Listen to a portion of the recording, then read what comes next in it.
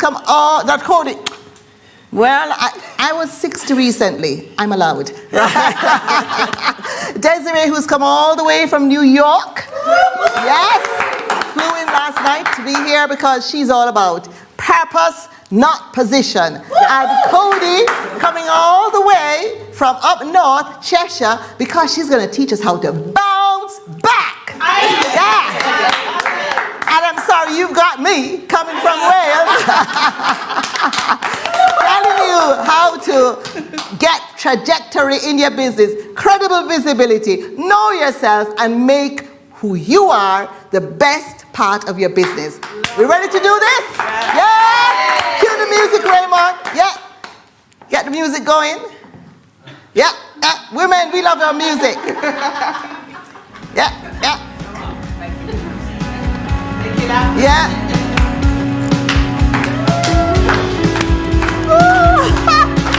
Woo! Yay! Woo! All right, that's enough. Yeah, I'm showing off. Go on now. Yeah. There you go. Right. So, who am I? I am Bernie Davis, and I'm not going to read my resume. All of you who want to know more about me can find out about me online on my LinkedIn and Bernie at berniedavis.com, where you can contact me by email, and go to berniedavis.com, my website, okay? But today, what is happening today means so much to me, because what I'm about is collaboration. What I'm about is bringing people together. Yes? My mantra is we go together or not at all. Yes? Yes? No silo working. Yes? And we have to learn how to work with each other, because it's not just about who we are, it's about who the other people are. Yes? So today, Cody and Desiree and I are on a second part of our journey. They were my resident panelists in 2022 for my Your Way Empowerment series. And this year we thought we're going to ramp it up a level. We're going to not just take it out to LinkedIn Live, but we're going to have retreats. We're going to take you to fantastic venues, take you to fantastic places, overseas and here in the United Kingdom. But today we thought, what we do, we take you to Westminster. How about that? Yes? So today we are in Westminster, Lancaster Gate, and tomorrow we are in the House of Lords, because we've got to have a vision. Yes?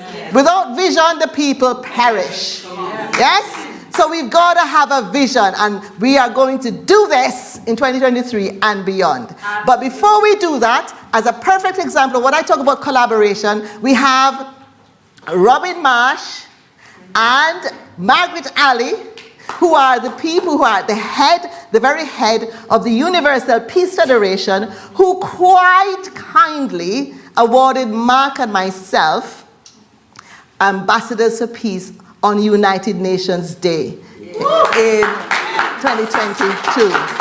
And they have kindly made this venue available to us and have been supporting us all along. I'd like to welcome Robin Marsh. You are the Secretary General, yes? And Margaret Alley. To say hello. Yes, to say hello. All right, welcome them. Woohoo! Hi. Robin will do the right thing. I will say what I want. We are all about what Bernie was saying. If you know anything about Universal Peace Federation, is bringing people together. And to bring people like you and you together is a powerful thing. So we're very, very happy and even grateful that you are with us in our palace. You're going to go to the big palace tomorrow. Yes. But it's a very good thing that you're doing, and we would like to enjoy it with you. But Robin will say all about UPF. In a few words. Actually, Universal Peace Federation is run by a woman, as is Dr. Hak Chan Moon. And she's really given it a great vision. But she also really believes this is an era of women, that you need this more embracing, empathetic love to heal many conflicts and so on. So we're looking for you to master change. Thank you. Thank you. So, there's Amina coming in, fabulous Amina. Woo, woo, woo, oh. Right, now I noticed Eula came in. She'd been doing some stuff behind the background. So now I now want to also welcome Eula Clarke. Eula, behave yourself. Eula Clarke, who is a retired Assistant Vice President of Barclays Bank. She's now a philanthropist and she's also an entrepreneur, right? And then we have listen, let me tell you, it is one thing to have your own vision, but it's a completely different thing to come alongside somebody else's vision. So I want to just commend Stephanie and Nikki Taylor from Blow Up Your Life and Rent to Rent Success, who decided they were going to come alongside our vision. Yes? Because it's a ripple effect, you know. First it's Cody and Desiree coming along mine. Then now it's Nikki and Steph. Where is this all going to go? Eula, she was all buying plates and cups.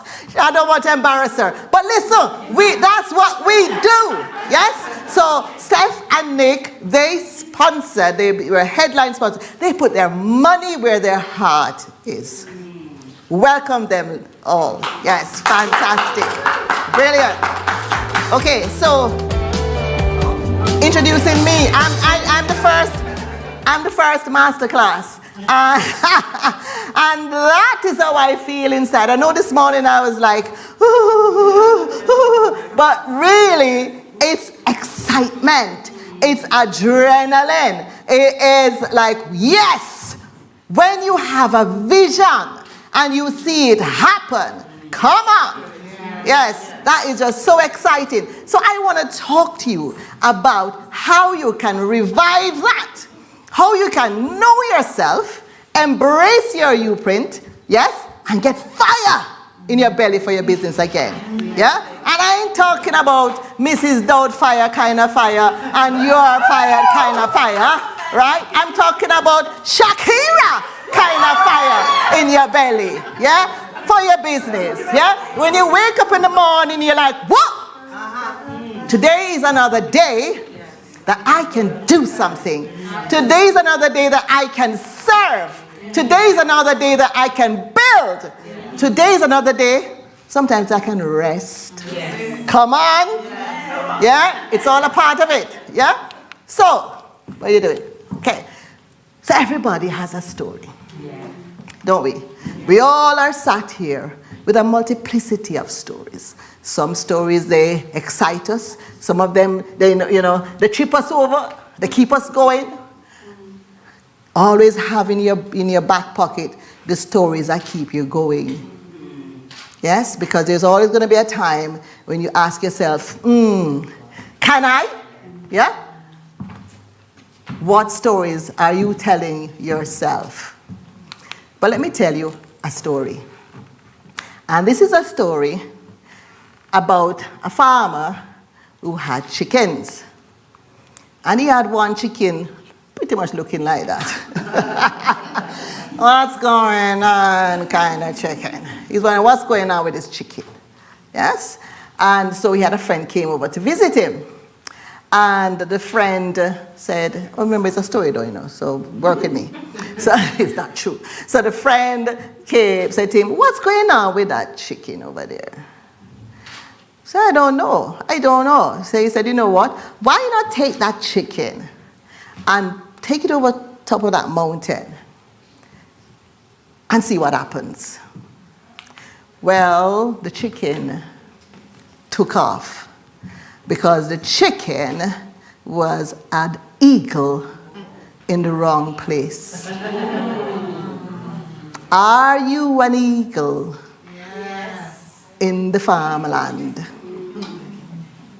Are you misplaced Is that why you're not fitting in? Yes? Now, let me tell you, I told this story to a young lady called Patience about 4 years ago. Yes?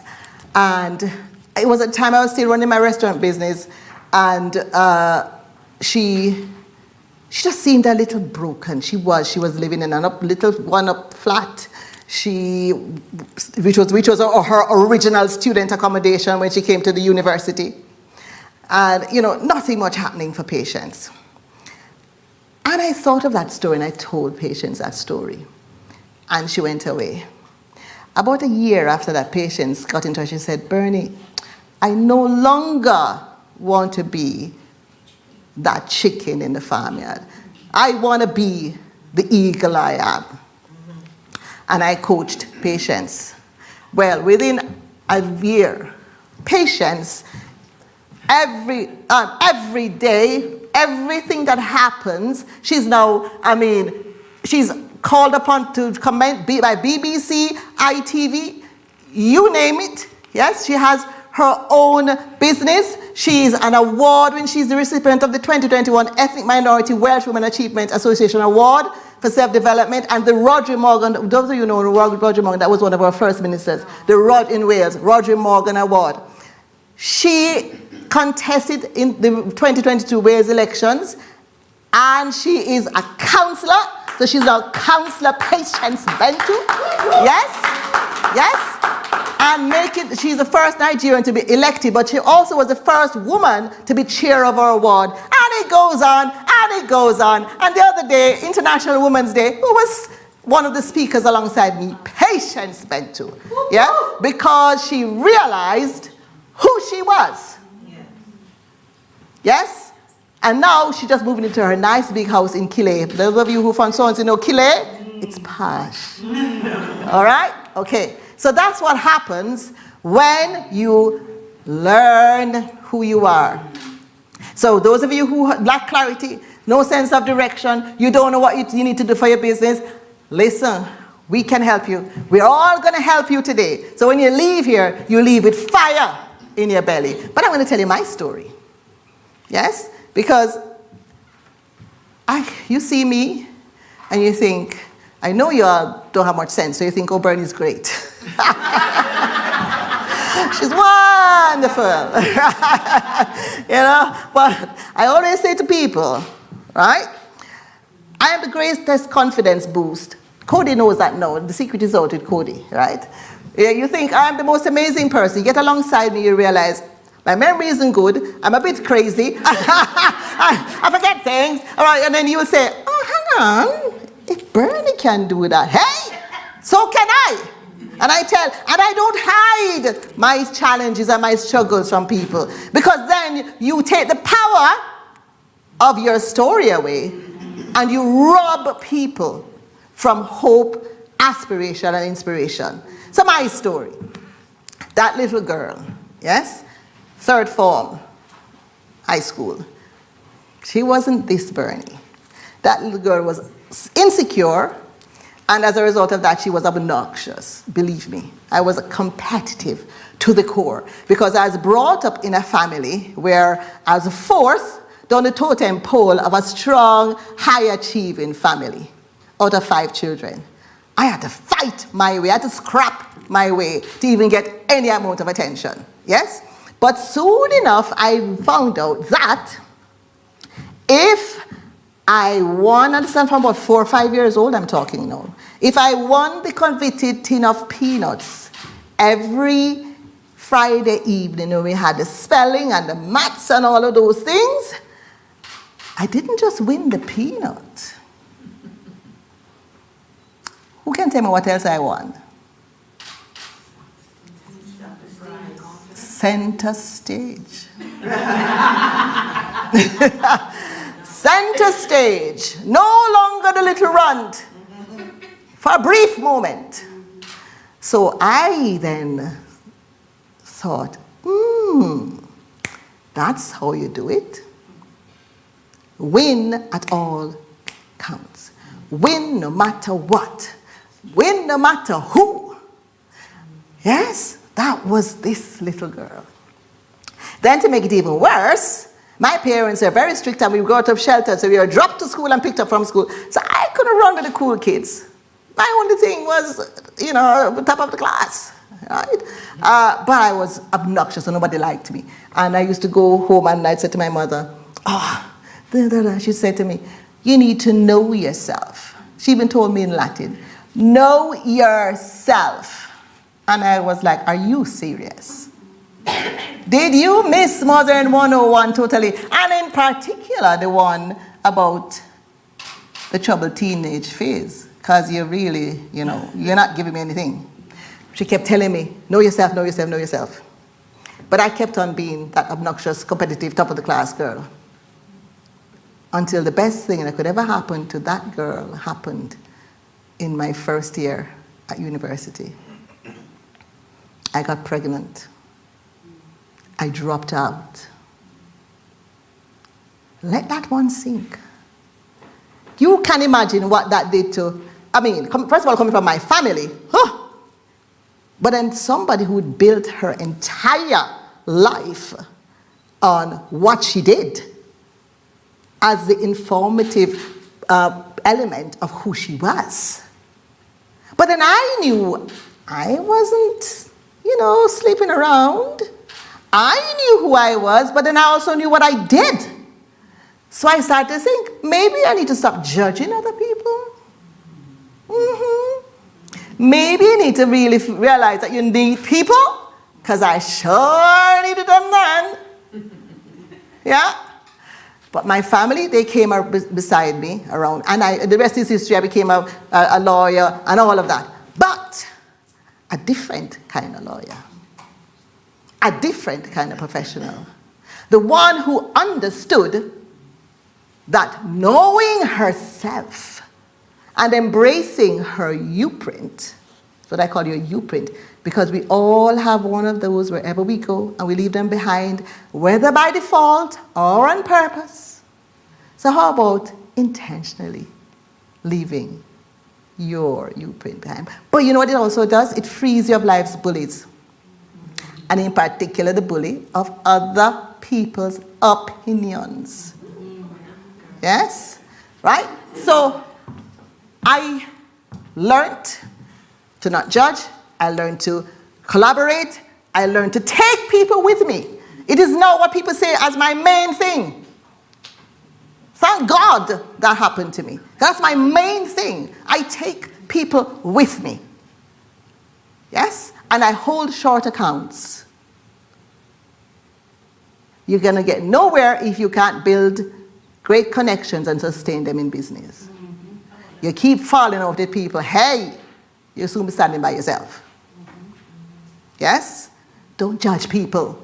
We all have a bad day sometimes. Yeah? Okay. Right. So,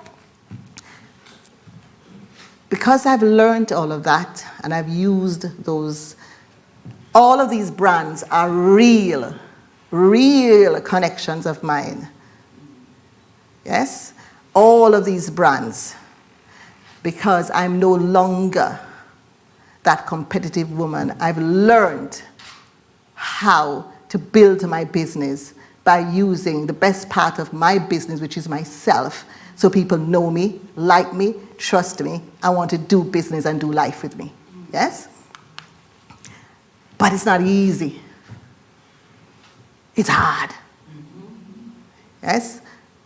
Every day we've got to commit to this. Right?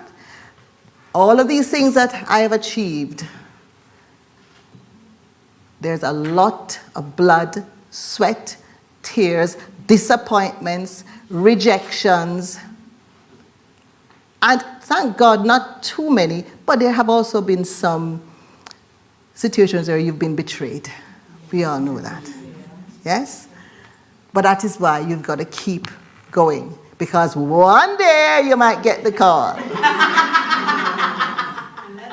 And I'll tell you, when I got the call from Forbes, I was like, way, yeah. But, and you know what? Never stop being excited, because you know I am all excited. I didn't actually get featured in it because when they contacted me, true word, when they contacted me, they didn't just want the UK perspective, they also wanted to know if I had any US perspectives as well. But I only had the UK perspectives. But hey, I'm good. They called. Yes, they called. They know me. Yep. At some point, I'll have the right thing at the right time. Yeah. Yes? Because I've been flirting a long time with ITV, but guess who's being interviewed on the 4th of April for a full half-an-hour feature on my life and my work by ITV Wales.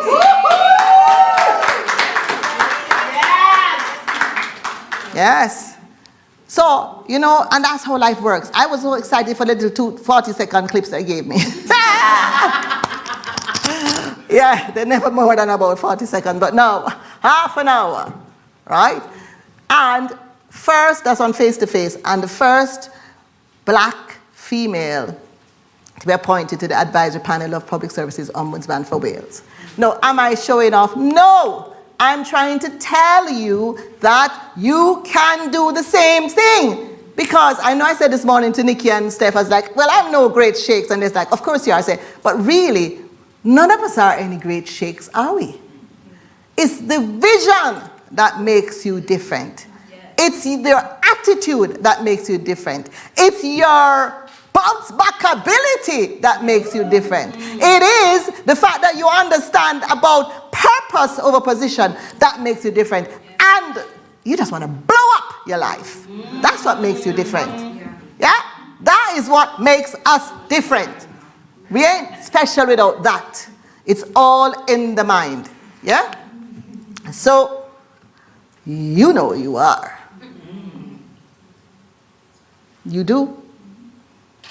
Start paying attention. Let me tell you one simple thing that tells you who you are. Who do you admire? You. Think about... I paid her. Love it. Oh, thank you. Well, okay, so you admire me. Tell me 2 qualities about me that you admire. Your confidence and grace. Okay, well, I could say that right back to you. And that's my point. Thank you for making my lesson easy. Because usually what you admire in people is what you already have. That's right. It's deep calling to deep. Yes?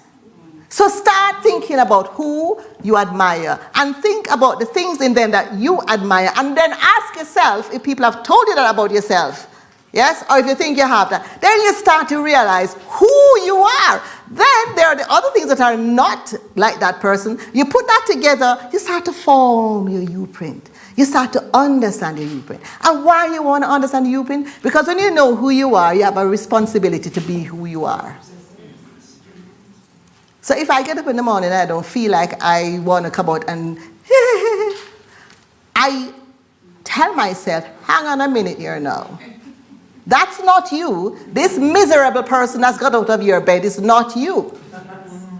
And you have a responsibility to show up as who you are. It's not about being pretentious or pretending or being disingenuous. When you know who you are, you can walk in your authentic truth. But you sometimes have to hold yourself responsible to be your authentic self, because sometimes the imposter shows up. Yeah? So it's very important. So what are your inner drivers? Sometimes, have you noticed that there are some things that you just can't walk past? It just bugs you. And I can imagine Steph and Nikki, that must be, because you are 2 sisters, 2 different. And one thing that doesn't bother Nikki, and Steph, Nikki's wondering, why? Steph, just leave it. You know, we had one of those this morning. Nikki was like, leave it. And Steph was like, that's who she is. She knows what she wants. Yeah? Doesn't make Nikki better than Steph because Nikki wants to say leave it. It's 2 different personalities. Don't try to be the other person, because each personality trait matters. And when you find that you don't have that personality trait, then you buy it in or you collaborate it in. Because you need it. You need the person who's going to say, no, it's going to be done this way. And the one who sometimes will say, all right, let's leave it. Dependent. No, seriously. That's why they're a great team. Yeah? Same with my husband and I. You see where I'm going? Yeah? So, like me, Desiree and Cody, we're working out their various strengths and our various weaknesses. And, because you're going to rub each other. Do not be afraid to rub each other. That's growth. Yes. Come on. Yeah. Real talk. Listen, is women master and change. We know what we like. Yeah. Right? Okay? Right? So we need to not think that our way is the best way. There might be times that you think, you know what? I'm going to have to stick with this because I really need to stick with my truth. And that's all right. But it's wisdom then. It's when you have wisdom. Yeah? Right? So, your success pattern, all of those, you get the slides, yes? And that's going to be recorded. So you need to look at your success pattern. And you need to get people in your world that you can literally have like your little, especially entrepreneurs and solopreneurs. You need a little personal advisory board. You really do. Yes? One of the ladies that is going to be at the House of Lords tomorrow, Alison Edgar, MBE. She is my and she just said to me at the beginning when I started, relaunched my training and so on. She said to me, Bernie, just go on my website and whatever you see on that, copy it. Yeah, because we are very similar. Yes? And she said, you do what I do. How many of us have the strength to say that to somebody else? Huh? And at the time when she said that to me, she was an MBE. I am here flying high. You haven't stopped her MBE. Sometimes we need to let go, bring people in. Yeah. Now, here I am, giving her an opportunity to speak at the House of Lords. Come on. Wow. Yeah. Yeah? So that's how it works. Yeah? So, we need to sort our minds out, don't we? When we wake up in the morning, the first 5 minutes we wake up are the most important 5 minutes of our day. That is when all the troubles start lining up by your bed. And then your mind, you kind of readjust your mind and say, oh, where am I? Okay, I'm in my bed. Or somebody else's, wherever it is. Real talk. I'm always in my bed with my hubby, but we've been there, haven't we? We've been there, right? And you readjust yourself, this is who, and then you think, oh, I remember what she said to me yesterday. Oh, I remember that deadline I have. Oh, that meeting I have to meet with this person that's so, difficult to deal with. What you gotta do when that starts is you gotta capture it. Stop it. Yes? Because there's a battle for your mind when you wake up in the morning, and he who wins the battle takes the spoils. But I ain't giving away anything. We don't have time for that. Yes? Melita, another story. Melita is an introvert. Melita is what people say shy. Because when I met Melita online, she's from Swansea, but she lives in Switzerland. And she had a whole lot, she wanted for years to be an author. Because I'm also a publisher. And she had all of this and she had no confidence. I went online with her and I said, listen man, not only do you have a book, you've got 9, you have a series. Yes? Well, within 6 months, Melita, #1 best-selling author. And as a result of that, Melita is coining it when it comes to awards. She was also named one of the most influential people, coaches of the week by LinkedIn. I only wish LinkedIn even knew I existed. Yes, right? And she also was on the cover of a speaker's magazine. So her speaking blew up. She wrote her book, Shy Girls Guide to Networking. Bum, bum, bum, bum, bum. Yeah? Just from going through the process that I'm telling you about. It works. Your business will not surpass your own limitations. You are your best product. Yes? And we all want to be CEOs. Let's first be CEOs of our own mind. Right? It's very important. 6 walls of confidence. Focus on your strengths, embrace your shortcomings, invest in yourself. Focus on the basics stuff. Set small attainable goals at first. And surround yourself with positive people. Honestly, if you skipped out the first 5 and just did the 6th, you're on your way. Believe me. Because sometimes the thing that makes us not achieve what we want to achieve are the people that we have around us. And I've got to tell you, sometimes it's loved ones. And sometimes they're doing it because they care about you. They don't want you to fail. So they say, oh, don't worry. Come on. Stay awake. Yeah? Stay woke. Or awake. We don't want to be woke these days, anyway. Right? Okay? And don't wing it. The only thing that you're allowed to wing it with is how you look. Dress the part. If you want to be some big, every time you come out, wing it in how you dress. But put in the hours, honing your craft, building your network, working on yourself. You can't wing it. Know your product. Know why you have this product. What is the purpose of the product? What's the why? Why are you doing it? What pain are you solving? Nobody wants vitamins. They want painkillers. Yeah? In these days. You want no vitamins. Right? Make you get crazy run up and down. You want pain killers. Right? What pain are you solving? That's what you need to know. Right? Know your target audience. When you know what pain you're solving, and you know who needs that pain, then you know who your target audience is, and then you know where to find them. Boom. It's easy. Right? Other people, get people around you. Positive speaking, your appearance. Slap a smile on your face for crying out loud. No, like seriously.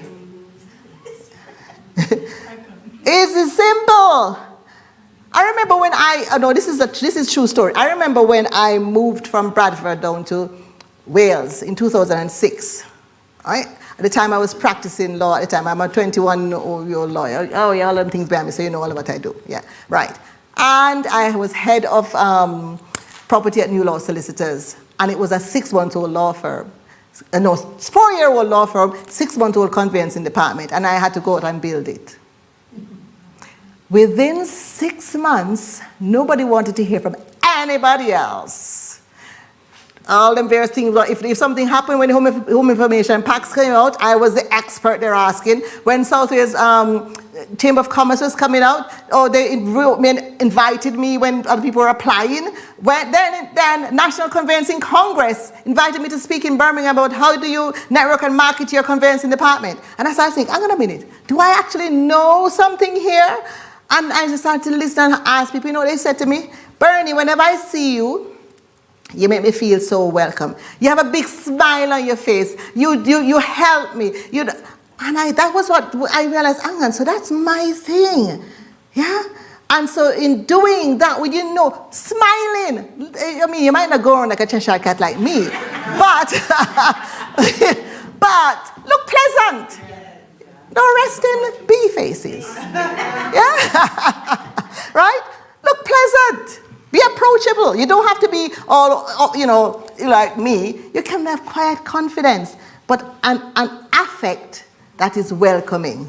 Yeah, very important. And watch people's body language. Read the room, for crying out loud.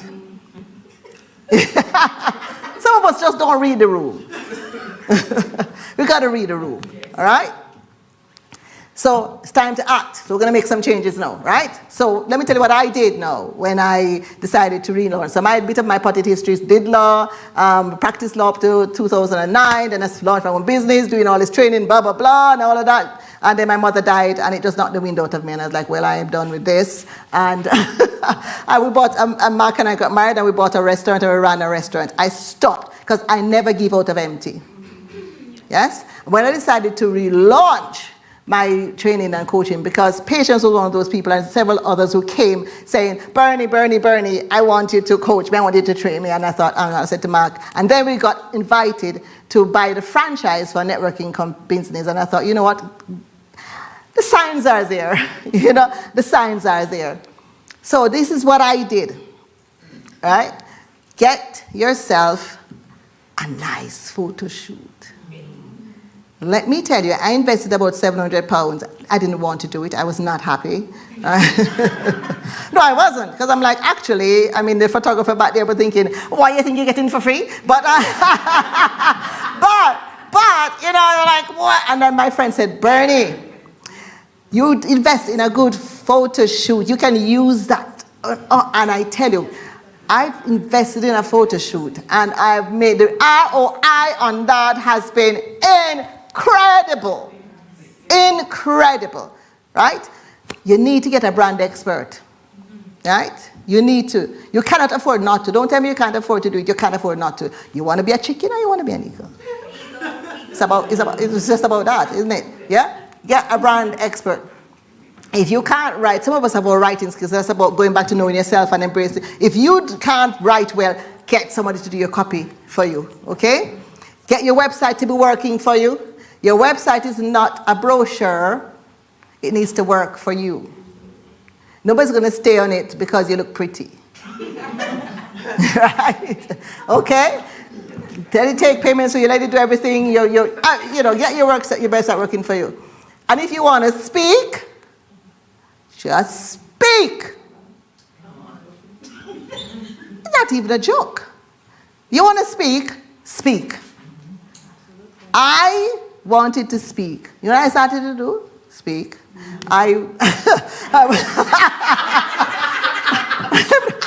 even joking. I went on Zoom, I record myself speaking.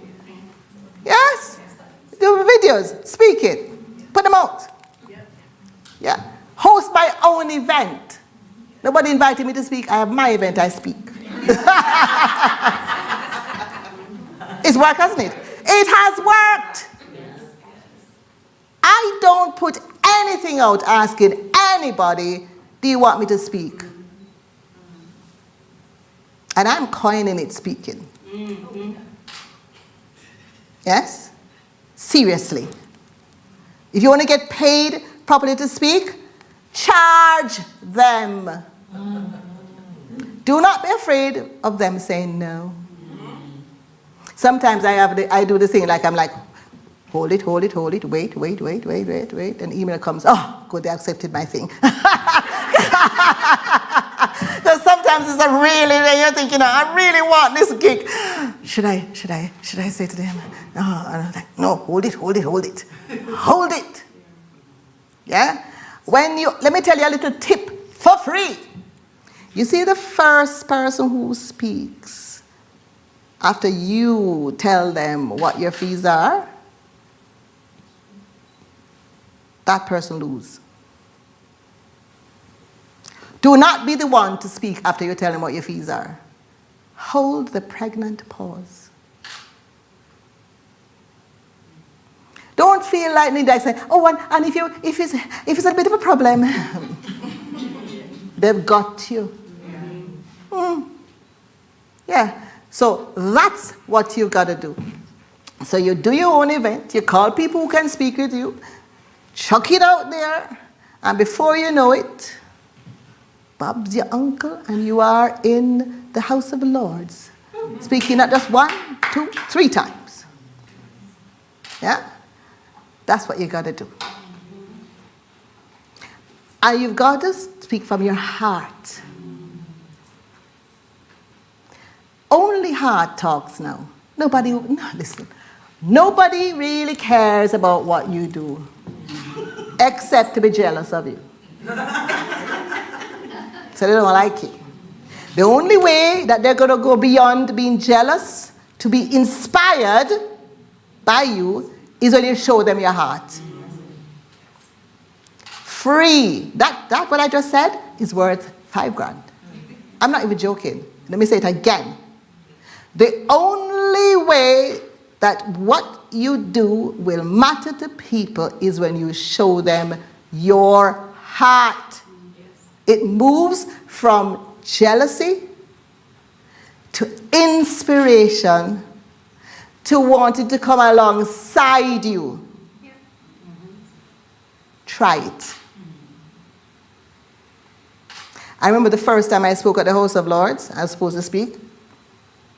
I was there. And I got the feeling I should not write my speech. I shouldn't write it. I shouldn't practice it. I should speak from the heart. And I was saying to Mark, I've got this feeling. Am I mad? House of Lords, and I'm going to go there now. Well, Amina knows. It was, that speech was like, seriously. Because I spoke from my heart. And since then, I've not written another speech. It's in you, guys, but you have to let it come out. It is in you, but you've got to let it come out. Say it after me. It is in me, but I've got to let it come out. Yes. I'm preaching good. Right? Your LinkedIn. Now, here's another thing. I have not written a proposal in 12 years. And how did I know I've not written a proposal in 12 years? Because somebody contacted me and said to me, Bernie, I see you work with universities and I would like to get in with this university. Do you have a template, a proposal template you could give to me?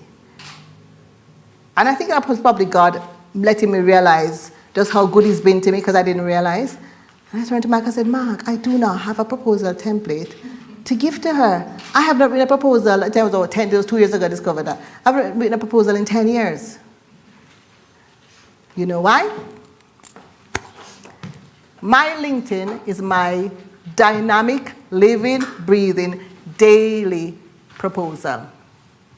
It tells you what I've done, what I'm doing, what I can do for you, and what I'm going to be doing for other people.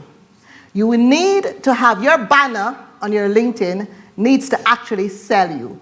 Most of you have just a picture of yourself and the name of your business. Like, seriously? You already tell them what the name of your business is in the thing. On your banner, you need to have pictures of your brand associations. Stop and think about it. You have brand associations. You're just not thinking about it. People, they respond to that.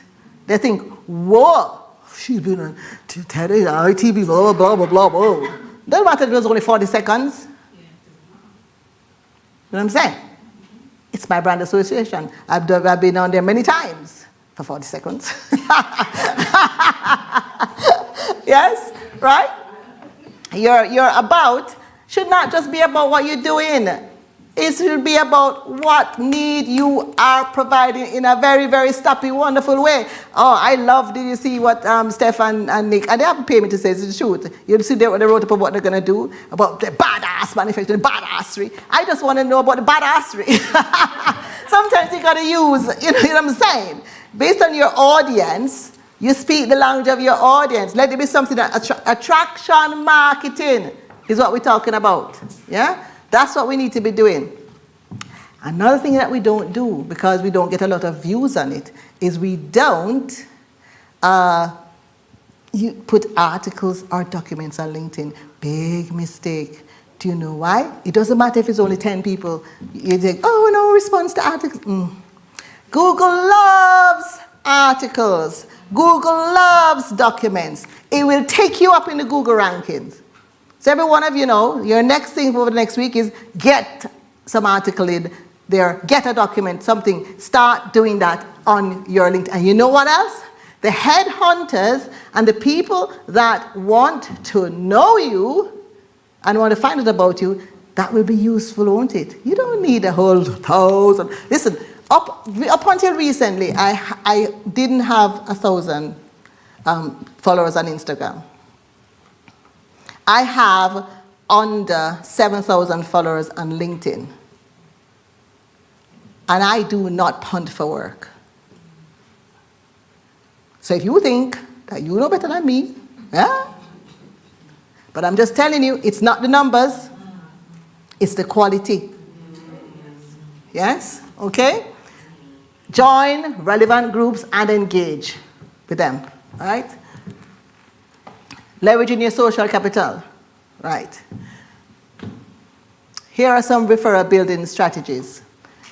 So people don't really want to talk to you. Every time you talk to them, you're taking. You need to be giving. You need to go out, you need to network, you need to have collaborations. Do you know why? So that you have something to offer. You want contacts and referrals, give it. One thing about people is they don't like to feel like they owe you anything. So if you're doing stuff for people, they will be doing stuff for you as well. And if they're not doing that, then you know it's not your tribe. They'll soon move on to somebody else. But generally, normally, people give as they get, right? Have coffee with people once a week. Meet up with somebody. Meet up somebody you can help, somebody who is your inspiration. Oh, girlfriend, what happened? And you made the man tell me? It matches. It matches? Oh, thank you. Oh, I'm bursting. Sweetie pie, didn't you see it? Pause, Raymond. I have a little bit of a wardrobe malfunction. I'm okay now. Let me know if it happens again, guys. All right? Okay. Right. Oh, why did you see it?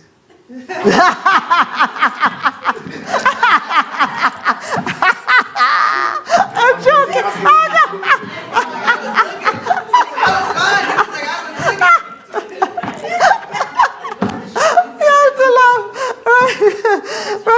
Right. Yeah, always, right? Find centers of influence and have that you connect with, but also have centers of influence that you share that with people, right? Always build your connections, right? Visibility strategies, get involved, volunteer. See, like networking events, go alongside them and, even help them sign in, yeah? Just be a part of what's happening. Get involved with the community. Listen, when you're going on social media, don't just look on it to see who is liking and engaging. Please. Find out what's going on and comment on something that matters to you, right? See what you can do to help. Those are the ways that you start to build your visibility strategies, because you are now talking to people that care about the things that you care about. We talk about I do a lot of diversity and inclusion work, and we talk about echo chambers, yes, where you're always just dealing with people that are liking and sharing and commenting your thing. You need to widen that. You don't want to be caught in a echo chamber, or the Mutual Admiration Society echo chamber. No, you don't want that. Right? Okay? Support causes and initiatives that resonate with you. Yeah? Emotional intelligence. No. All I'm going to say is, it's not a one-size-fits-all thing. You need to learn how to deal with people. Right? Now, I'm going to move on from that. I won't use this slide. Right. So women, that was an example of how some us women get hit upon and so on, but we don't have time for that. Right? We have an unfair advantage when it comes to emotional intelligence because we are people who are discerning, aren't we? We discern, we have servant heart, we want to help naturally. Okay? So we do have that unfair advantage. But what we need to understand is not everybody thinks like us, and we can't have a one-size-fits all approach. Yes? Are you nurturing? Are you finding out what it is that they want? When people are talking to you, are you paying attention to what they are saying? Are you paying attention to what they haven't said? There's the clue. If you are talking to somebody, and you know they should naturally say something when in this particular conversation, and they haven't said anything, why? Yeah? There might be the clue as to what their need is or what their objection is. Yes? And as a result of that, if you are going to use emotional intelligence, it's not a drop, grab and run. It's building relationships. Networking is key. You need to be with the people, build the trust, listen, keep growing, keep helping, and then you will understand, because you have different kinds of personalities. Okay, so for me, I am a red and a yellow. I'm more of an orange personality. Yes?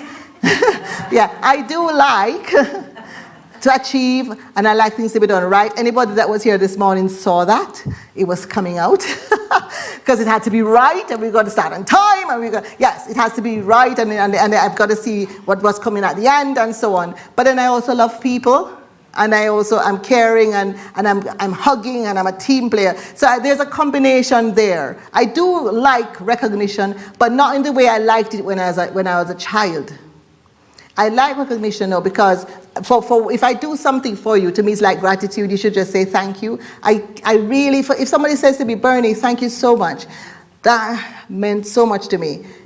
That means so much more to me than if they paid me. Honestly. To be honest, everybody likes recognition. Yes. But they don't express it. Yes. So therefore, you say, oh, I do it from my heart, don't worry about it. And one day when somebody really praised me years ago, I thought, oh, I like that. Yeah. No, it's true. Yeah, you want to just feel appreciated. You don't like it. Yeah, exactly, right? Some people are deep thinkers. Everything has got to be just a professional. It's got to be right. Some people need a lot of information. Yes. So, say for example, you go out networking and you're talking to somebody about something you want them to get involved in, and they're like, okay, can you send me something on that?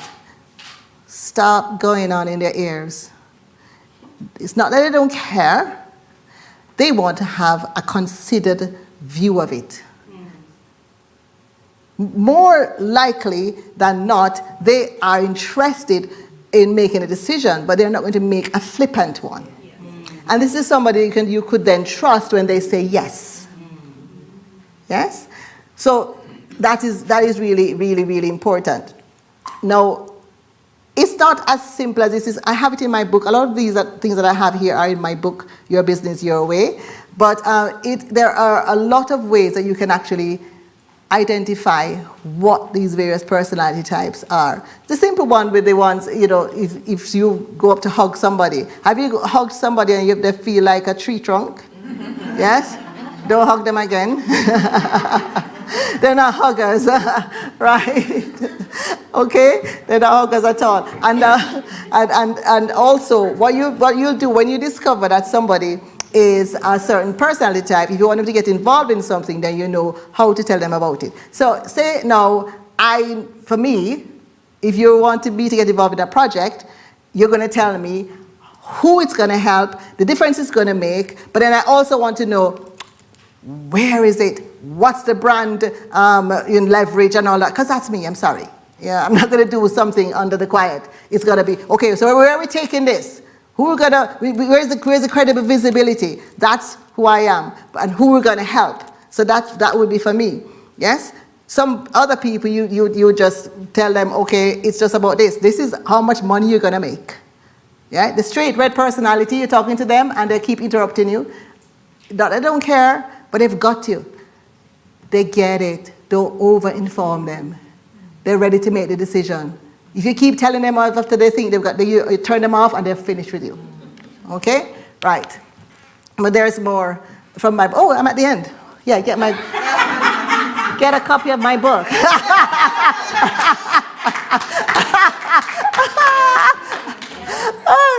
Okay, this is another. This lawyer. Oh my gosh. Babs Jameson. She's from Ireland. She was another one. I coached her. She had one practice. Well, she has two now, and she's flying like crazy. I mean, and she's doing brilliant things. Remember, this is just to remind you, don't need to go back over that. That's another multi-award winning lady I coach, Yumna. Her story is incredible. Look up Yumna Muhammad. She is another one who came to me in my restaurant with an idea. Check that idea. Check where that vision is. So that's where vision, that's about vision, right? And remember, who are you? Who are you? Do you remember CSI? Who are you? Who are you? Who? Hang on a minute. You leaving me alone to sing it? Who are you? Who are you? Who? And you are an eagle. Oh, fabulous. If you want coaching, come check me out over there, right? And any questions? Woohoo! Music, Raymond. Men.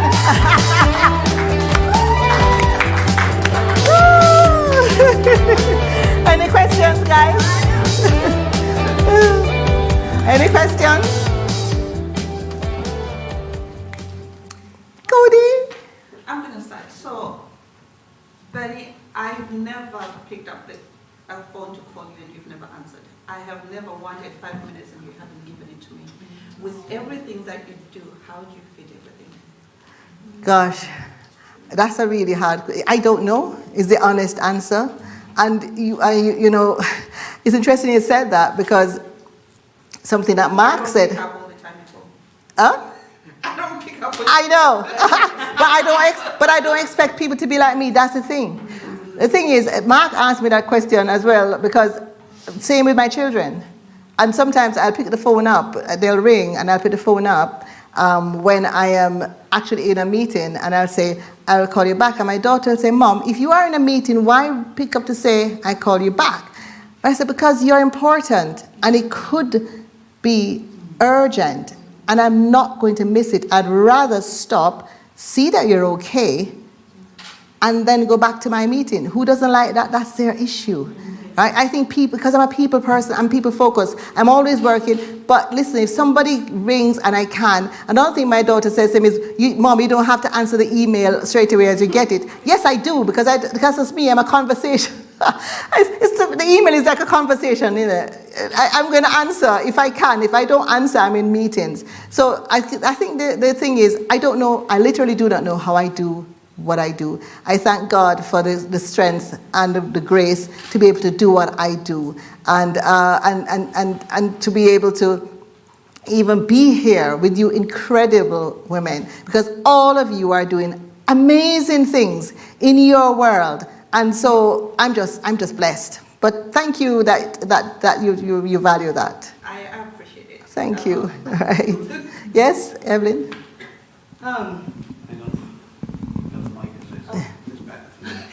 My voice is very loud. Anyways.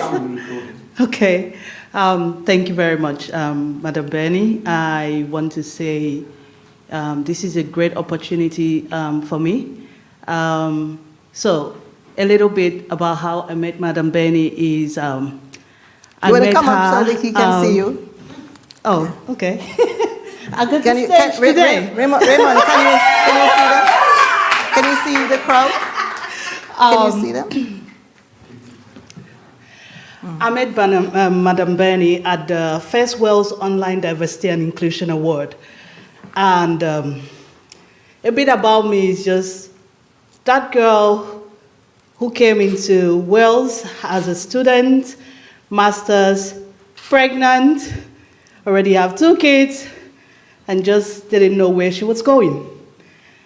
And well, I said, I need to find a way. I didn't see my 2 boys for 2 years while I was out here, and I was just, trying to get myself back on my feet, get my family together, and just make that pathway. And then I saw the job opportunity at Women's Quality Network Wales. And it was my supervisor, Professor Nena, who told me about the opportunity. And like every other thousands of jobs that I had applied for, it just wasn't working out. You keep getting rejections upon rejections. So when she shared this one, I was like, I'm tired of all the no's already. Who's gonna employ someone who's pregnant? And she said, that's not why you give up. This just might be the one to say yes. And I did. And that job said yes to me. As the project manager for Diverse 50/50 campaign, trying to create equal and diverse representation for women from ethnic minorities. And you won. And that's how the award came in. And Madam Bernie sponsored that award. So I was over the moon. When I met her, I was like, I'm not letting you go. And she knows. And she knows. I have since then followed her up. And she has been such an inspiration. And I know the day, remember when I called you, and I just broke down, but I don't know what I'm doing. I'm so confused. And this, and she just said, look at me. Hey. People who are outstanding don't just have it easy. You don't fit in because you're meant to stand out. That's what she said to me. Thank you. Thank you. Because that word is what wakes me up every morning. When I meet the naysayers, when I meet the barriers and the challenges, I just remember as people who don't fit in are not meant to fit in because you're meant to stand out. And I'm still figuring things out. And that's why I wanted to ask, when you have, like, you know, you're good in many things. I don't know anything other than speaking and just talking as the lawyer that I was raised to be. But sometimes you just wonder, where do I start? How? Who gives you the opportunity, especially when you come from backgrounds like ourselves and you're trying to tell them, this is what I'm good at. And it's like someone tells, oh no, you're not good at that. You need to be good at this. How? How do I start? Putting myself out there. Oh, I have one bit. Yeah, Okay. no, the thing is, start doing it. If you want to speak, like I said, you need to go on, you know how to go on your laptop and record yourself on Zoom. Mm-hmm. Do that. Then also get your camera set up and you stand up and you speak about what you want to speak and you put it out. But then, most importantly, you get 2 or 3 other people like yourself and you put on an event, put it on first online. Have speakers. If you have something that's worth listening to, people will listen. Yes? If you have a message, they will hear. Right? So if you feel the unction to speak, it means you have a message. You need to find that message. Find yourself, know exactly what you're supposed to be doing, and put it out there. And as you go, you will evolve. Your message will evolve. So what is it that right now consumes you? What consumes your thoughts? What consumes your heart? What consumes your mind? Talk about that. And if you have nothing else to talk about, your story. Because people find power in hearing the stories of others. And it doesn't have to be, in fact, if it's already finished, it doesn't have the same power as when it's an ongoing dynamic process. Then it's real talk.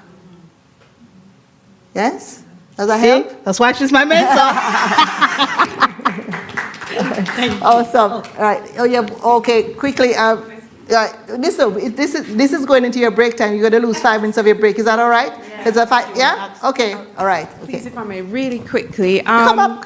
Oh, So you can you get there? I'm where I'm supposed to be. Hello, everyone. Hello.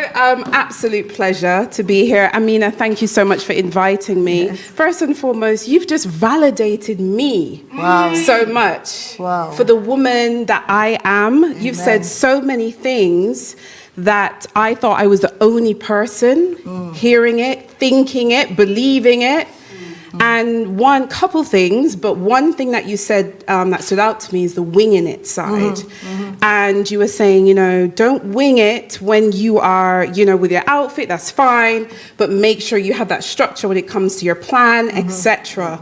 But something else that you said, when you write your speeches, you don't write them. You speak from your heart. And I've always felt that way. Every time I write something down, it doesn't feel authentically like me.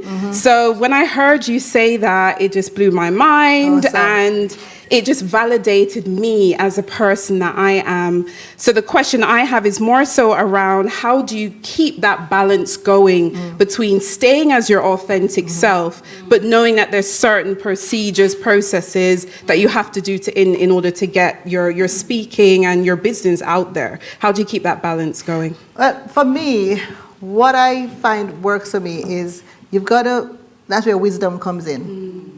And we all have it, but we need to trust ourselves. We need to listen to that still small voice inside of us, right? And so what we need to do, stop recording. I need to take this thing off. This is what is doing it, and it's the mic that's doing it. Let me just have a bit of a wardrobe malfunction. Right.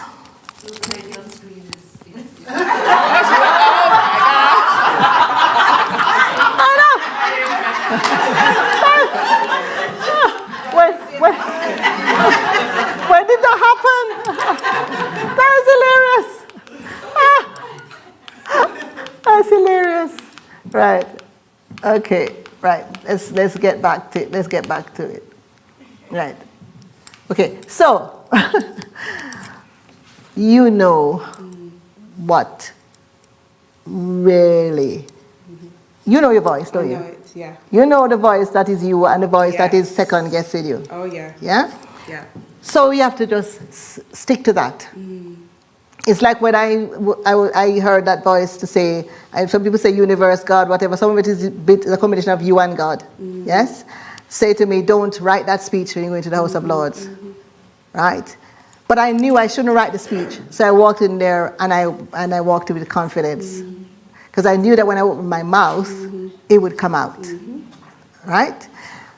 But sometimes it's not that you don't write the speech, it's that you grab what the message should be. Yeah. So I'll tell you now. So for example, there are a few of the one with the House of Lords, all I got in my head was, honestly, purpose, power, and position.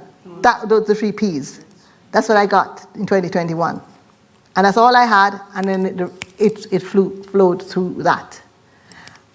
One of my recent talks, all I got was, what time is it? What time is it? Just whispers to you. Yes? Yeah. And so that was my question I was to ask them. What time is it? Is it the time to build? Is it the time to innovate? Is it the time to stick with? What time is it? And then for me, then I have certain hooks. I loved Latin. So I always learn Latin phrase. I'll say, okay, that's the Latin phrase for that. That's going to cover that. So tempus rerum imperator, time the command of all things. And I built on that. Yeah? So what's your thing? Yeah. You use that. So you just ask yourself, what's my message? Yeah. Okay, that's the message. I don't know the message, these are this. And it just flows.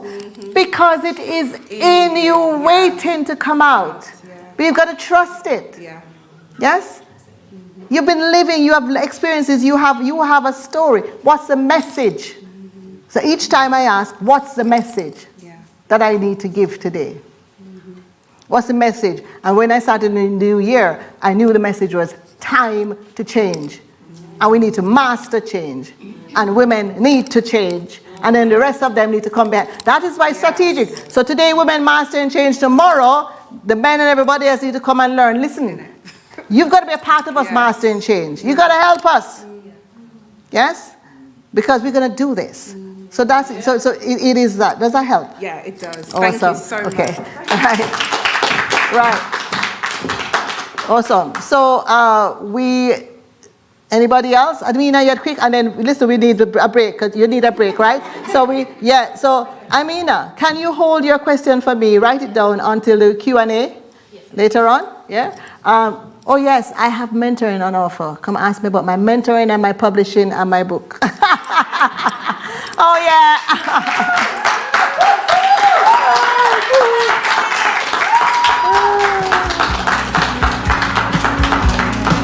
Awesome. Comfort break, guys. Well, it was supposed to be 15 minutes. It's only 5 minutes now. Sorry. Thank you so much, guys. Thank you. Love you so much. You know that they make you my actual mentor on the EP program. I know. I heard. I'm so excited. I've been asking them to send me the Yeah, intro I email heard. so I could. I know. I know. I'm excited. I'm not leaving you. I know. Pull it back up.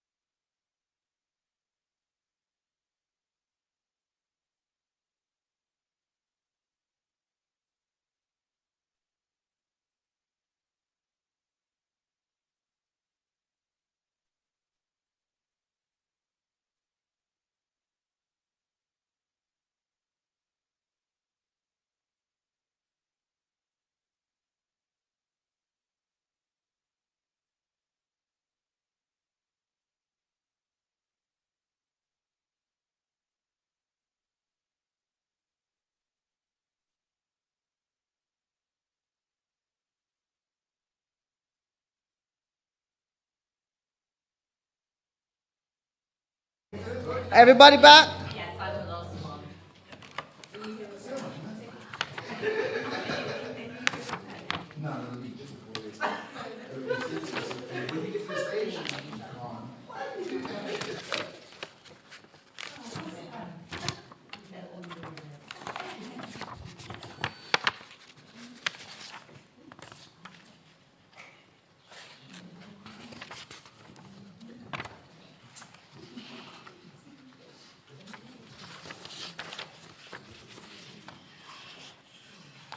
Okay, are we ready? All in? Some people not back in yet.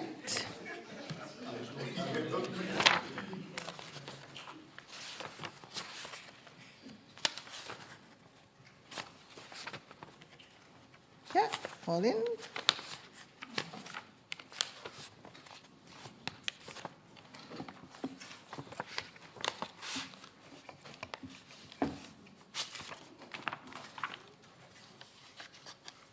Yes.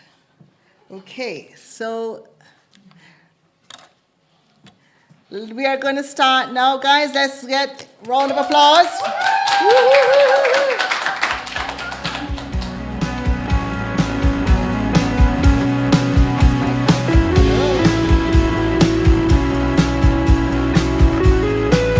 Hello. Yeah. Okay. Awesome. So we have more for you guys. Yes. We have more. We have Cody Gapare. Yeah. But before Cody comes, I'm going to do what I didn't do for myself. And that is, I'm going to tell you who this young lady is. So Cody is a multi-award winning inventor of the first ever false eyelash for cancer and alopecia sufferers. Come on! Yes. Her product, which launched in collaboration with the lash giant Eula during her own battle with breast cancer, has revolutionized the beauty industry. And it's now available in over 8 countries. Why am I'm having a problem with my throat? I'm about to cough. The devil don't want me to tell you how wonderful this girl is. But I'm going to tell you how wonderful she is. All right? Okay. So, she has been, C-Lash was voted one of the 50 Prima High Street Heroes 2019. Best Lashes in the Red Best of Beauty Awards 2019, Allure Breakthrough Award USA 2020, Take a Breaks Beauty Hero 2021, and voted one of the Northwest 30 most exciting companies in 2022 by the Insider magazine.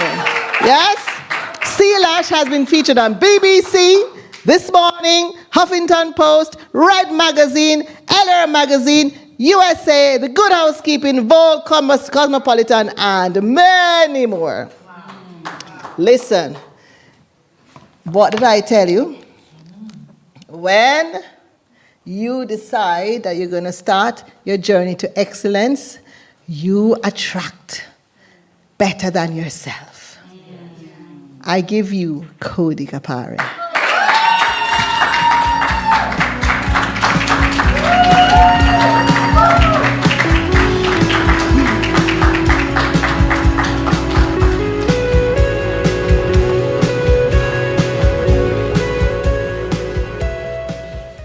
Thank you so much, and it's amazing to be here. And we've just come back from the break, and we just need to bounce back into the room. So if we are all here, life still goes on outside. We still have our problems. We still have our businesses to run. We still have the things that we're doing. But right now, in this moment, we have a second.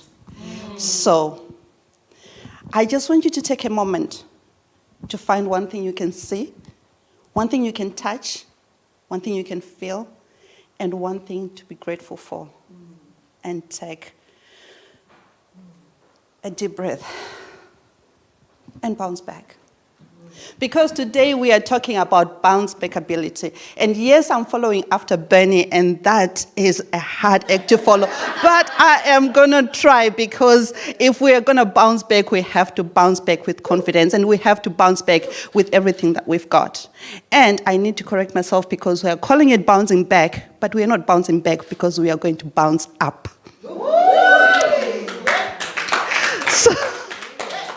So I need to figure out how to work this. No, side. Sorry, Cody. It's this side, yeah. Side. Yeah. Right. Okay. So that's just me, Cody Gapare.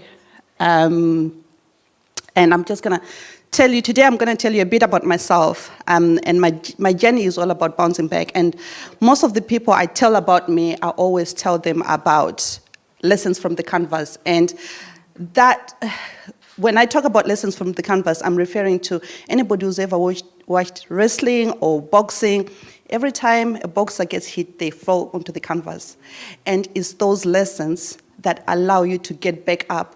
And it's those lessons that are most important, because those lessons, they are the lessons that are the most important. Why? Because if you do not allow your challenges to define you but to teach you, those are the most important lessons, and those are the lessons that will allow you to bounce up. So, about Cody. I'm going to put this down for a minute. No one who's ever heard my story would not have had a date that I'm going to tell you. There's a date that I always talk about, because on that date, not only did I bounce back, but I bounced up. And that was the day that Cody the girl died and Cody the woman was born. And that day is the 11th of August, 2014. Now, I need to go back a little bit to tell you about that day so that you can understand. I grew up in Zimbabwe. And one of the things that I really, really loved growing up, I'm one of 7. I'm the 5th child. And I'm a middle child with all of the middle child tendencies. I am the queen, or used to be the queen of flying under the radar. I would find the easiest and the quickest way to do things. I didn't like to do what I was told, and I just wanted to just cruise by and let everybody else do everything for me. But one thing that I was really, really passionate about was the fact that I always wanted to be a lawyer. So I don't know if any of you know a series. Back in the day, it was called Carson's Law. By the way, we didn't have a telly. I used to watch this series from a neighbor's telly out of the window. And I fell in love with a lady in this series called Marjorie Carson. She was a lawyer. And in an age where women didn't have a voice, she would walk into a courtroom and she would change the world with the power of her mind. And I wanted to be Marjorie Carson. There was one issue with this. I was not academically gifted. And when I tell you I was not academically gifted, I am not just exaggerating, because I was almost always bottom of my class. So I knew my dream of being a lawyer was never going to go anywhere.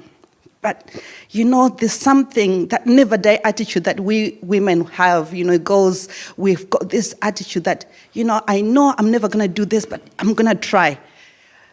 I did try. But the thing is, my parents didn't have a lot of money, so they couldn't get me tutors, they couldn't send me to a special school. So when I finished school, the best that I would hope for was to marry a man who wouldn't beat me up and have a little field at the back of my house and just get on by. And that was what my vision for myself was going to be. Except my dad had a better vision for me. He would always say to me, and I reminded him when I went to Zimbabwe recently, you're going to be someone, you're going to be somewhere, and I can feel it in my bones. And it used to really, it was in contrast with the person that I saw in myself. And this man who would tell me from time to time, you know, I don't have money, but if I need to sell my kidney to send you to school, I will. I do not understand why everybody says you're not academically gifted, because when I talk to you, there is someone home. And I think it was this at the back of my mind that never left me, that made me keep on really fighting against the current of all I had to be in life was a woman who was going to get married and just have a field behind my house and hope that my husband would not beat me to a pulp. So years later, I had a son, and I came to the UK because I wanted a better life for him.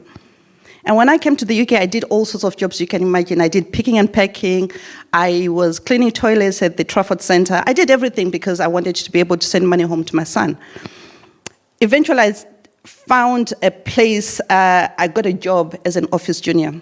And I was working with, I was supposed to help the data analysts in this company to get the information that they needed. Except I'd always go the extra mile and, it's like find information and put the right files in the right place and pick up some of the things that they would have forgotten. Until my manager said to me, do you know, Cody, you're really not as dumb as you make yourself out to be. You always say, if anybody asks you to do anything, it's like, oh, I couldn't do that, I'm not very bright.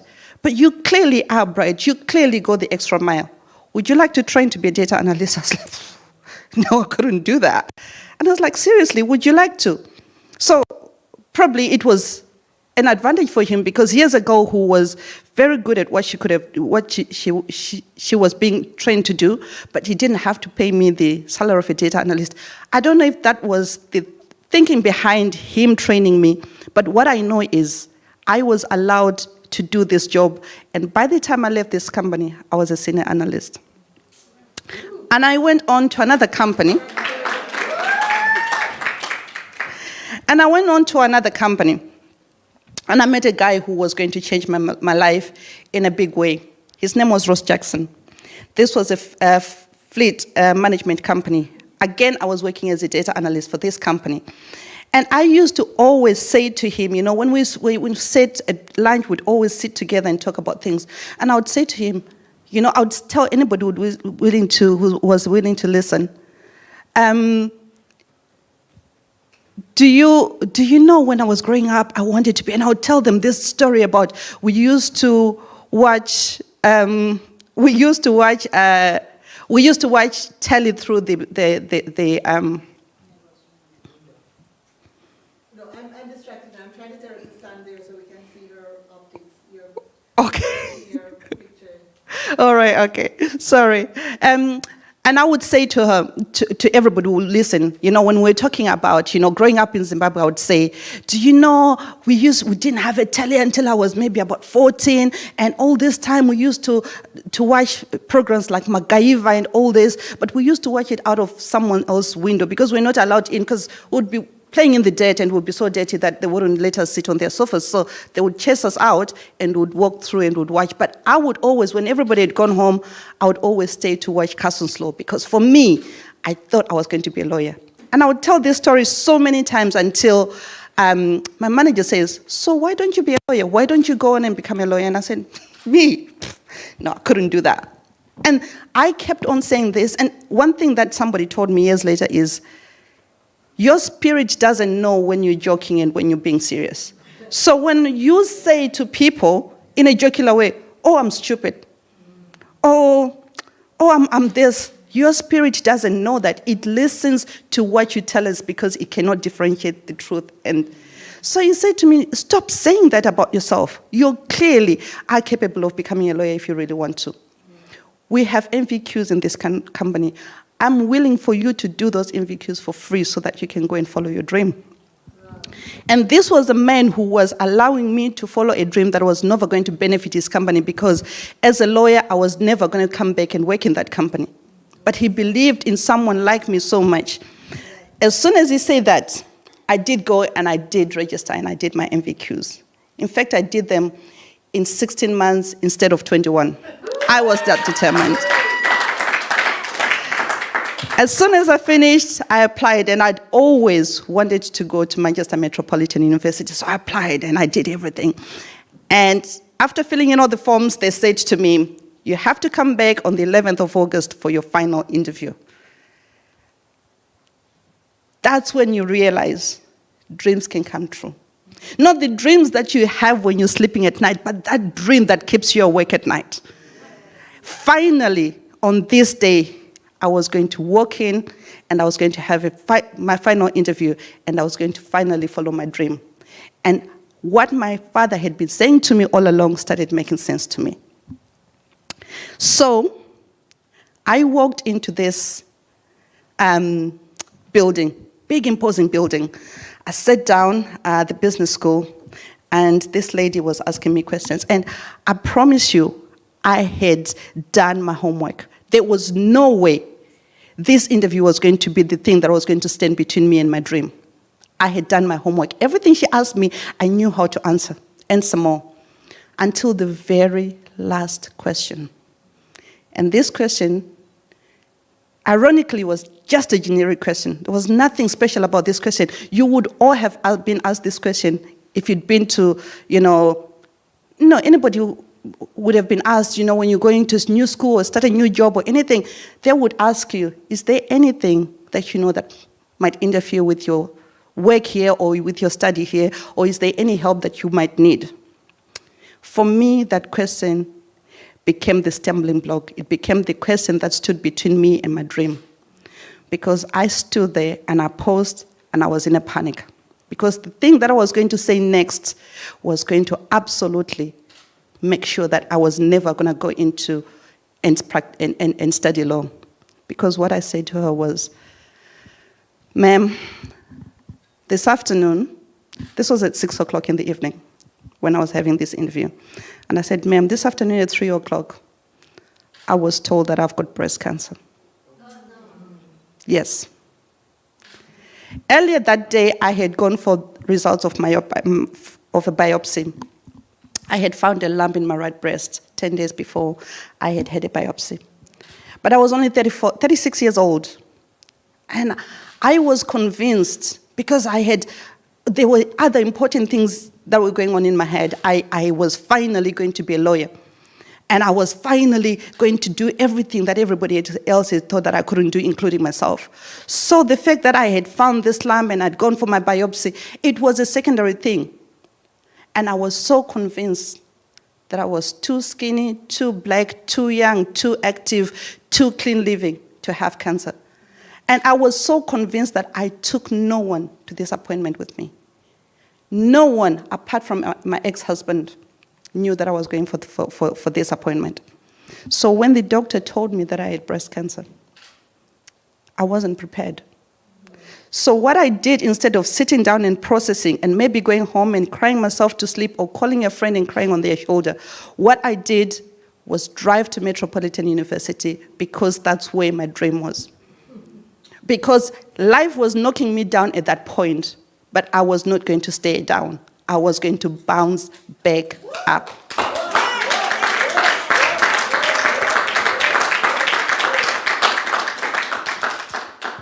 So why was this day so important? Yes, iconic things happened, big things happened to me on that day, but why this day was so important is the conversation that I had with this lady immediately after telling her that I'd been diagnosed with breast cancer. She asked me the most obvious question: so why did you come? In that moment, I gave myself the answer to a question that I have been able to go back to time and time again. I said to her, ma'am, today I found out something that could absolutely derail my dream. But cancer is never going to define me. What I am doing right now, right at this moment, is going to define me. Cancer cannot be allowed to be the book of my life. It can only ever be the chapter of my life. And I have gone back to those words again and again. And on days when I can't, on days when I feel unable, on days when it's cloudy upstairs, and I think the sun is not shining, I can only have to remember that if I could do that on a rainy, stormy day, what can I do today on a sunny day? And the answer is, I can always bounce back up.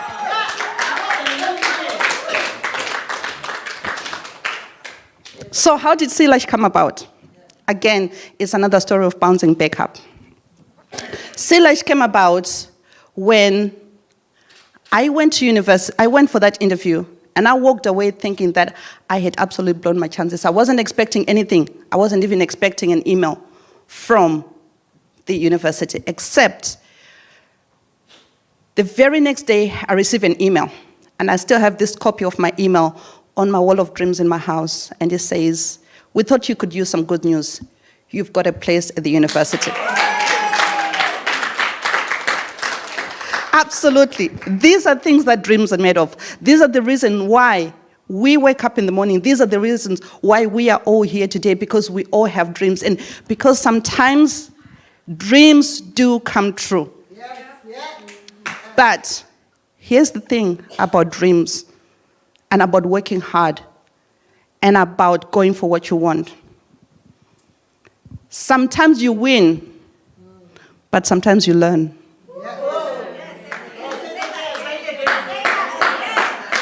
Sometimes you win, but sometimes you learn. I would like to stand here before you and tell you that I am a high-powered lawyer and I'm practicing law, but I can't. Because only 3 months later, I quit. I quit university. I failed. But then this is the thing about failure. Sometimes failure, which I prefer to call learning, is real. Sometimes it's perceived. So I was faced with trying to raise my 2 boys as a single mom, trying to work full-time, because not only was I looking after my kids here, I was looking after my family back home in Africa, trying to study part-time, and also trying to go through cancer treatment. And I tell you something, I'm a hard black woman. But cancer treatment kicked my behind. There's not a lot of things that I am scared of. Cancer didn't hurt me, but the treatment got me on my knees. And at some point, I decided that I can't do this anymore. And I decided that I was going to quit my dream. And that hit me right here in the gut. Because imagine your whole life you've wanted to do this. 37 years later, you managed to do it. Against all odds, after you'd given up on your dream, finally somebody says, here you go, you can have your dream. And then you decide that, actually, I can't. And I'd always told my kids since coming here, me and my 2 boys, that you never quit, you never give up. We actually have a wall of dreams in ours. It's just a notice board, and we call it a wall of dreams, and we put our hopes and dreams on there. And anything that you put on there, you're not only accountable to yourself, now I'm accountable to my 2 boys. They was on there in big letters, Mommy is going to be a lawyer. And I had to come home and tell them that I had quit. And that hit me hard. And I spiraled into a depression. You have told your kids one thing all of their lives, and now you're telling them that you yourself, the person, the author of this lesson, is going to do the very thing that you told them not to. So I just thought, as a mom,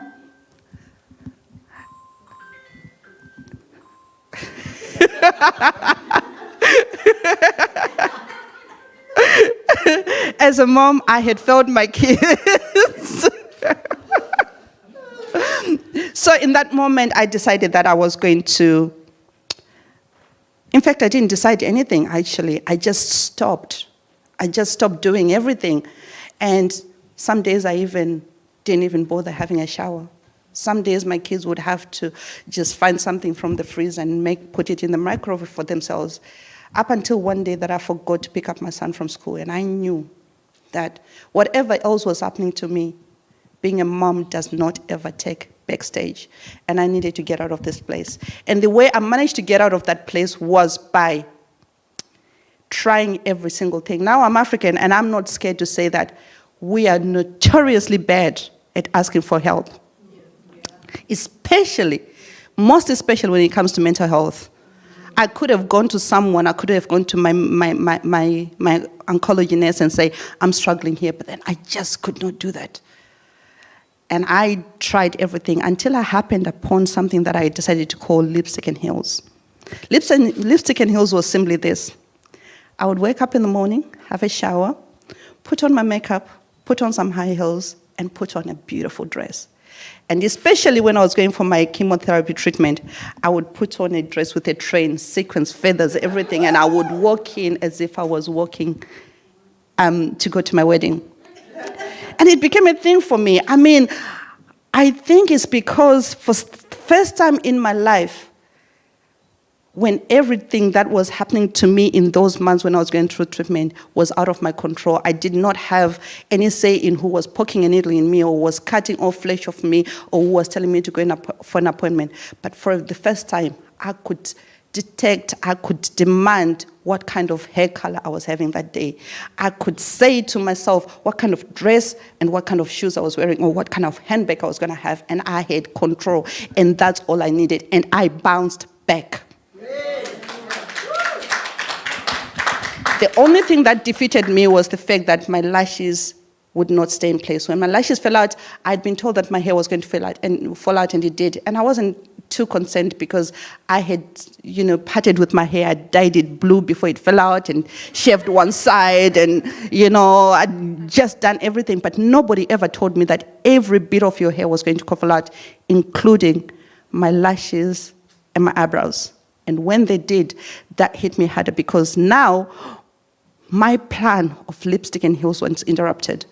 As women, we have this annoying habit that you could be perfect in every single way, but if your toe is crooked and nobody can see it, that's what you fixate on. That's the thing that will make you go to, you will go and die in a foreign country trying to have that toe fixed. Everything else is perfect. You're being celebrated in magazines and you're being called the most beautiful, but that crooked toe that nobody can see bothers you so much. So for me, the missing lashes became the bane of my life. I needed to wear lashes, and that just would not stay in place because I discovered that without your natural lashes that act as a shelf for false lashes, false lashes just don't stay in place. So I sat at my kitchen table and I said to myself, if I am experiencing this, there are other women going through what I'm experiencing who also experience the same thing. So I sat down and I decided I was going to bring sea lash to market. Now, the story of sea lash is a bigger story for another day because we don't have enough time today. So we're going to move on to just some of the things that I have put together for the lessons that I've learned. And these are the lessons that I want to call lessons from the canvas of bounce back ability. And there's a quote that I absolutely love. We are daughters of feminists who said, we can be anything, and what we heard is we have to do everything. And this is why sometimes we find ourselves, instead of doing what we can, we do everything that needs to be done. This is why when you call Benny, she will always pick up. Because as women, we do not know how to say no. As men have got a very good blessing that God gave them. They've got the ability to compartmentalize. They've got the ability to cut out the noise. It's like when he's watching football, try asking your husband, do I look good in this when his team is playing? You're like, And 5 minutes later, if you disappear and they say, your wife walked out of here, what was she wearing? It's like, oh, I don't know, Man U was playing. This is an ability us as women we do not know how to do. If we decide to start a business, if we decide we're going to go for a promotion, if we decide that we're going to bounce up, we do not leave anyone behind. That includes our kids, our family, our friends, our community. We still want to take everything in our plate with us. So bounce back ability. A lot of people are asking me, is this a real word? Yes, actually, it is a real word. It was coined by Ian Dowie. I don't know if I'm saying his right. He was the manager of Crystal Palace in 2024. It's actually in the Oxford Dictionary. So yes, bounce back ability is a word. So first of all, why do we need to bounce back? If we are going to change, any change comes because something is not going right. And there is something that needs to change. What is it that makes you realize? There is a realization that makes you say, where I am is not where I should be. I need to make a change. I'm not a tree. I can always move from here. There is that realization. So what's that realization? First of all, you have to look at your social. If socially you look at yourself and something is not going right, and you start to, I'm just going to put all of them up here. So socially, professionally, on a personal level, spiritually, things like when I think for me it comes when I take on too much. And for a lot of us, if things that never used to bother you before suddenly start to bother you, you've been you've been able to just go out with your friends for a long time on a Friday and a Saturday. Now you need to kind of go out on a Friday so that you can spend Saturday and Sunday recovering. There is something that needs to change there. There are things that, suddenly you worry about now that when kids are playing in the background and they're shouting, and all of a sudden the noise of those kids shouting is suddenly bothering you when it didn't bother you before. There is a realization there that, it's like where I was is not where I am before. When going to church and mingling with people and it's like...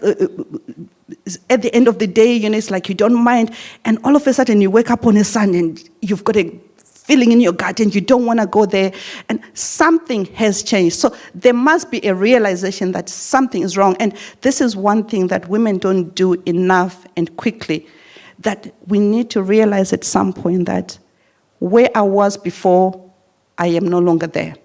And I'm no longer there in a good way, because the things that are bothering me are not bothering me. There are sometimes when you have change, and it's positive change, where you decide that I'm going to start, it's like you start walking more or you start eating better and stuff like that. But the change that I'm talking about is negative change, that you start noticing negative things that never used to bother you before. You start things that you used to eat, and now if you eat them, they don't make you feel good.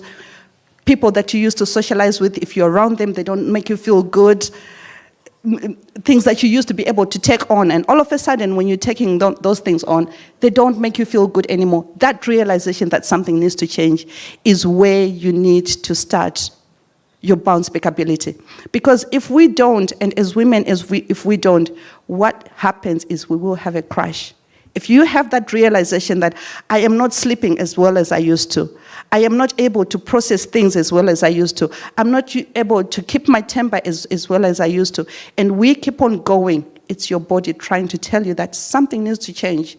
Something needs to change. And if you don't listen to that and don't have that realization, then you're going to have problems. And then the next thing that I always look at is, it's important to identify why those things are bothering you. So sometimes you're in business and sometimes you want to grow your business, but there is fear. How many times have you known exactly what you need to do in business, but you don't do it? Absolutely. There are times when you know that in order to do, I just need to upload a video once a week. Yes. But you stand there, at the threshold, and I just need to jump, and you don't do it. There is fear there. There is health problems. There is times when you think, I've been able to eat, it's like to eat cookies all day, and now I eat one cookie and I blow up, and, there is a health issue. I've been able to just, it's like to eat before I go to bed, and now I have to eat maybe 2 hours before I go to bed. Is that identification? You need to be able to know what it is about that unsettling feeling. What is it about you not being able to sleep? What is it? Pinpoint that. Is it your business? Is it your life? Is it your social? Is it what it is about that realization that you need? So when you've identified the problem, you can then go on to have an action plan. And the first thing to do is take immediate action.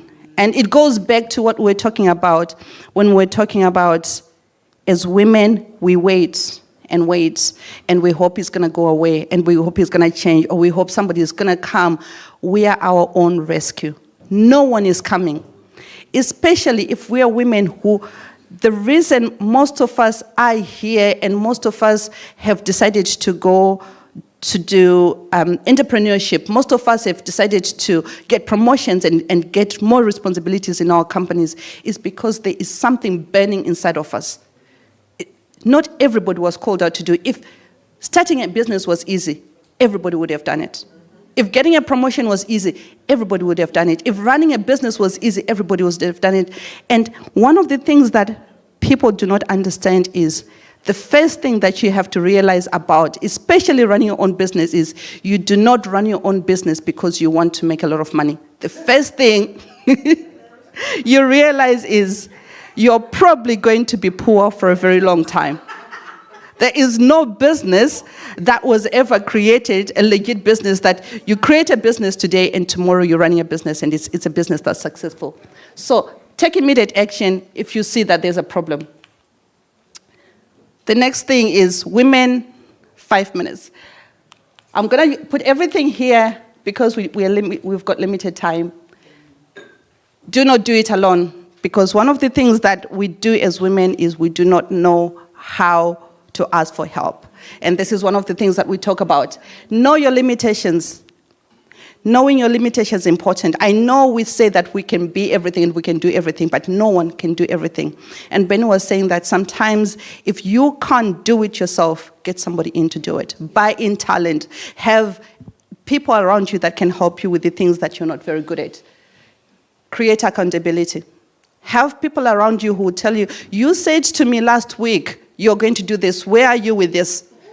And most of those people, you don't like them. For me, my accountability partners, I'm telling you, when things are going right, you're calling them all the time. I promise you, my accountability partners, sometimes they call me and I do not pick up the phone. Benny knows what I'm talking about. I do not pick up the phone because I haven't done what I'm supposed to. Create and celebrate micro wins. Now, it's very hard sometimes when you're your own cheerleader to find and create, to find wins. I create my own. I have 5 wins a day. I wake up and make my bed. And I always say to myself as I'm making my bed, when you want to take over the world, start by making your bed. Somebody said this, and it's a very good thing. I make sure that I have 5 minutes to myself where I just go into myself and appreciate everything that's around me. I make sure that I spend time with my kids. So there's 5 things a day. If I have failed in everything that I would have done, I have got my 5 wins. Yeah. And when I've got my 5 wins, at least at the end of the day, I can go home to a bed that's been made. So create micro wins. Yeah. And celebrate them. Yeah. And have a timeline. Right. Then the 4th one, which really talks about not just bouncing back, but bouncing up. You have to break the bad habits. If we are going to say that, it's like I'm not going to be associating with my drinking partners because they send me the wrong way. And then as soon as things go the right way, you beg there on a Friday, and then you're spending Saturday and Sunday recovering. You need to break the bad habit. Get rid of excess baggage. There are things that we have. When you want to work, clear the table.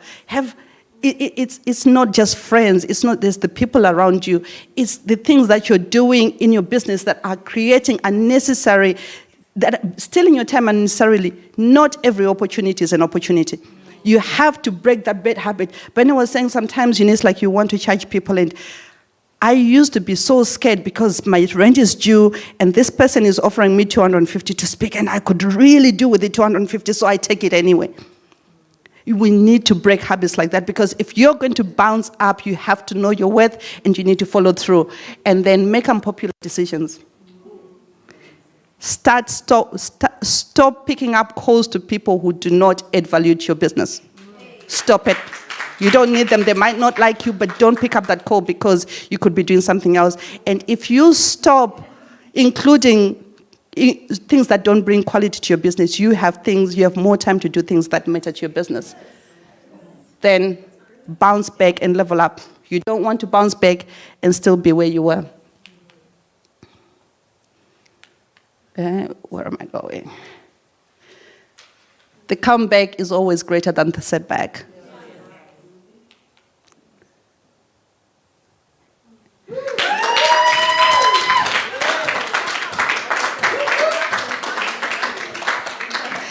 Any questions?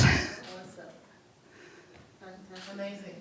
So Cody, and I don't have a question, but I just think you left out something that's really, really, really, really, really important. In your whole story about you wanted to be a lawyer, aren't you a judge? Do you know, this is what I do, and this is why you're here. Yes, I am. I'm a magistrate. I'm a magistrate.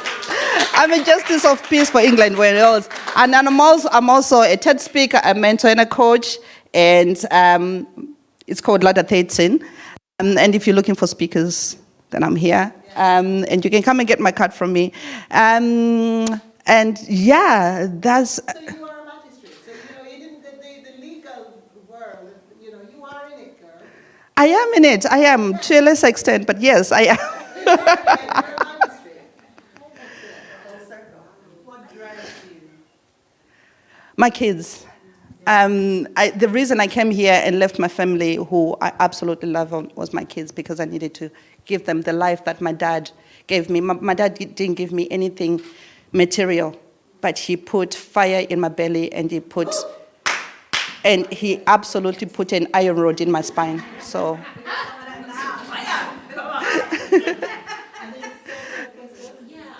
just loved it because what you said, cancer didn't have to be my book, it could just be a page for a child. Absolutely. It's just having those moments that hit us all, where you feel like you've got nothing left or you can't go on, but you looked up at that very moment and said, I'm still going for my dreams. Yeah. Yes. Thank you.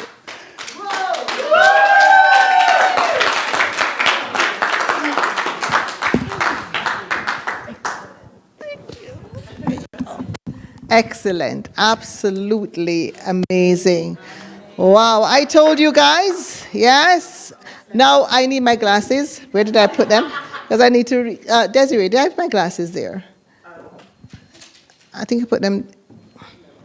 Cody, would you please come up and read Desiree's... Oh, you found them. All right. But anyway, introduce. Why not? Introduce your sister. I'm dyslexic. You can't. Oh, sorry. Oh.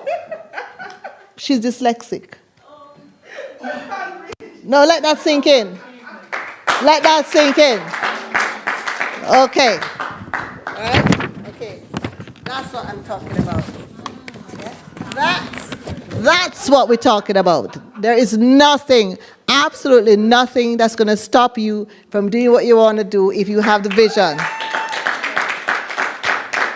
So Desiree Peterkin Bell, yes, is a 2-time best-selling author, award-winning seasoned public affairs and brand strategist, speaker, advocate, and the founder of CEO and CDO of DP Bell and Associates, a firm that serves both national and international clients with teams in Washington, DC, New York City, New Jersey, Mauritius, Tel Aviv, and Los Angeles. And United Kingdom soon. You're coming. Yes? Now, listen, Desiree, there is so much. Like, she's recognized nationally and globally by PR Week's Under 40 Black Enterprise, the Obama administration. But how many of us can say Obama follows us on Twitter? Book. That's what I'm talking about. Yeah. Right. Okay. Yes, the Culture, Essence Magazine, and the Pope Francis. Yes. Desiree is often called on to advise organizations, executives, and CEO of Fortune 100, 500, and C-suite offices. And Desiree, recently, she's not just doing work, but then she's doing with over 15 African countries. Desiree was led the PR and marketing and brand strategy for the 5-time Telly Award and Emmy-nominated The Mic Africa, the first music competition and docuseries born on the continent that connects African music, arts, and culture worldwide. After 2 successful seasons, they've achieved 1 billion media impressions and 4 major billboards of African artists in Times Square, featuring the first ever African artist rapper from Tanzania. Desiree Peterkin Bell is not only a trailblazer, but she is a woman of dynamic impact. Come on, Desiree. Come on. Awesome. Yay! Hello! I need to get a picture of all of you guys, so we're going to get really rowdy for a second. Everybody mastering women church! All right. Thank you. I'm so excited to be here. Bernie, thank you for having me. Cody, you're amazing. And we're not done after me. I'm just warming everyone else up. It's the only reason I'm here. I'm so excited to be here. I've been in London many times before. I've been with other people, though, I will say. So this is one of the first times I'm here standing on my own. I've been here supporting other people. We'll get to who those folks are in a minute, or causes or brands. But I'm here as my own person. So, a little bit about, okay, comfort break. We comfortable?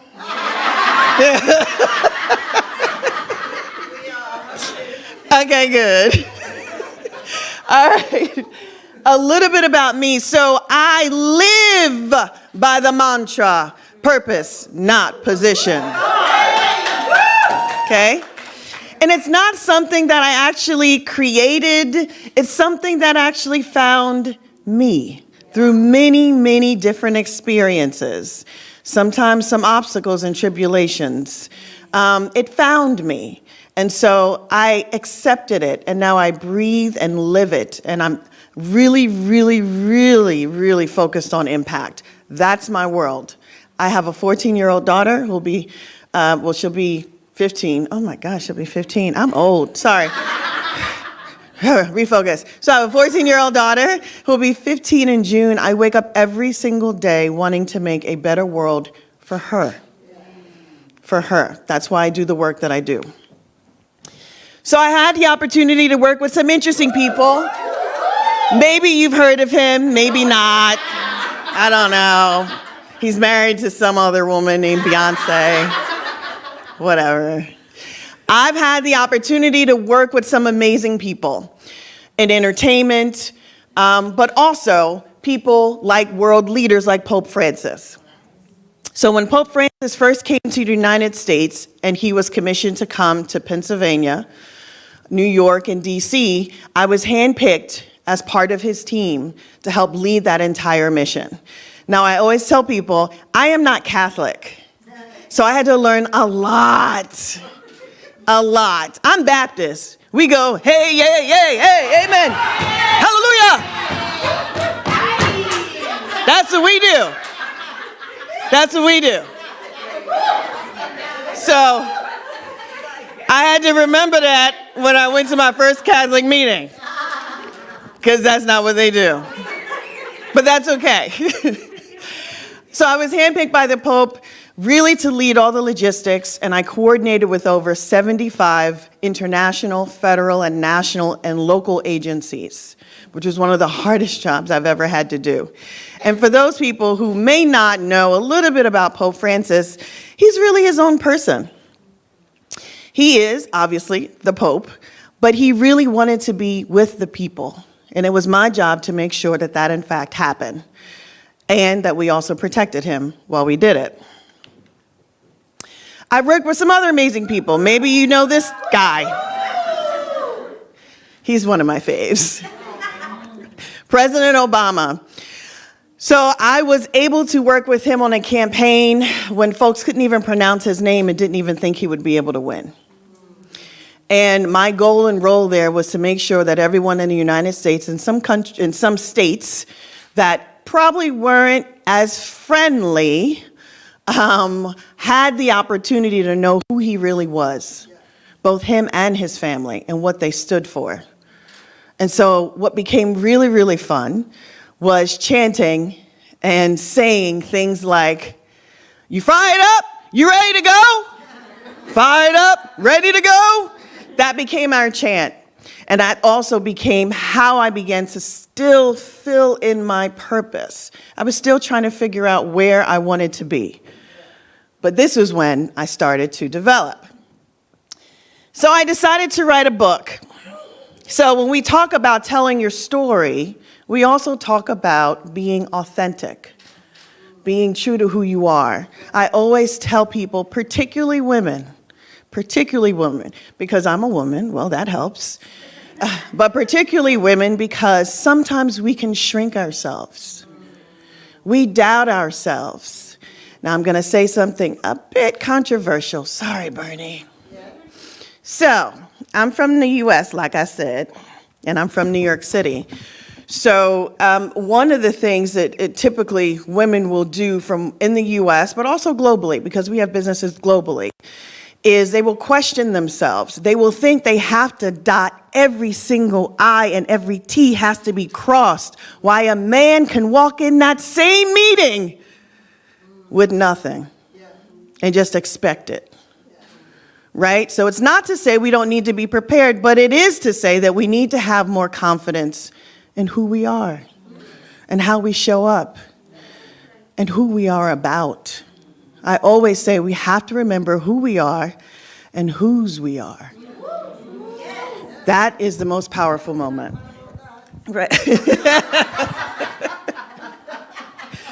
So I wrote a book. I wrote a couple of books, but one of them, and you can find it on Amazon. I did not bring any here, but I also like the Amazon sales. I'm just going to keep it real, okay? So Amazon.com. But I wrote a book called Women Who Influence, and it's a compilation story of a number of women from the U.S. who have powerful stories about how they've been able to survive, thrive, and grow, right? And it's not really about the influence in terms of proximity to power or proximity to famous things, but it's you are influential in who you are because you woke up every single day and you made a commitment to live and breathe and do it. So that is the focus. I've been honored with many, many different things. So I've been honored by Forbes Media as a queen of culture in the United States. And simply what that means is sometimes they think I'm cool. Sometimes. Some days. But really what this means is that I've been allowing myself to step out of myself. Right? And so we're going to get a little bit into that. So I grew up in Brooklyn, New York, in New York City, what some people call the projects. So it's a low-income development housing area. New York City has many of them. I grew up in Brooklyn. I lived in many different projects, one of which was where I met one of my clients, who was Jay-Z. He was into other things at the time.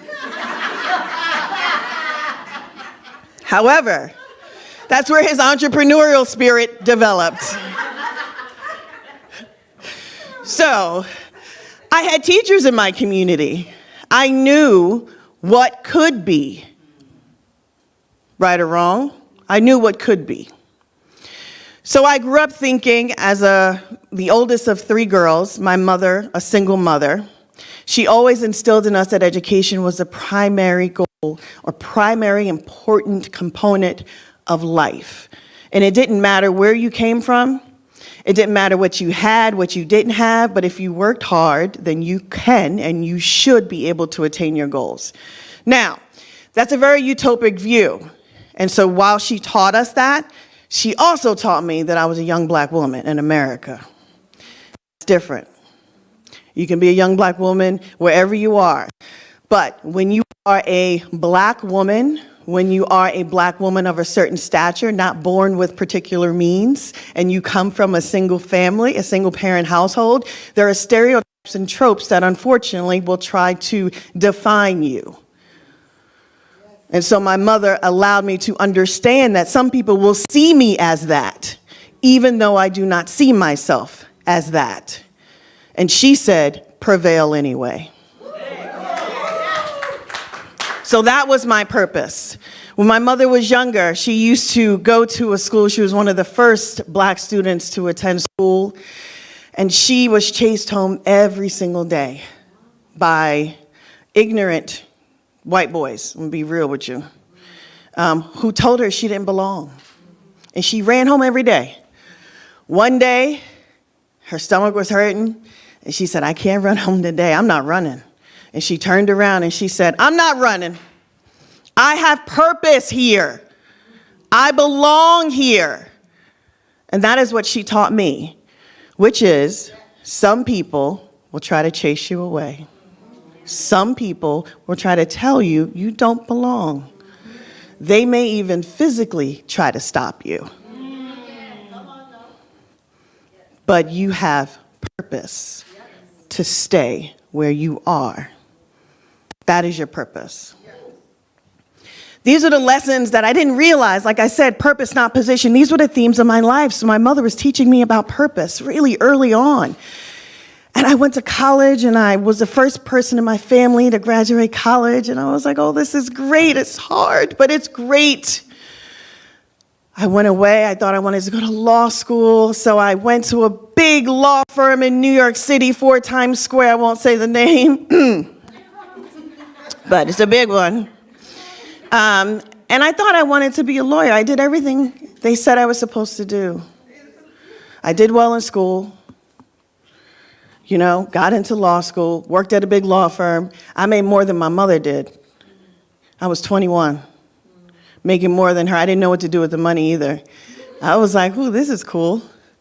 So I had to learn how to budget. I had to learn, what is my purpose here? I'm doing all these things. I checked every box. But what am I supposed to be doing? So in the law firm, we represented U.S. tobacco, big tobacco. And I remember sitting across from a woman of color who had visible effects of smoking. And she had a voice box. We were on the other side. And she was sitting across from me, staring, peering deep in my soul. And I was very uncomfortable. She was looking at me like I was on the wrong side of the table. And I knew I was. I got up and I walked out. And that was my last day at the law firm. That was it. I had no rhyme or reason. One of the partners thought, you're crazy. You're making 6 figures as 21, 22-year-old.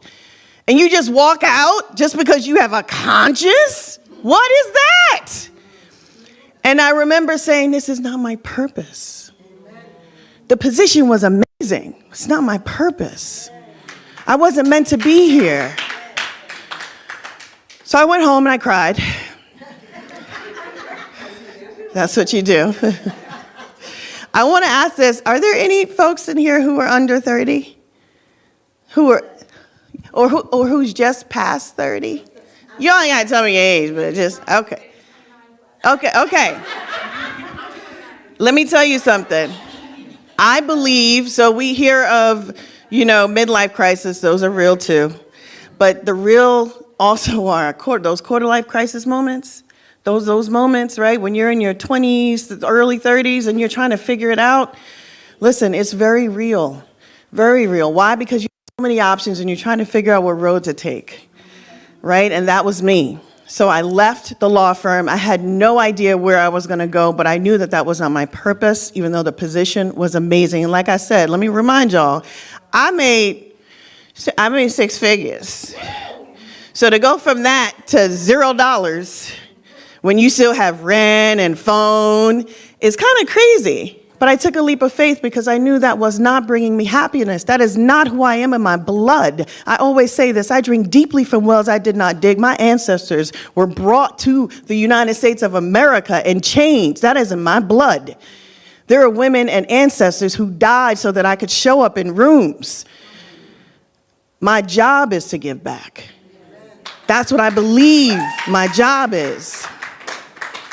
So I was trying to figure out my purpose, and I decided later on to get a master's in public policy. Everybody thought I was crazy, but I really wanted to understand this thing called government, right? Who's in charge? How is it supposed to work? And how is government supposed to protect or even communicate with its people? And then what holes exist, so maybe I can fix them all, right? So trying to figure all that stuff out. So I did. And I got my first big job in a city in Indianapolis. It's the Midwest in the United States, which for a New York girl is like the exact opposite of what you grow up with. But it was amazing. And I remember doing some amazing things. We worked on education policy, and then something changed my world forever. And that was 9/11. I got calls from family members saying they didn't know where this person was, where this person was. I didn't know where my mother was. I didn't know where my father was. It was one of the days that is forever etched into my life.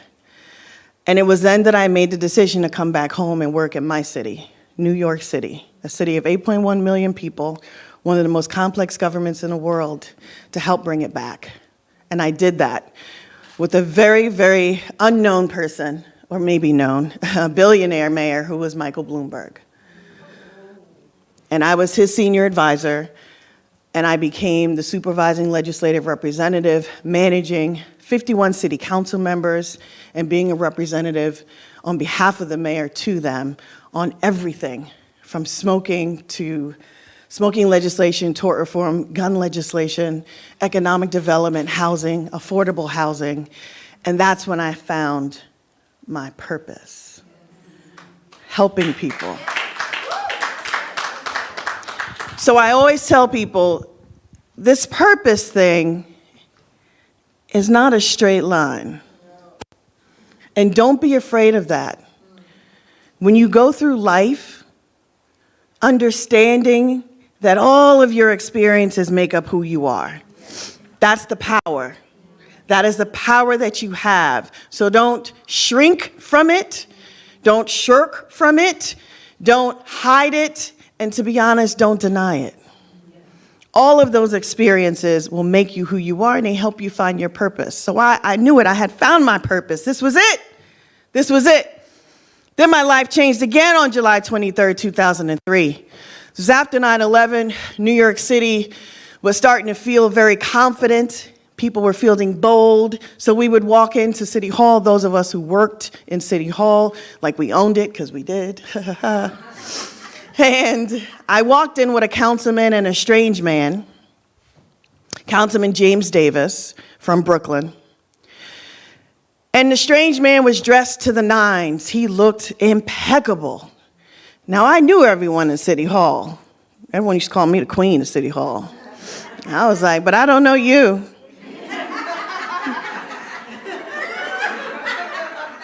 Who you? So he said, as he stepped in closer, invading my personal space. You know those people who invade your personal space. You know what I mean? Like, you don't want to smell their breath, and you're like, why am I smelling your breath? Why are we so close? But he said, Othniel ask you. Okay, ooh, scary, shudder, let me shudder. We go into City Hall. Now, New York City Hall is a beautiful old building, one of the oldest buildings in the world, one of the oldest buildings in the US. We go to the council chambers, that's where council comes together to make laws, right? Like Congress comes together to make laws. So I'm there on behalf of the mayor, and I am trying to jockey and talk to many different council members. As I told you, I walked in with Councilman James Davis. I was trying to get him to sign on to a piece of legislation on behalf of the mayor that we needed him to sign on to. We went upstairs, and we went up with this gentleman, Othniel Askew, and he's walking with me. And he seemed a little agitated. I paid it no attention. Councilman Davis comes over to my right. I'm now in the middle. Othniel is over here on the left. Othniel turns around and points a .40 caliber gun at James Davis and shoots him dead. Right in front of me. And then he points the gun at me. And I don't move. I'm frozen.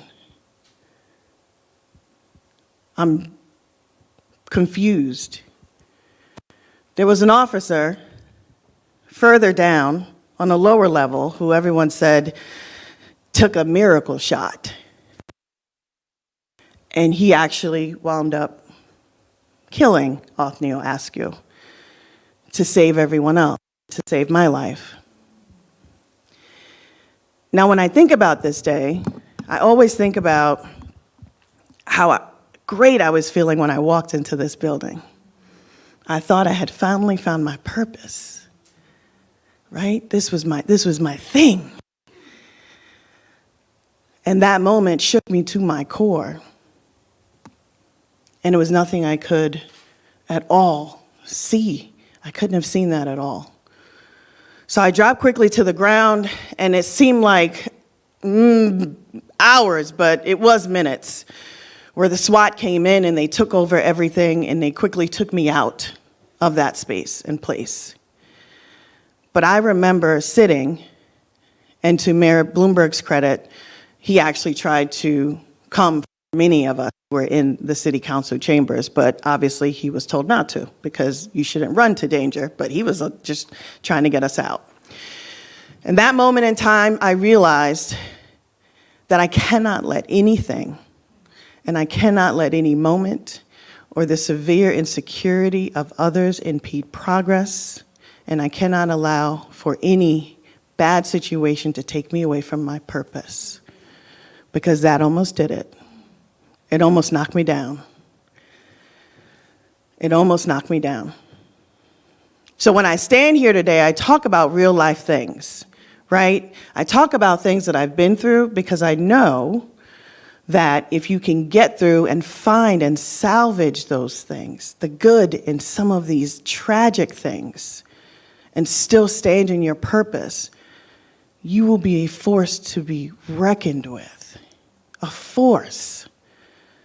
So later I go on to continue to work in government because I make a decision that that's not going to silence me, even though he tried.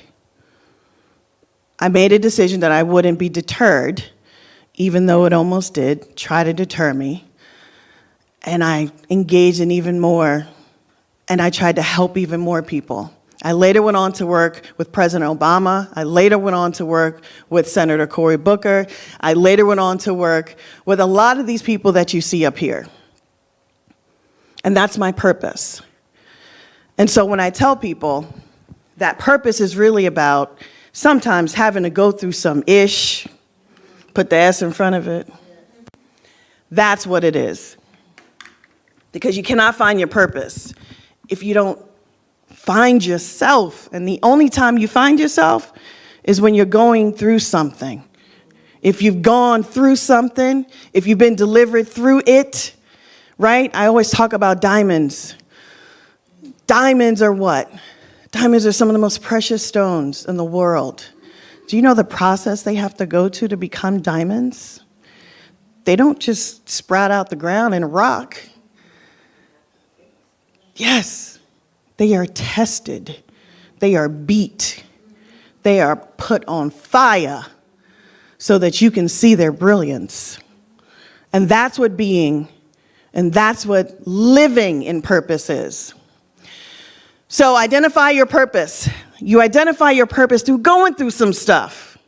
You have to go through some stuff and not hide from it. Not belittle yourself in front of it, but step fully into it. Overcoming obstacles to reach your goals. There is power in knowing what you know, right? So there's power in that. Fully reaching your potential. Sometimes people don't know that they can be great and can be excellent. Sometimes people are good just being good, right? Sometimes people, and you heard everyone talk about earlier today, sometimes you are okay with just knowing what you know and not necessarily stepping out and challenging yourself in a way that makes you jump. Sometimes you got to jump.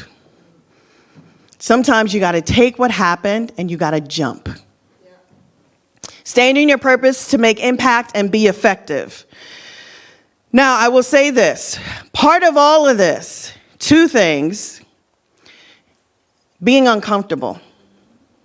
You have to be uncomfortable. To find your purpose, to know where you are, to go through some ish in life, it makes you uncomfortable. Nobody wakes up saying, you know what, I'm going to have an effed up day today. And I'm going to learn from it. No.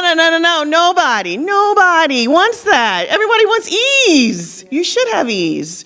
But it's just the world we live in. Something's going to be wrong. Your toe, like Cody said, your toe going to be crooked. You know what I'm saying? Like something's going to happen. And for me, you know, I stand here before you guys on February 7th, I had a hysterectomy. A month prior, my oncologist told me I had no other choice.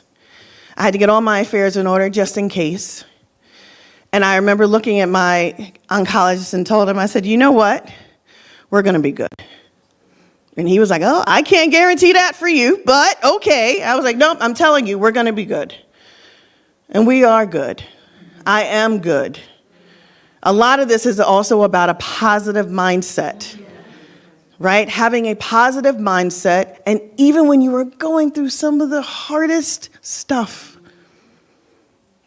even when you're going through some of the hardest stuff, and I love what you said, Cody, which is the universe sometimes doesn't know, and the spirit doesn't know, if you say things, if you're joking or not. Are you serious? Oh, I'm dumb. Oh, God, this is going to be the worst day ever. No, we're not doing that. We're not doing that, right? Because in the universe, and the spirit is like, oh, it's going to be a bad day? Okay, great. Bad day today. So a lot of this is about speaking, using the words to positively affirm your own authenticity, your own power, yourself, who you are. A lot of this starts with us. Now, you heard from many people today. You're going to hear from some more, and write everything down and take notes. But the hardest thing to start is to start believing in yourself. We can tell you what to do. You can write all of our notes down. You can scrub through our LinkedIn pages. You can do all that. You can even buy our courses. I have one too, by the way. But the hardest part is none of that is going to work if you don't start with you. So you have some homework. Couple things. Being uncomfortable. Later this week, I would like everyone to do something that makes them uncomfortable. And then I want you to write down how it made you feel. And then on the other side, so put a paper in half. This is for later this week. So if it's an event that you don't know anyone at, if it's a conversation you thought you just weren't ready to have with someone, if it's a business plan that you're like, oh, not all my I's are dotted and T's are crossed, I don't have it together yet, send it. Send it. I want you to do something uncomfortable. And the moment you do it, I want you to write on the left side of the paper how it made you feel.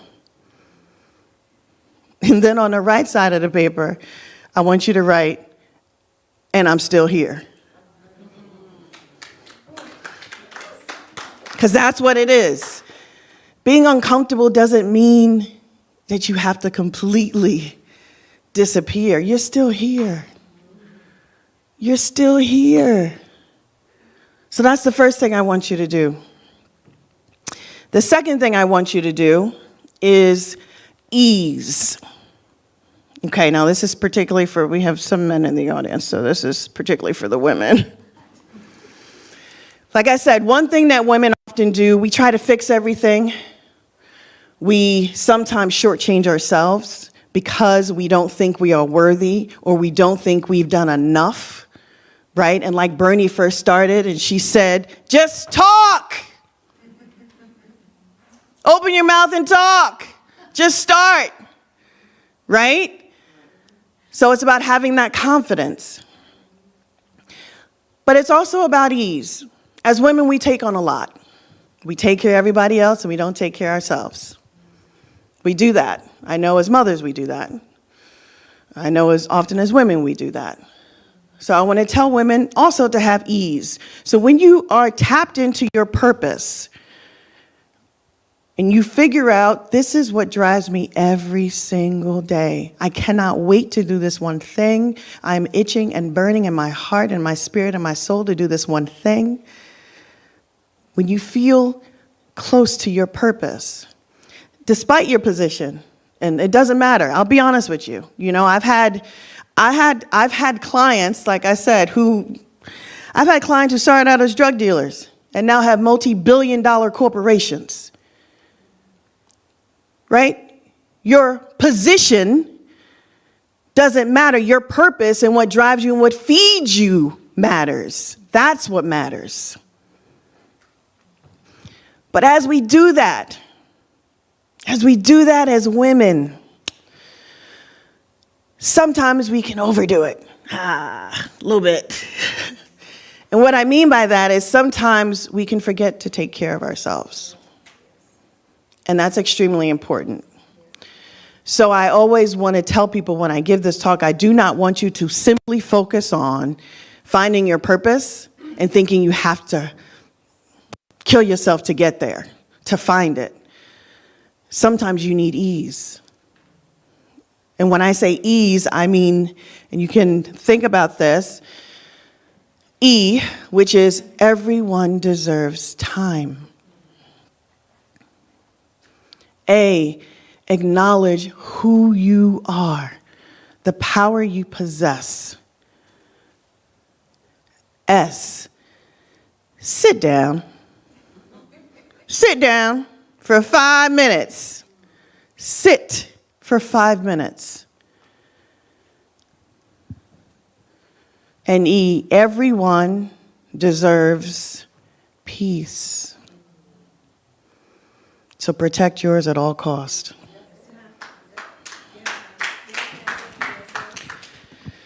Ease is extremely important as we're trying to determine what our purpose is. I mentor too many young people and too many people, period, who believe that when they're finding their purpose, when they're trying to tap into that thing that makes them catch on fire in their heart every single day, that they have to work so hard toward it that they forget to eat, sleep, rest, sit, be, breathe. That's important too. Your purpose means nothing if you don't have ease. Your purpose means nothing if you don't have ease. Your purpose means nothing if you don't have ease. That's extremely important. So I always tell people their power in finding your purpose is also ease and allowing yourself to be vulnerable, allowing yourself to sit and just be. There is power in vulnerability. I'm finding that myself. There is power in vulnerability. So when we talk about purpose, not position, people think, you know, oh, what about this position? What about this position? I'm like, no, I didn't say, don't tell me wrong. If you're a CEO of a company, right, that could be your purpose. It could be, but it's really not about the title and it's about the work, right? So don't get caught up in the title of things. Be moved by the work of it all. I spoke recently at an event and someone said, what should we call you? And I said, Desiree. Like, I don't, what's your title? Desiree. That's my purpose. I show up authentically in the world as who I am. I have a whole bunch of other titles and stuff, but when I show up as me, fully, authentically, 100%. Right? And so I think we need to do a lot more of feeling more comfortable in who we are and showing up authentically and allowing us to take that space and place. Now, that doesn't mean there won't be impediments. Like I said, the story I told you about what happened in City Hall, July 23rd, 2003. That man who shot Councilman James Davis was pissed off that he didn't win the council seat. So when I say don't let the severe insecurity of others impede progress, that's what I mean. He was severely insecure about a title. Not the work. The title. So that's what we have to get past. And I always say, I drink deeply from wells I did not dig, mainly because there are women and men who have gone before me so that I can be in places and spaces, like I said before. I have the luxury to do that. In the words of Shirley Chisholm, who was the first black woman to run for president in the United States of America, if they do not allow you a seat at the table, bring a folding chair. So as you're defining your purpose, you may realize there'll be some obstacles, trials, and tribulations. It's not going to be easy. This isn't something that everyone does. If so, then everyone would have their purpose already. That's not what we're here for. We're here to find it. We're here to release it. We're here to own it. We're here to stand firm in it. That's what we're here to do. So, that said, and like I told you, my mother raised me to be a woman that believes that she can accomplish anything, but she did not tell me, or she did let me know, as I said, that I'm also, unfortunately, going to be seen in some people's eyes as other, simply because of how I was raised and the fact that I was raised by a single mother in a socially, economically challenged environment, blah, blah, blah, blah, blah. So you cannot control how people see you, but you can control how you show up. So in the midst of you finding your purpose, remember that. That is the power, how you show up authentically. And if people don't invite you in a room, bust the door down. They don't invite you to the table, bring a folding chair. That's what you do. That's the power that you have. I always tell people, you do not have to ask for permission. I don't know where they do that at. You do not have to do that. There is power in showing up in who you are 100% of the time, fully, authentically, and as Bernie said, with a smile. Right? There's power in that. And so I just want to close with this, which is one of the reasons why I wanted to do this conference and one of the reasons why I wanted to come back to London was I do these chat and choose, which I started many, many years ago. We have global conversations with women all around the world. And then we have these hard conversations. We have hard conversations where we bring very different women to the table. We started them in the United States after a very special election. Yeah. Because there was a lot of feelings about that one election. So we brought different people to the table, and we wanted to understand the whys, the hows, the what, because we were really at a point where folks were looking at everyone else with a side eye. Was it you? Did you do it? And so I decided to bring all the women together. I decided to bring many different women together in our first chat and chew, and this goes back to being uncomfortable. I typically do not connect with white supremacists. It's just something I don't do, right? It's just, we don't have much in common, right? It's just not a thing I do. Ooh, wonder why. But, so we decided to invite a self-proclaimed white nationalist to the dinner, a member of a global organization called Black Lives Matter, a mother of three, a single mother, a police officer, a judge, and a whole host of other people. Basically people who on paper would not have too much in common. We decided to break bread with them. We started with food. Usually that's the great equalizer. Usually. I've not met too many people who are like, no, I don't eat. Okay. So usually food is a great equalizer. And in this conversation, we started with one question. And we asked them, what makes you feel uncomfortable? And they were open and honest with their remarks. Some people were a little shocked by what was said. But it allowed for an open, honest dialogue and conversation, and also to dispel some myths that existed. I realized that I had found another power, I guess, in my purpose, which was leading these hard conversations all around the globe. So today, we've had them in about 15 countries, with women from very, very high stature to women who are in India described as the untouchables. All sitting at a table,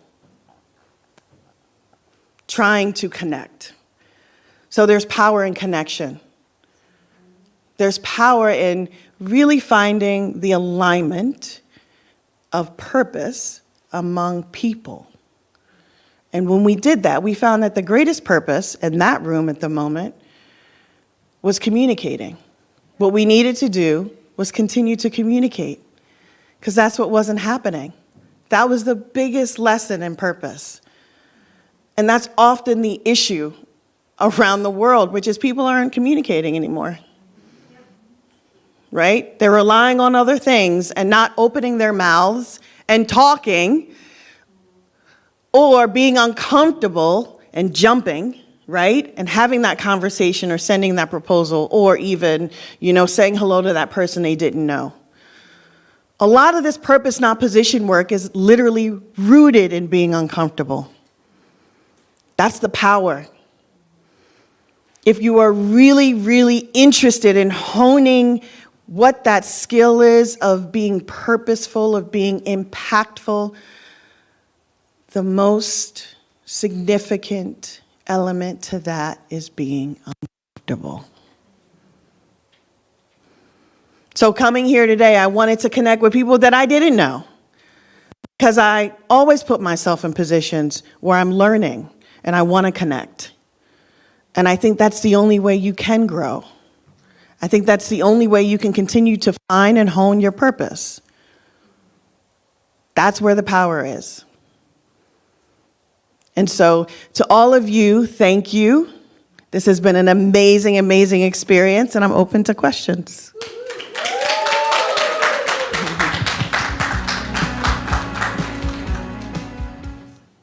Yes. So I don't have a question, but I do have a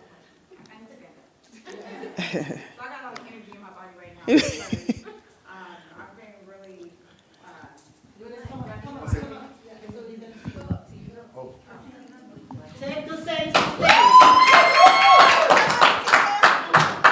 Okay, but can I hug you first? Yes. Heart to heart. Yes. Oh, thank you so much. So I got a lot of energy in my body, and so I need to stand next to you as well, because, and first of all, I need to what I'm full of is gratitude, okay? I need to start there. So thank you. I'm sitting here, it's half a day, and I'm going, I'm already full. I'm already full. Like, if you're not feeling full inside yourself, I want you to take a deep breath in and start feeling full, because what these ladies, what you have poured into me just sitting there, you have no idea, but I'm telling you, I needed to get up to tell you, to look you in your eye, because I can feel you in my soul. I can feel you in my soul. I can feel you in my soul. Because what I needed to hear, you just validated everything for me. And see, it all started with that beautiful soul here that's recording, I love you. What she doesn't know is when she rang me last week and said, Teak, you dropped in on my spirit. And I said, did I? And she said, yeah, I got this thing I'm going to. I know it's last minute, but you think you can go? I looked at my calendar. Spirit said, yes. So I said, yes. I didn't need to know the how. I just knew I needed to be here, because I sent the frequency out. I said, God, universe, I said, listen, I need someone to pour into me, because I know what my purpose is. Everything that you're talking about here, everything that you have said has been like validating what I needed to hear, what I asked my creator for to say, so that I can hear that in my body. That's why the energy is moving through the base of my feet and moving through me. Miss Desiree, you have no idea. Okay, I'm getting excited. My inner child is like, yes, girl. Okay? Listen, y'all don't know me, but you will know who I am. Because you just validated what it is the Spirit dropped into me last June, which was expansion. And see, it's never been about me. I came out the womb going, oh, Mama, I'm back. I'm here to do this and that.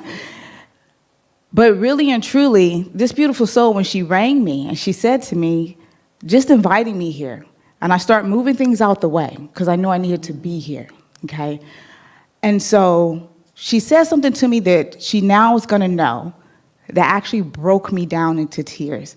And as I'm a strong vessel, I don't cry. A lot of people relay on me, right? I got off the phone with you, Amina, and I burst, I'm talking, Miss Desiree, crying. I was like, what's going on? It was joy. It was the realization that her word, she said, Teak, I know you look up to Les Brown, but I want you to look over at him. And for the first time, since I've been doing everything that I've been doing, I just do it because I do it from what you're saying, from heart.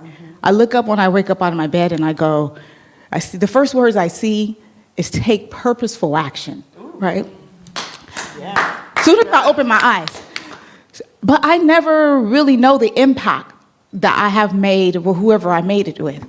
But when that beautiful soul said that to me, that was the first time that I realized, oh my God, Teak, but you are making impact.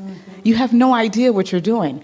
And I burst into tears and joy. And she invited me here to meet you, Miss Bernie, to meet you, Miss Cody, to meet you, Miss Desiree, for you to pour, and Spirit was already working. Yeah. This is why I'm excited. This is why I needed to get up. Amen. You understand? Like, if you don't feel that love in your heart, because this is love to this is love to me. This is love to me. This is me. And I'm glad you recorded. I didn't even tell you. I thought it in my head because I was like, I need that video because I need to look back at myself today because it's gratitude. Yeah. And so when we talk about purposefulness, I'm grateful that I took purposeful action and I listened to the calling to be here to hear your voice. That actually penetrated inside of me. When you talk about your womb, I do womb work. I help women heal through the womb. So I was like, oh yeah, see, that's validating the work that you do. Do you understand what I mean? That's validating the work that you do, so I'm grateful. Awesome. Thank you and that's so what I much. wanted to ask. Thanks, but that Teak. leading to my question, I apologize. Yeah. Bernie's like, get off Can stage. we leave your question until the Q&A, because at 3 o'clock, we have a Q&A again, and Desiree will be here. Can you do that? Can I just say it and you guys can tell me about it? It is what keeps you to continuing your purposeful action, and then you guys can Okay, we'll do that. Yeah, go write it down. But my gratitude. Yeah. Thank you. Awesome, Teak. I think what you needed to do was do what you just did. Quite Q&A afterwards. Awesome. Thank you so much. Come on, girl. Thank you. We're not finished with you yet. No. I just wanted, anybody else has a question? Let's come back up. Okay. Come back up. Okay. Any other questions for Desiree? Don't be shy. We could take one more. I wanted to take one more question. Yes? Yeah? Oh. You want to come up? Don't be shy. You're going out live. That's why we want you up there. Yeah, hello, sorry. Oh, be careful. But, I just would like to say it's so inspiring what you said, and also what other two previous ladies said. They're so different, but really it's so shaking inside, like earthquake. I have been in many kind of presentations like that, but I really want to congratulate three of you. And especially not only what you said, but also the mimics and dynamics and expression and exploiting and dancing. It's also, it's the whole culture you just put inside, just with the whole things. Really, it's very, very teaching to all of us, actually. So speak and not just open the mouth and speak, but it also all this Use your body. Thing. Yes, yes. Thank you. Awesome. Nobody has questions. Everybody just overflowing with gratitude. That's amazing. The Q&A, write your questions down, guys. I know you have a question, Suzanne, do you? Write it down for afterwards. Question? Yeah, quick, yeah. Question now, question. It's me again. Thank you so much. I re-echo the thoughts of everyone, what you've done, pouring into our spirit and really setting that fire burning. My question is, how did you break through the challenge? How did you get your breakthrough? Oh, wow. So that's a spiritual question for me, to be honest, because I fully, thank you for your question. I fully believe that not to have any preference for anyone's spiritual or religious beliefs, but I do believe you have to be centered in some way. It's very difficult to be in this world if you don't have a center. Whatever that is, as long as it ain't Satan, okay? So, sorry. But, so for me, it's a spiritual question because at my lowest point, and that was just one of my lowest, I've had multiple since then, unfortunately. But at my lowest points, I go back to my center. And for me, I get down on my knees and I pray. I have a praying family. We pray every morning. We pray every night. And even if things don't go right at night because of what happened in the day, we say, thank you, Lord. Thank you. Right? And I do believe that paying attention to even those small gifts of breath, being able to even have a home, right? Being able to even have a bed, a comfortable one. You know what I mean? Those little gifts, even in a hard day, when someone is trying to test you, those things are amazing gifts. And so for me, it's spiritual, and I find strength in praying, but I also find strength in talking about some of my challenges with you all, right? Because I do believe there is this part of me that says, a lot of us think we go through this world alone. I'm not the only person in the world who's ever had a hysterectomy because of a whole bunch of stuff, right? Or unfortunately, I'm definitely not the only person who's had a gun pointed at them either in the workplace. I'm not the only person who was raised by a single mother in the projects, right? But when I tell these stories, I find connection in people. So there is also power in vulnerability. So I say prayer, having an epicenter, and then sharing your story. And I think sometimes a lot of what we try to do is we try to keep it all in, or we try to fix it. Sometimes you can't fix it. Sometimes the fix it is, today sucked! Oh my God, I need help!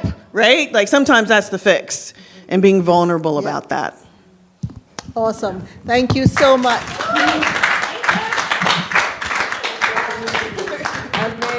Amazing. Guys, this has just been incredible. Can you do me a favor, guys? Can you just stand up a little, please? Cody, can I get my phone, please?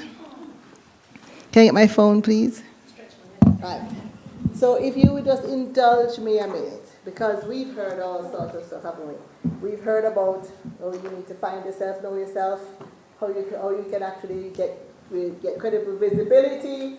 Probably need the mic for the online people. Yes, how to know yourself, embrace your U-print, get credible visibility, and get a great trajectory. We've learned about bounce back ability, and oh my gosh, we've learned that we are not trees, we can move. Yes? Yeah, we can move, we're not trees. Yes? And we've learned about purpose, not position, and position for purpose. Right? And it's only half of the day. There's so much more. But listen now, before we go for lunch, yes? Buy and cook. Oh, yes. I can say it if she doesn't say it. If you learn even quarter of what we've heard, £10 is nothing. Right, so I want you to all hear me now, right? Yeah. Okay, so guys, this is what I want you to do now. All right, so indulge me. Every other person, put your hands up like about here to here. One of you with your hands, one with your hands like this, one with your hand like that. Okay, you mean next to each other? Yeah, so whoever has their hand closed, one open. Like this, open facing like this. Open, close, like that. Right? Some above your head. Yeah? Right? Big smile on your face. Looking really excited. Yeah? Yay! Right? Be close. Everyone be excited. Right? Can I be buzzed? That's the standing ovation we deserve.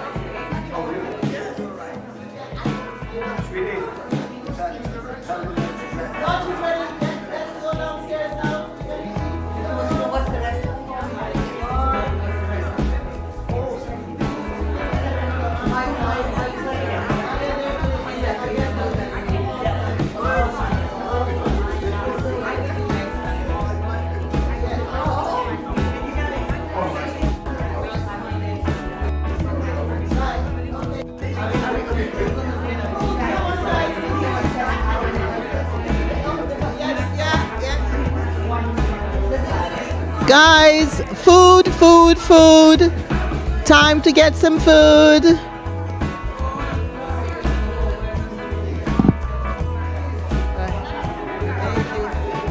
music is too low. We can't hear it.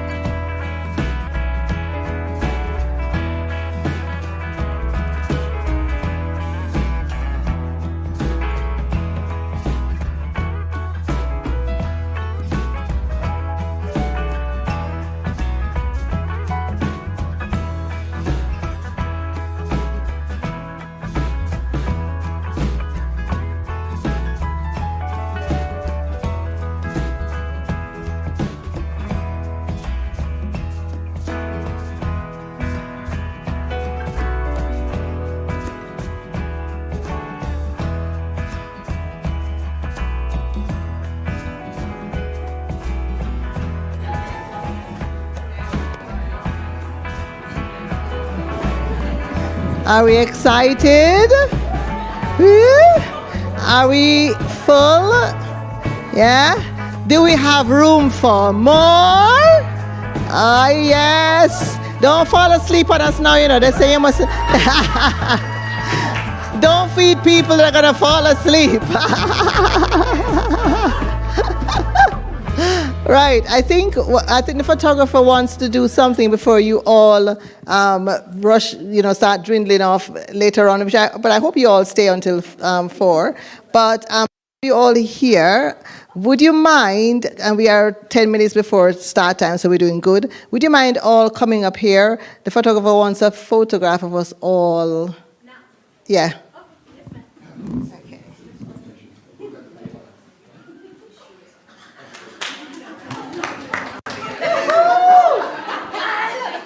Okay.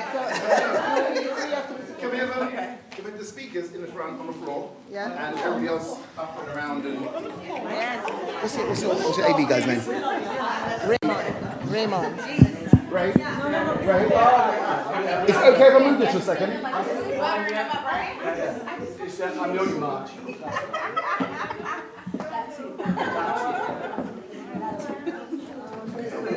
Too much of a soft too. Okay. Just for a second. Just for this. Yeah. I don't want to. Yeah, sure. All health and safety and all that. Yeah. Are you today? Okay. All right. Ladies, just jump in. Anybody you want?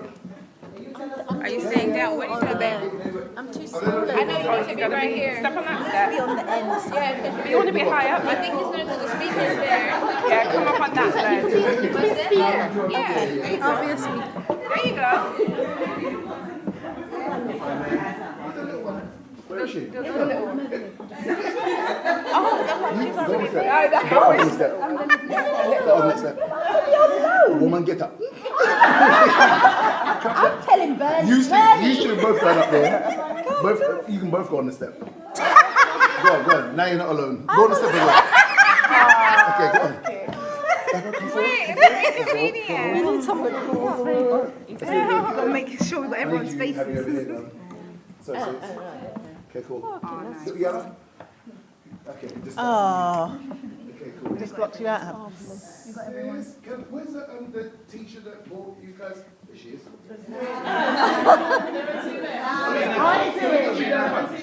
And you. Can I get down here? And you. You've got to step out of your comfort zone. You want to come through the middle? Come to the side. Go to the side. Sis. No, we are. No, we need to change it, guys. We need to put it on women mastering. Look, there's something wrong with that as well. We need to change. Hang on, we need to change it. We need to change that. Blowup. Hang on. Yes, right there. Yeah, 2 teachers there. So everything she could to get on Little yellow. Yellow. Little yellow. Come here. Yeah. There we go.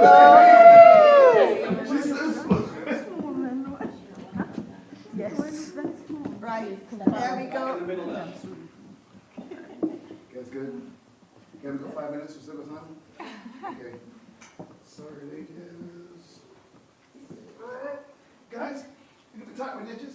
I'm leaving. Y'all have to bring it in. I'm going to just lean my hand on my shoulder. Okay, we're good. That works. Okay, that's good. Okay, on 3. Yeah. Women mastering change. That's way too much. Change. Change. On 3. Change. 1, 2, 3. Change. That's good. Put your hands up as well. 1, 2, 3. Change. What's your hands? There's always one. I know, right? I know. Ready? Change up. Change and hands up on 3. Okay? No gang signs. Take. Ready? 1, 2, 3. Change. That's good. Just one.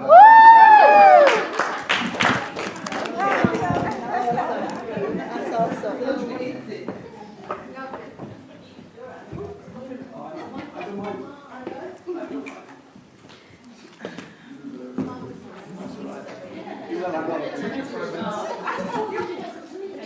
Right, you have 5 minutes.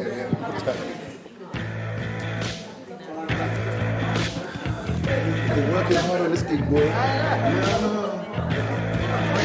pound the flesh on this.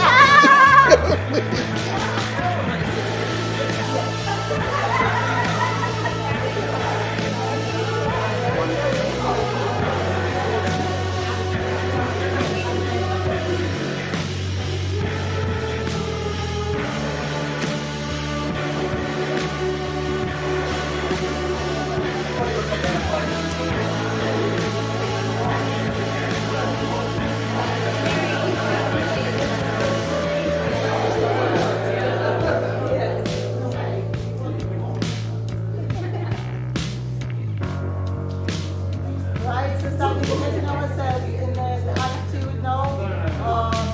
You know when you're ready to go to a nice restaurant. I don't know about you, but if I'm going somewhere really nice to eat, I don't eat.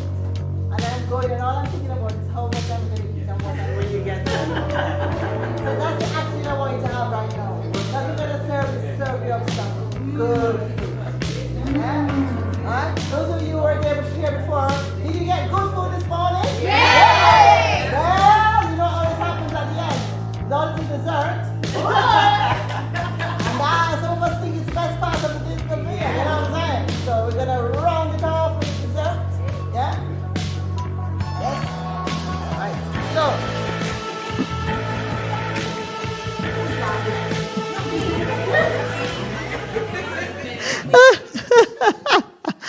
Oh my goodness. Yes, give yourselves an applause. Yay. Woo, woo, woo, woo, woo, woo, woo. Yes, it has been incredible. Yes, I am so glad we planned 2 days of this because I'm not ready to go home. No, tomorrow we're at it again. Those of you who can't make it tomorrow, you know, it is one thing to come to the 2 days, but it's the other thing to know you can't make the dessert, you know, because House of Lords is the dessert, really, isn't it? Yeah, we're going to be up there hobnobbing in the palace of Westminster and everything, selfies galore, sending to our friends, and hopefully meeting some incredible people. But it's even more of a commitment to your purpose when you come and you know you're just eating the vegetables and the protein, yeah, and the steak, because you need it, yeah. We can't survive on dessert alone, but we can survive on the main course alone, can't we? So, you know, I commend those of you who have come out to be fed, just to get yourselves ready to master change, because let me tell you, it is inevitable. Whether you're ready for it or not, it's inevitable. Things are going to change. Things have changed. I mean, if you didn't know that before, the pandemic would have told you that. Okay? Change is just a part of our lives. And guess what else happens? We change. And we should. Yes? Because if we stay in the same place at all times, we don't really stay. We actually diminish. That's a fact. Yes? So, women mastering change. That's a whole other apple cart, isn't it? Because we have to deal with the gender equality issue that is pervasive across the world. We have to deal with, in the United Kingdom and in Wales, the gender pay gap, which just shifted by 2-point-something% from 12%. Yes? We have to deal with the fact that female founders are not getting the kind of investment that they need to get, and that's evidenced in the NatWest Rose Review and its many updates. Yes, they might be having more female founders that are coming on board, but not enough and not at the pace of male founders. Despite the fact that it is proven that if female founders were launching at the same pace of their male counterparts, it would inject £250 billion in the UK economy. Why isn't that a priority? But isn't it? It is a priority in places like UWC Atlantic that have taken this trip with their children to come across. I applaud you. Yes.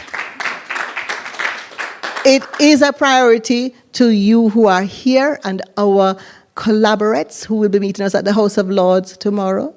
It is a priority, I would say, with some people within the government, but not enough. It is a priority in Women Equalities Network. Yes. It is a priority in higher tech. I'm just showing off about Wales, man. We prioritize these things. Yes. It is a priority for me. It is a priority for Desiree Peterkin Bell, who's come across the ocean. Not to get paid, funding herself, because change matters. Absolutely. Yes? So you need to understand that those of you who have come today and you've invested in yourselves, you're among friends. Yes? So, enough of me, because I could talk all day about this and you don't want that, right? I'm going to hand over to our fantastic ladies. Well, let me read a little bit about them first. Yes? Stephanie Taylor and Nikki Taylor are sassy sisters.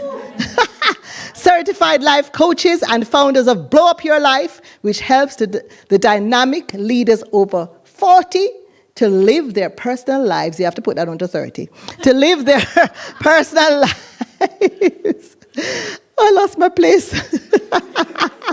Stop joking when you're reading, Bernie. That's what you need to do. Right? With the same intention that makes them so successfully professionally. After decades of thinking that business wasn't for them, they used their Blow Up Your Life model to transform their lives, and they became property investors and developers with an award-winning property management company and are authors of the #1 best-selling book, Rent to Rent Success.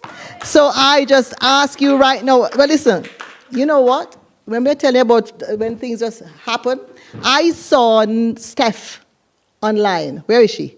I saw you online, a video, and I thought, this young lady, she knows her stuff. She is giving a lot. She is not one of those who are just saying, oh, buy my course. She was giving stuff, and I thought, what an amazing woman. And then, not too long after that, a friend of mine asked me, put me in a chat with somebody and said, Bernie, who's your hairdresser? When things are to happen, they happen. And she said, my friend wants to know who your hairdresser is. And I answered, because as far as I'm concerned, any friend of that young lady, Paula, is a friend of mine. So I didn't really need to vet her. I gave her my hairdresser's details. Subsequently, I saw Paula with Steph. And I said, you know Stephanie? She said, Bernie, you're in a chat with Stephanie.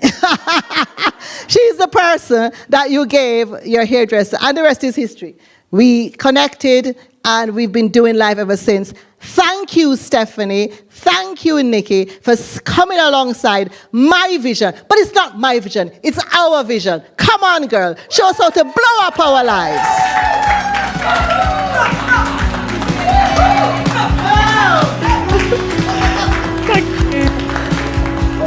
Thank you all. It's so incredible to be here. I love it. And every time I speak on stage, I still get those few butterflies beforehand.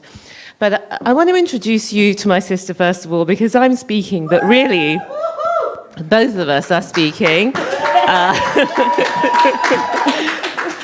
So whenever I say anything, you know it's me and Nikki T.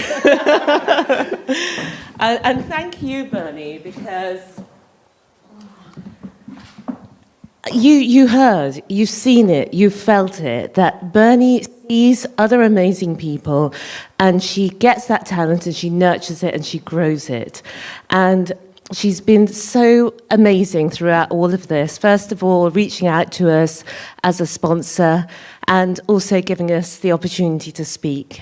And it's phenomenal to be here. I know that I'm not always easy to deal with, so it's been a phenomenal opportunity, but I have got so much from this morning, and just listening to Cody. And what happens is people try to chase you away from your dreams. But part of it is also that we chase ourselves away from our dreams, that we listen to those voices and we don't move forward. And then Desiree really talked about how to blow up from the projects and just become someone who is just hanging out with Jay-Z and President Obama, as you do. And to be in the room with all of you. And then at lunchtime, I was talking to Amina. Now, I already knew Amina. I said, Amina, you're the one who needs no introduction. Because at least 3 people have said to me that they're here today because of Amina, and that the way that they say her name with such gratitude. So you taught me something today, that being in this room is so special because it's OQP. Only quality people. It's only quality people. And that is the room that has been created for us today, that Bernie and Cody and Desiree have created. And we are all so lucky to be part of it. And I'm so excited to be here with you for a few minutes to talk about how to blow up your life. Yes, it's working.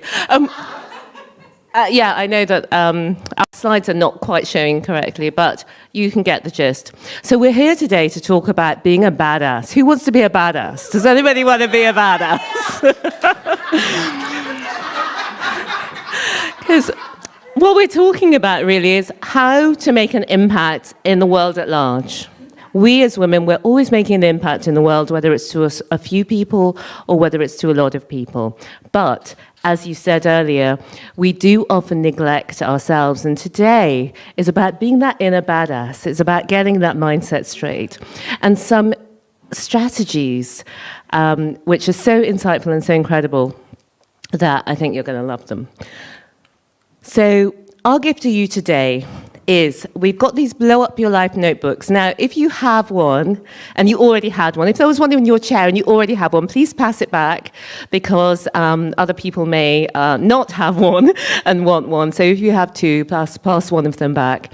And why you've got these today is, as I say, some of these insights, and like the insights that you've had this morning, you may want to make a note of. I'm going to be asking you some questions about some things that come up. So do write in your notebooks today.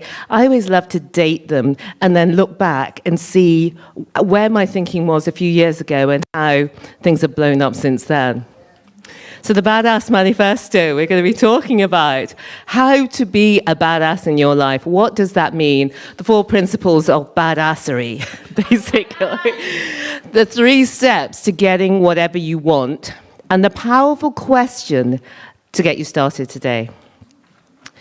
But you're probably saying to me, but Stephanie, my life is great already. I don't need to blow up. I quite like my life. I'm kind of happy with it. And in a lot of what we do professionally, we're working with women over 40 whose lives have started to go smaller in some cases. But we also have been joined today by lots of young people, so I hope you will get something out of this as well. Because if you can embrace these identities and these way of thinking when you're young, it enables your life to blow up in a bigger and better way. So some of us don't do these things because we're actually scared to know what we think. We're scared that we might want to make a change, and we're scared that maybe some people won't like that change. But I'm here to give you some newsflash. Some people won't like that change. But whether you move towards your dreams or whether you stay exactly where you are, some people won't like what you do. So it's really important as we turn over 40 that we ensure that we know what we want, because often we're living on dreams of the past that no longer are relevant for us, or we're trying to become smaller or more hidden, or we're thinking there's no point now, it's too late. It's not too late. And for me, the moment that changed things, what I love when I hear other people's stories is there's moments. There's moments, like when you're held up by a gunman, or, when you hear you've got breast cancer. My moment was just an ordinary, everyday telephone call, but it shifted my mindset. And what happened was that my mum telephoned me, and she telephoned me in the morning. I was getting ready. My mum doesn't normally telephone me in the mornings, and so I really should have paid more attention. But I was very distracted and concerned about getting to work on time, the presentation, doing well, what was I going to say, was I going to be late now? And I sort of hurried her off the phone. And then I did the presentation, and it went amazing. And I was sort of lapping in the glow, sitting on my desk, looking out over the river and thinking, wow, Steph, you know what, you really did it. Look at how your line manager said to you, repeating the words back to myself. And then it hit me like a punch in the belly, because what I realized was that my mum called me because she was scared, because she was sick, because she was lonely. She just woke up and she needed that connection. And I wasn't there for her. And that I went to work in Bristol and she was in Birmingham. And that simple realization just made me think, how am I living my life? At that time I was 45, and I thought, I don't want to live like this anymore, because if you ask me what's my most important priority, it's my family. But the way that I was living, my job was my most important priority. And so what I did after that, I just thought I have to change. But the fear was there, because I didn't feel like, Cody said she was labeled with that label of not being very intelligent. And I felt I had the label of not being a business person, not being somebody who could grow a business, that there's some secret world and that I'm not part of that world, and that I'm an employee. And so I just did not know how I could create that freedom to be there for the people who matter to me, and beyond that, to actually live the life for the values I want. Because if I didn't turn up to work that day, the bank would have been absolutely fine without me, but my mum wouldn't. And at the end of our lives, we'll look back on the connections we had, the love that we had, the friendships that we have. We're unlikely to look back on our job at Lloyds Bank and say, I wish I'd been there for an extra day. So what this is about really is to live on a purpose and not on autopilot. And it's so easy to be on autopilot, especially as women, especially as mums, especially as partners. We do tend to take on everything. We tend to take on everything way more than we should and do everything. And so our lives can just whiz past, and then suddenly we feel it's too late, we can't do it because we haven't done it. But our history is not our destiny. We've talked today about the opportunities that we have today in this world because of our ancestors. And how do we make the most of those opportunities to own assets, to grow businesses, to have choices about how we live and how we grow? We do that by being on purpose, by making a decision about our lives, by being a little bit badass, or maybe a lot badass. And so the first question today is, are you living on purpose, or are you living on autopilot? I think for most of us, there might be areas of our lives where we are focused. And for many successful professional women, it is in their work life. They're very focused. They can make things happen. They can turn up. They can do the business. But outside of that, often, things are not as purposeful. So just make a note of that for yourself. Are there areas where you feel at the moment you're on autopilot that you would really like to bring a little bit more intention, attention to? So you can make a note of that in your notebooks. Because, as I was saying earlier, there's always going to be people, as you go through that process of looking at, this is my life, this is the life I would like to be living, this is the life I'm living now, this is my plan to get there. There's going to be people who don't like it. There's going to be people who say you can't do it. There's going to be people who try to chase you away. And your own brain is going to say you can't do it. But if anyone doesn't like how you live your life, and there will be people, It shouldn't be you. And that is so important because I think sometimes we forget that. Logically, we know it. Sometimes the way we act, we don't act from that knowledge. If anyone doesn't like how you live your life, it should not be you. So the Badass Manifesto changed our lives, living from this reason. We had that spark. We had that moment where we knew that we needed to change. And I like to include this picture because you can see Nikki and I there on the left, and you can actually physically see it. Because people often say to me, "Oh, but Stephanie, it's okay for you, you know, you're confident, you know people. I'm out there on the videos, as Bernie said. I'm, you know, front and center." But you can see in that photograph, on the left? Yes, on the left, that you can actually see the lack of confidence in my eyes, in my images. And you can see there I'm wearing a bright red jacket. That was not a normal jacket for me to wearing. I had to buy a special jacket. I can't remember what the occasion was. I very rarely had my photo taken. I did not like to be noticed. I did not like to be seen. I did not like to see myself. I had confidence in certain narrow areas, but as a general rule, I did not have very much self-esteem. And then you can see on the right the transformation. You can see in the pictures the exudance. It's almost like you can't see inside somebody's mind, but in these pictures, it kind of shows the transformation. And we've achieved quite a few different things in the last few years since that telephone call, making that decision, deciding to be brave, deciding that actually your life is imperfect as it already is. The life you feel comfortable in when you have that spark to do something else, you're already having bad times in the life that feels so comfortable. So why not have the challenges on the way towards your dreams? And so what we've done is we founded this award-winning property management business. That was our first business. And then we bought a multi-million-pound property portfolio. Now, I don't have time to talk about this, about how you can start in property with little money and build up your own assets and leave a legacy behind. But we're so keen to share this because I always thought these property trainers, it kind of sounds like a scam. And also, the asset building world is kind of this white male domain. And getting into it, I get so many messages from people who say to me, it was so amazing to see another black person doing it, or it was so amazing to see another black woman doing it. And what we wanted to do is put it out there that you can do this and you don't need a lot of money to start. You can start from exactly where you are. And we started up Rent to Rent Success, which has helped thousands of people to get started in property. We're authors of the #1 best-selling book. So it's great to see you. Oh yes, thank you.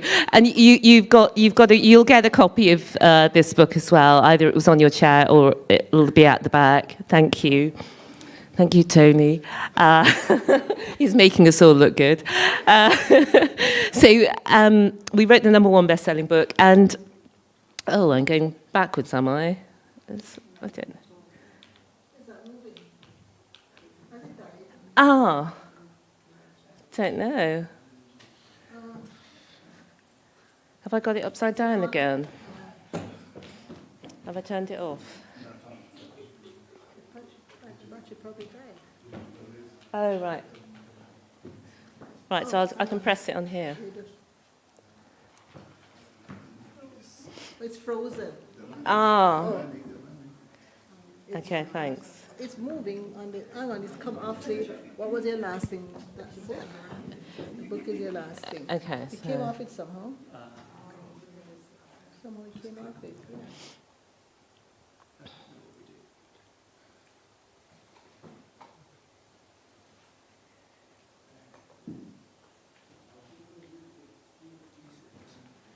That's odd. It's frozen. It's okay now? Yeah? Is it? Let's see. Sorry, people, that's what live TV is all about. Yes. Yay! Yay! We're back on. I can break things. I'm very good at that. So we host one of the top 1.5% podcasts. It's also called the Rent to Rent Success Podcast. In 2021, I won Inspirational Person of the Year from Les Brown, some of you were talking about earlier. And we've been featured in the BBC, The Telegraph, Business Insider, Entrepreneur Magazine, and many others. But I say all this, again, not to say, yes, look how amazing I am, but just to say it's amazing what can happen in a very short period of time. I could just be still working my job in the bank and be exactly the same. But because of that one moment, six almost 7 years later, everything has changed. Because it starts with one small step and then another step and then another step. And suddenly, you're working with President Obama. But what's amazing is the accolades are amazing, don't get me wrong. And I feel very grateful and proud about that. But what I love is that the way that our lives have changed. This is my mum again. This is her 75th birthday last weekend. And what you can't see in this picture is the homemade cake, which my son made for her, which has got the 75, the number 7 and the number 5 candles on it, which she's so delighted with. And we get more time to be with her, with them. And you can see, look at, she could not smile any wider as she tried. And it's just so amazing to be able to hear her stories and enjoy that time and enjoy the purposefulness. And because of this way of thinking, we started to travel more. It's not that we didn't have the availability to travel. It's not so expensive to travel nowadays as it used to be, but we didn't used to do it.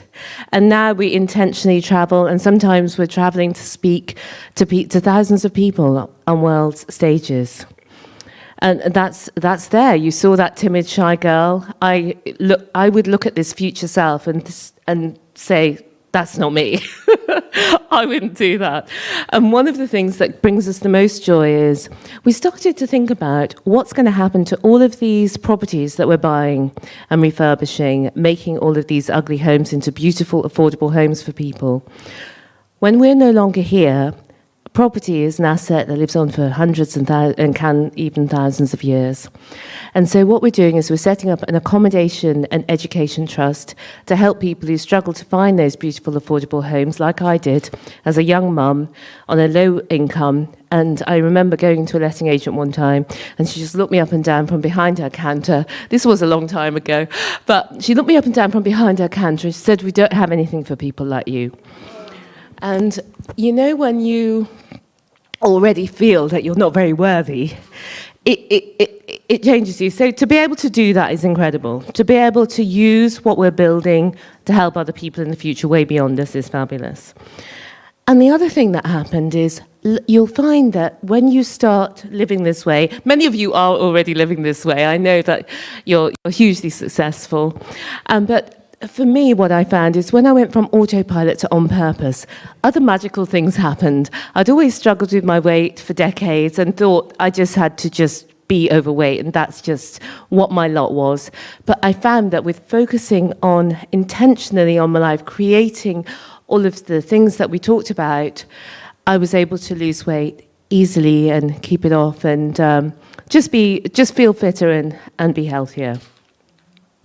So what is the Badass Manifesto? Let's get into these 4 principles of badassery. So I don't know if anybody's got any ideas. What do you see as being a badass? Yes, not giving up. Fearlessness, absolutely. In these principles, before we go into it, I want to talk about that they're very much about you and how you see yourself. They're not about pointing outwards. However, with the badass principles that are looking inwards, we can then go outwards to make an impact in the world and to give. So the 4 guiding principles of badassery. Number 1 is you were born to shine. You were not born to be in a corner. You were not born to hide. You were born to shine. You were born to show your brilliance. You are like a diamond. I loved that analogy that you did this morning, Desiree. You have been crushed. You have been pressed upon. You have been fired up. And now you're ready to shine. Everything you have been to was meant to happen to you. And it's brought you to this place where now it's your time to shine. It's your duty to shine. Your best moments are yet to come. Now, you know that I said that our work focuses on women over 40. And oftentimes, as we age, the messages from culture and society are saying, you should be smaller, you should do less, you should not be seen, why are you doing that? And then we tell ourselves, it's too late, it's too this, I'm too old, whatever. But what if the opposite is true? What about instead of living from your past, glorious though it may have been, your best moments are yet to come? Each and every one of us can ensure every year, every day that our best moments are yet to come because we create our lives through our thinking, through being in the room with OQP. You women here today are all extraordinary because most people are not outgrowing themselves. They're not out at events like this. They're not seeking out the OQP. They're just dealing with whatever people they get in their lives. That's fine. But when you seek out the only quality people, when you seek out the goals, when you seek out what brings me joy, and you scatter some into that into your day, it needn't be, your life may be very busy. You may only have 5 minutes or 10 minutes to feed into yourself. And when you live that way, you always know that your best moments are yet to come because you've organized them. You've created them. Your life is important. This is the third badassery. Because a lot of the times when we treat ourselves badly, when we treat ourselves less than we would treat a good friend, when we treat ourselves less than we would treat a daughter, when we treat ourselves less than we would treat a pet, although we may logically say, yes, I understand my life is important, when we look at the voice in our head, when we look at how we speak to ourselves, we're not living that way. So that is the third one, that reminder. So the fourth one is, you're sassy, you're a badass, and you rock. And this is just a reminder, my way of saying, you are 100% valuable and worthy just by being here, alive, breathing. It doesn't mean that you're perfect. It doesn't mean you've never done anything wrong. It means that you're a beautiful human with beautiful imperfections, and you're striving. You're doing the best you can with what you know. And in the past, for those things that we want to berate ourselves for and to hate ourselves for, let's love on that girl who did the best she can with what she knew at that time and has brought you to this place where now you know better and you can do better. You're sassy, you're a badass, and you rock right now. 100% valuable, 100% worthy. So that's the 4 guiding principles of the Badass Manifesto. You are a star. You were born to shine. Your best moments are yet to come. Your life is important. You're sassy. You're a badass, and you rock. So we're going to start. We're going to start talking about. We're going to start talking about the 3 steps to getting whatever you want. The scary thing is 95% of us don't even know what we want. We're not sure. If I invited you up to talk for 20 minutes even about what you see for yourself in the next 5 or 10 years, for most of us, we would be unable to get up and speak coherently on that topic. But what better research topic for yourself than you and your life? Because from there, you can look at how you can impact. So we're going on to the 3 steps for sassy badassery. And number 1 is love. And what I'm going to talk about here, I know that we all know that we should love ourselves. It's a bit basic. But often we don't know how to do that. What are the practical steps? If we find that we're in a self-hate spiral or just not self-love spiral, it might not go as far as hate. How do we practically get out of that? So first of all, it's so easy to love our pets, isn't it? for those of us who have pets. We just love them. They just have to be there, breathing, alive. If we see a photo of them, we love the photo. It's so cute. If it's just got their one ear in at a strange angle, we look at it and think, oh, they're so gorgeous. I love this pet. And we just simply love them. They don't have to do anything. They can rip the house up, and we just love them, right? Contrast with our relationship with ourselves, especially as women. We do something wrong, we drop something, we forget something, we procrastinate. We've got our long list of things to do, and we only manage to do 75% of it.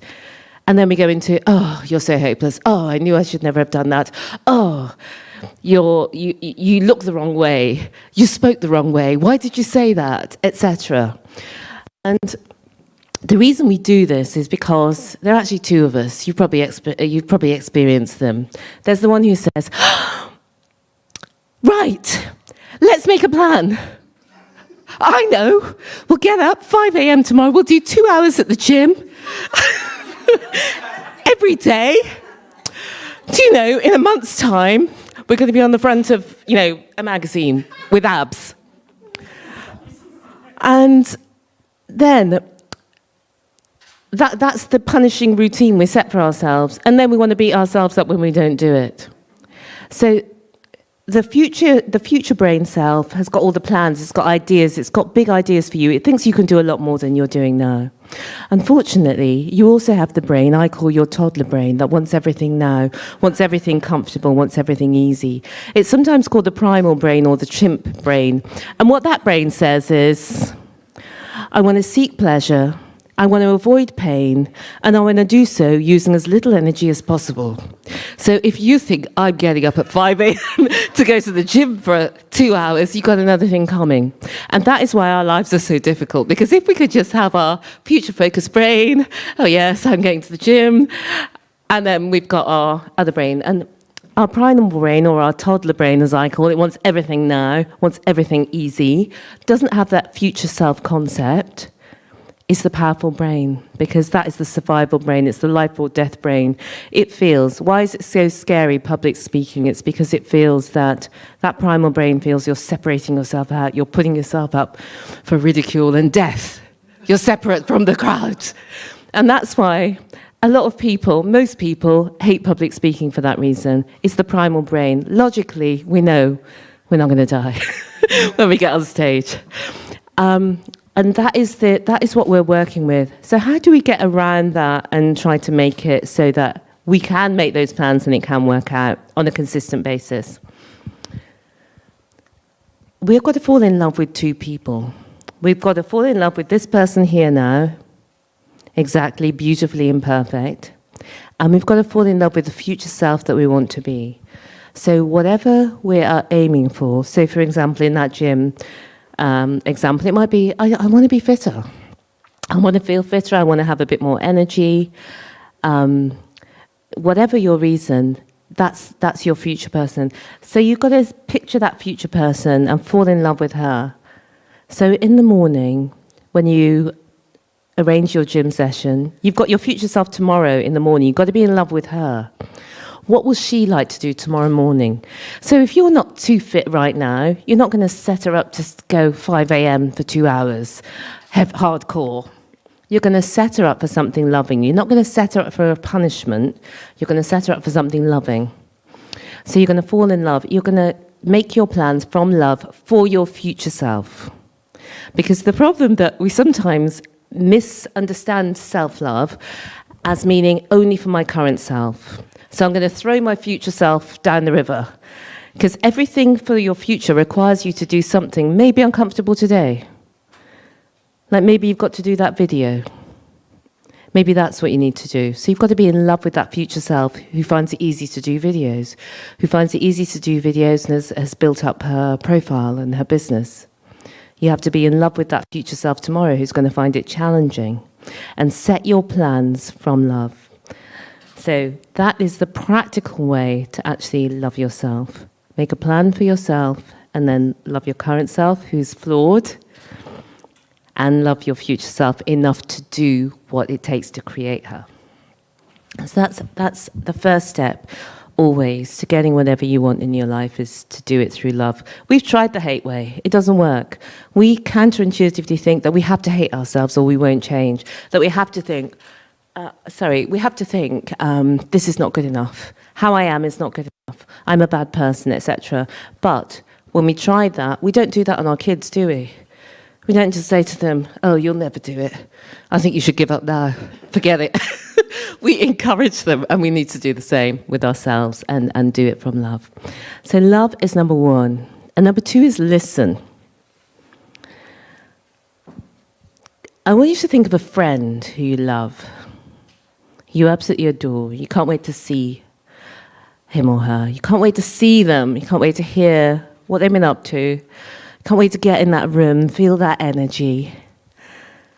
So they come over to your house. Maybe you made something special for them to eat that you know that they like. Made a little treat for them, and you're going to enjoy it together. But as soon as they start talking to you, you put your earphones in. You start listening to your podcasts. You start watching television. You start going on YouTube. They try to get your attention, and you won't listen. Or you don't listen. And that is what we do to ourselves. We try to speak to ourselves. Oh, I'm not sure about that. Oh, I don't know about that. Oh, maybe I'd like to try this. You try to speak to yourself and you don't listen. So you are your own best friend. You are the one who's always going to got your back. If I told you that there was somebody who could help you with everything that you plan to do, but they don't help you, and they just kind of whip you, you would say, oh, that's not a very nice person, is it? But for many of us, that is what we're doing to ourselves. We do not listen.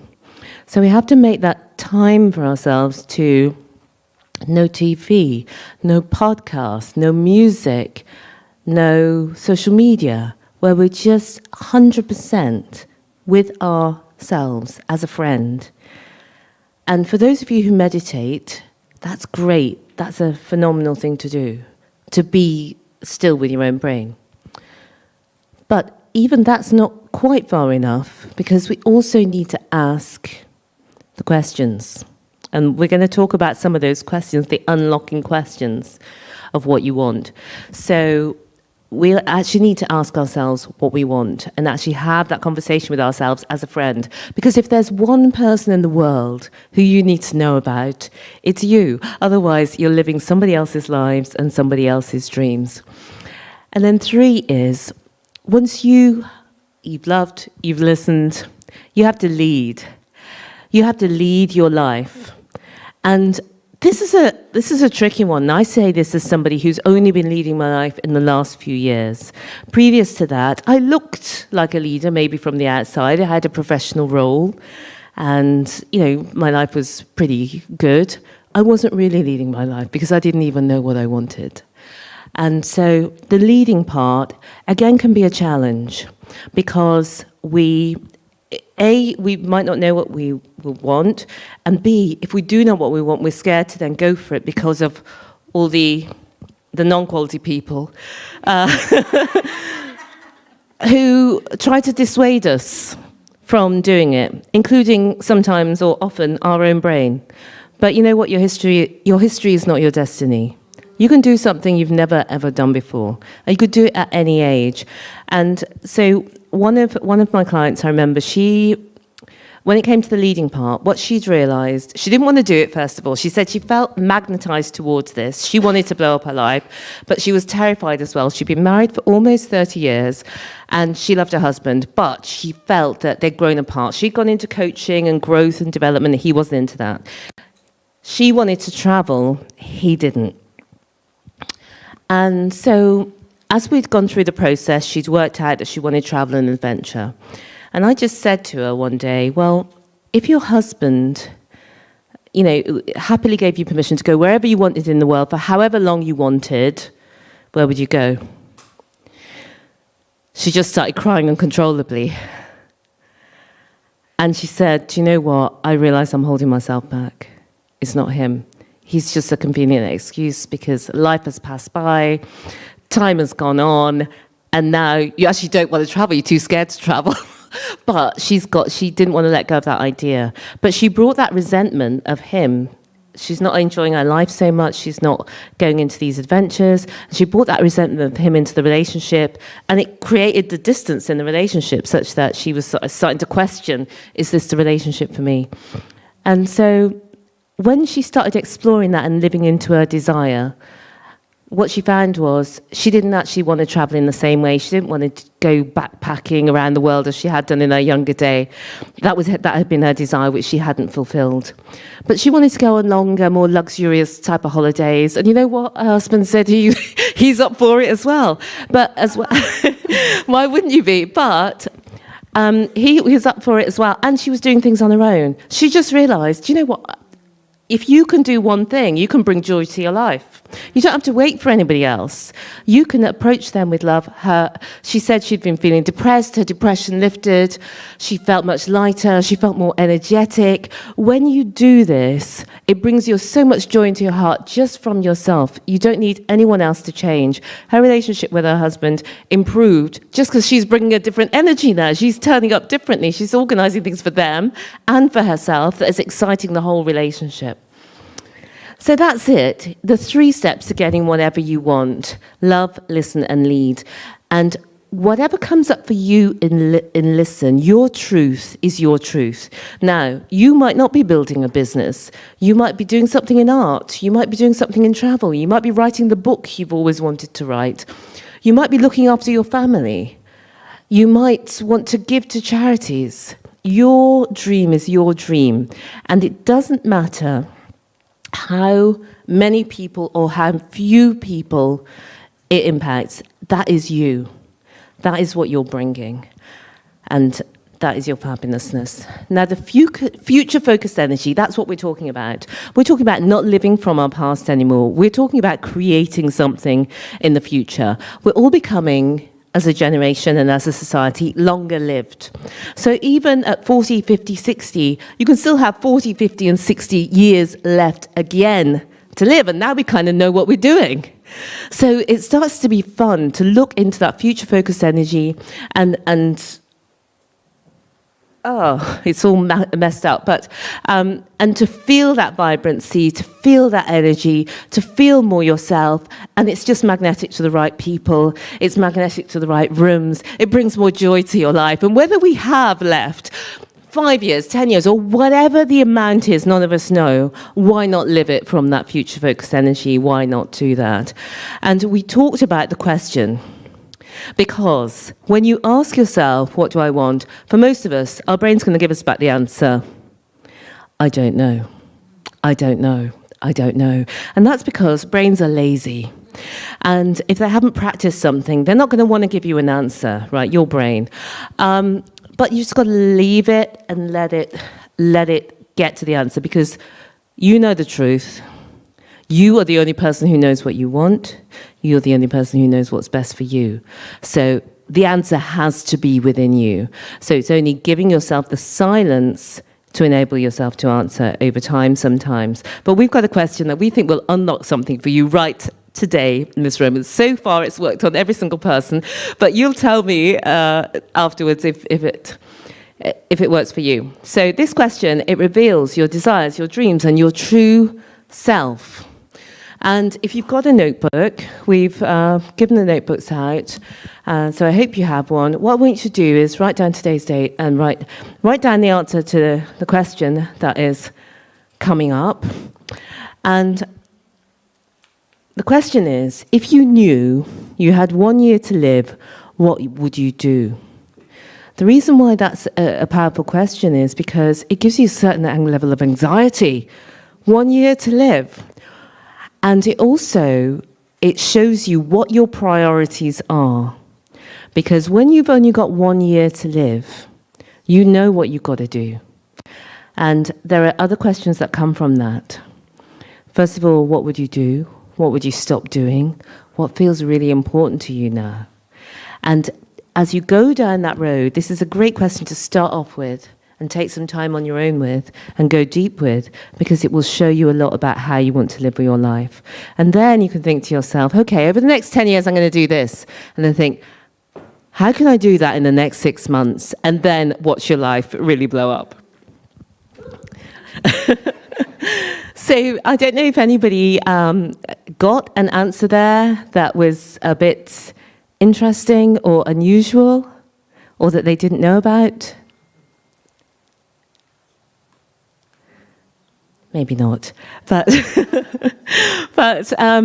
if you do want to go deeper, I know we need to wrap up now, then you've got postcards within the notebooks, or you can just take a photo of this screen. You can also book a call with Nikki or I to talk more about what you want and how you want to blow your life up. And now we're coming into the questions. Yes, time for the question. But first, give her some love. Incredible, awesome. Thank you so much, Steph. Doesn't she have the most beautiful voice? You could just listen to her speak and speak and speak. Awesome. Right, okay. So I just saw Durdana Ansari OBE in the house. Woo! Yes, awesome. Right, Q&A. Well, does anyone want to give any of their answers? If it's something you can share with the room. Did any answers come up? Cody and Evelyn? You travel. Yeah, Evelyn, what would you do if you had a year to live? That was it, the question, wasn't it? Yeah. Evelyn? Take that step to make my dream come true. But you know what? If you had just 1 year to live, what would you do? If you were told you have just 1 year. I will make my will. You'll make your will. You should write your will. but you know what's the sobering thing?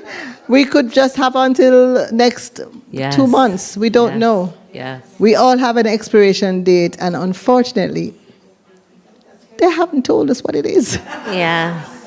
So we have to live every day as if we have 1 year left to live. Yes. Yeah, live every day as if you have 1 year left to live. Come on, Steph, anything else? That's it? All right. Whoa-hoo-hoo. Thank you so much. Thank you. You're amazing. Oh, thank you too. Thank you. Awesome. Right, so does anybody need a little bit of a comfort break? We're going to be having this day expert panel, so we're going to be putting some chairs up in the meantime. But listen now, guys, this old phrase, carpe diem, seize the day. Yes, you guys, I'm preaching to the choir because you have seized today, but there are options for you to buy a book, get some mentoring. Tanya didn't wait until she went home. Tanya, show yourself. She signed up for my mentoring. Yes, today I'm offering, my 6 months mentoring program is £6,000. Today, if you sign up, it's £3,000 for 6 months. And you only have to pay your £500 deposit today, and it's £500 a month. Listen, I can't make it any more accessible for you guys. Grab it. Yes, carpe diem, because we have an expiry date. But forget about expiry date. Let's live while we're alive.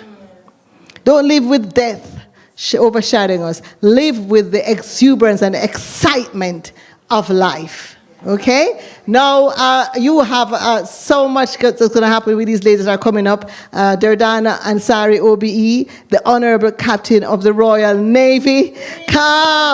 Let me tell you, this is a woman of substance. A woman of substance. Eula Clarke. Yes, Assistant Vice President of Barclays Bank, retired, turned philanthropist and entrepreneur. In the house. Yes. And now we have Desiree Peterkin Bell from New York. Yes, who Barack Obama follows. That's all I'm about. Barack Obama follows. It's done for me. Right. He's looking up. What Desiree saying today? Cody Gapare. Yeah. And one of Cody's big sayings are, let us stop, leave our pulpits and build a chair. Build longer tables. Come. Let's build longer tables, not higher walls. Yes, yes, yes, yes, I feel like preaching. Hey, preach. Yes, that's how we are. That's why, that's what is so amazing about us women. We are not afraid of our emotions. We're not afraid to celebrate. We're not afraid to make some noise. We're not afraid to show love. We're not afraid to cry. Yes? We're not afraid, I hope, to heal. Now it's healing, because it can't change without you go through the healing process. And going through the healing process, you've got to bear yourselves. I leave you to think on those things while we get the room together. And we have one lady. Listen, that's why another reason I love women. There's a woman who's going to join us now. You're going to see her lovely face on that screen because she's in Zimbabwe. She was supposed to join us here, but she had a death in her family. And why it resonates so much with me, what Maureen is going to do, is that in 2012, 13 years ago it's going to be, oh my gosh, since my mother passed away. I heard the news the morning my mother passed away in Jamaica, and I had 3 seminars to run. That day, I ran them. So big respect to you, Mo. I don't know if you're on yet, but when a woman's got to do what a woman's got to do, you got to just do it. Yes? So she'll be on shortly. So if you need to get a quick comfort break, please do. We're going to put the chairs up here and welcome our fantastic expert panel up here. Listen, take the opportunity. I don't want you sitting there looking. Listen, ask questions, please. Please, these women, they have so much to give. Take from them today. Yes? Take advantage of the knowledge and expertise. All right? Awesome. All right. Thank you. Give me some chairs. 5.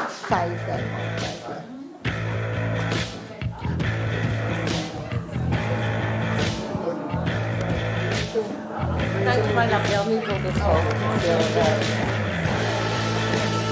Okay.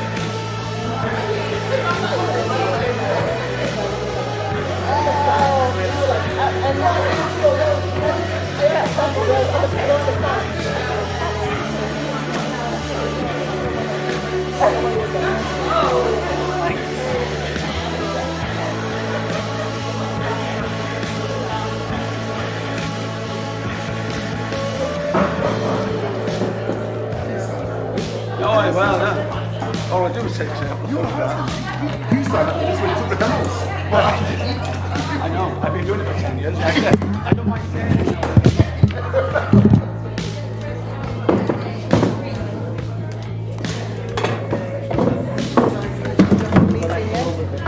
No, it's a table. I think it's come off completely.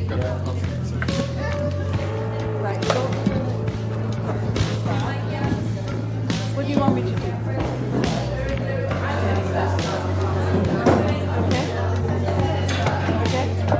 And run away. And then run away.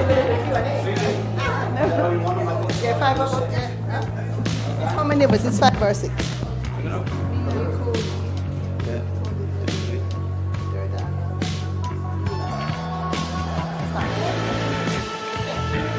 I'm holding.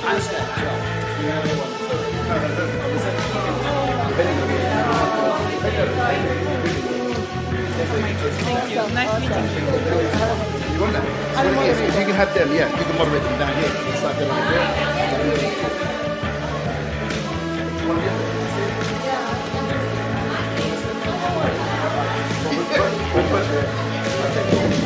Just put another one in the middle there now.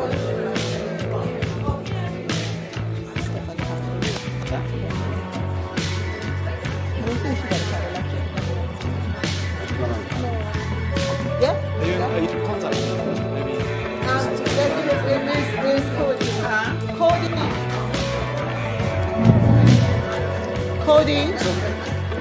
Cody. Cody. Could you discuss this with Maureen? There's only 5 there. She needs to.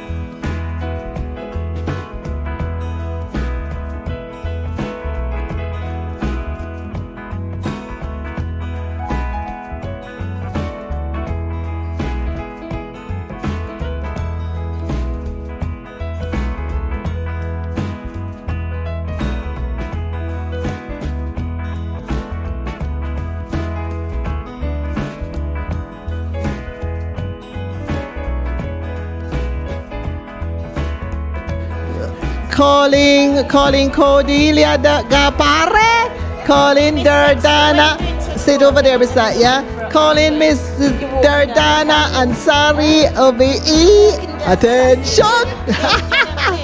There you are. All right.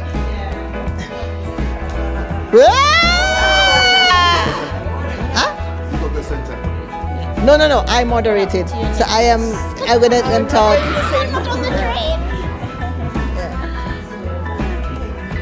Right? Cody?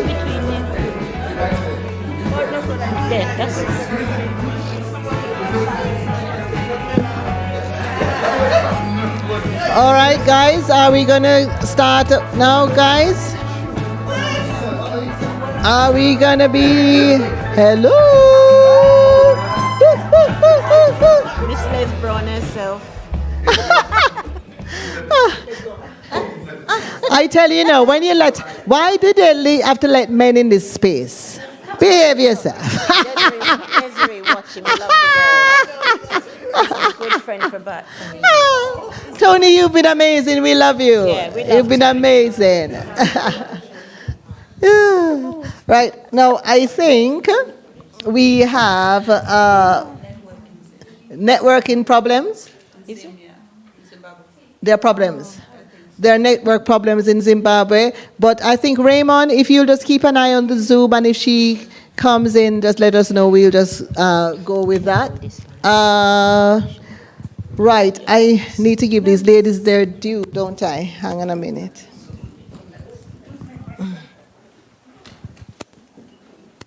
Oh.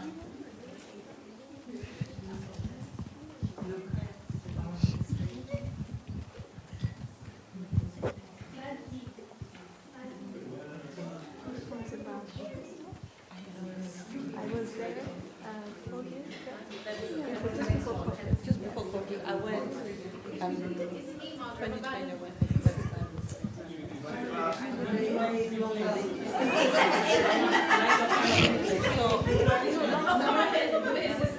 I was in Zimbabwe. I was Right. Yeah, so when I left Okay. the next time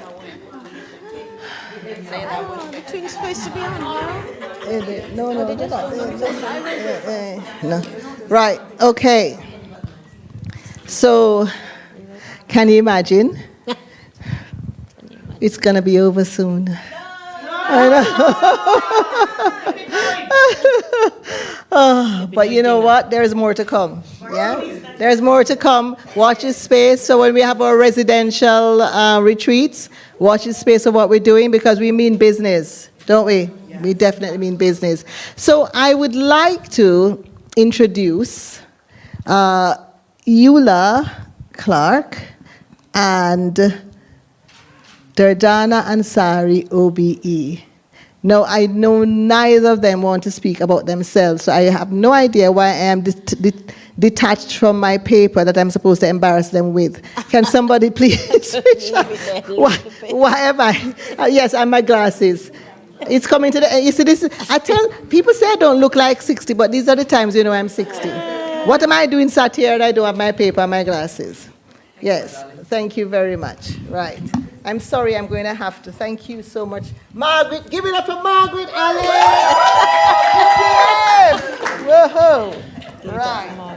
Okay, give it up for Margaret. Yes, yes, yes, yes. We mean business? Yeah, we do. So, the expert panel. To my left, yes, is my left. In the middle, yeah, no, you. This, you have lovely young lady. Coming my far left is Durdana, Honorable Captain Ansari. OBE's career life was founded in 1985. She doesn't look it. Where she joined the BBC as a presenter, and from that day on, she has never looked back. Over 2 decades, moving from BBC Urdu to the World Service's English language programs, Meridian Outlook, and eventually The World Today, she produced and presented major series and interviewed several key figures. She also started presenting on British-based Asian channels, interviewing numerous Bollywood stars, heads of states and politicians, as well as voicing many ads for TV, councils, and health agencies. I told you we had some heavy hitters. She became a household name in the UK, as well as abroad as a broadcaster. In 2006, she was invited by a British MP who asked her if she would be willing to lead a charity project in the UK to educate British Asian Muslim women. The project was initially intended for 100 women from marginalized backgrounds, but by 2012, it had engaged more than 9,000 women at various centers. That deserves an applause. Yes?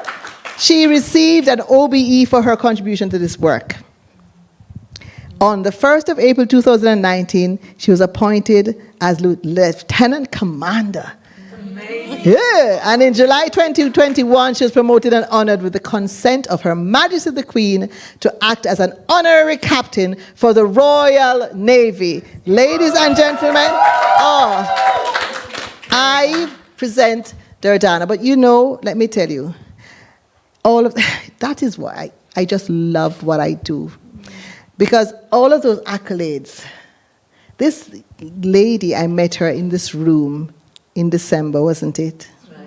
And Durdana came here on the invitation, in November, on the invitation of somebody else. Mercy, who actually is the lady who opened the doors for me to have the event tomorrow at the House of Lords. Mm-hmm. And Mercy invited Durdana here.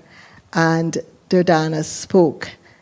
The humility which you'll find that this woman embodies is it's unparalleled.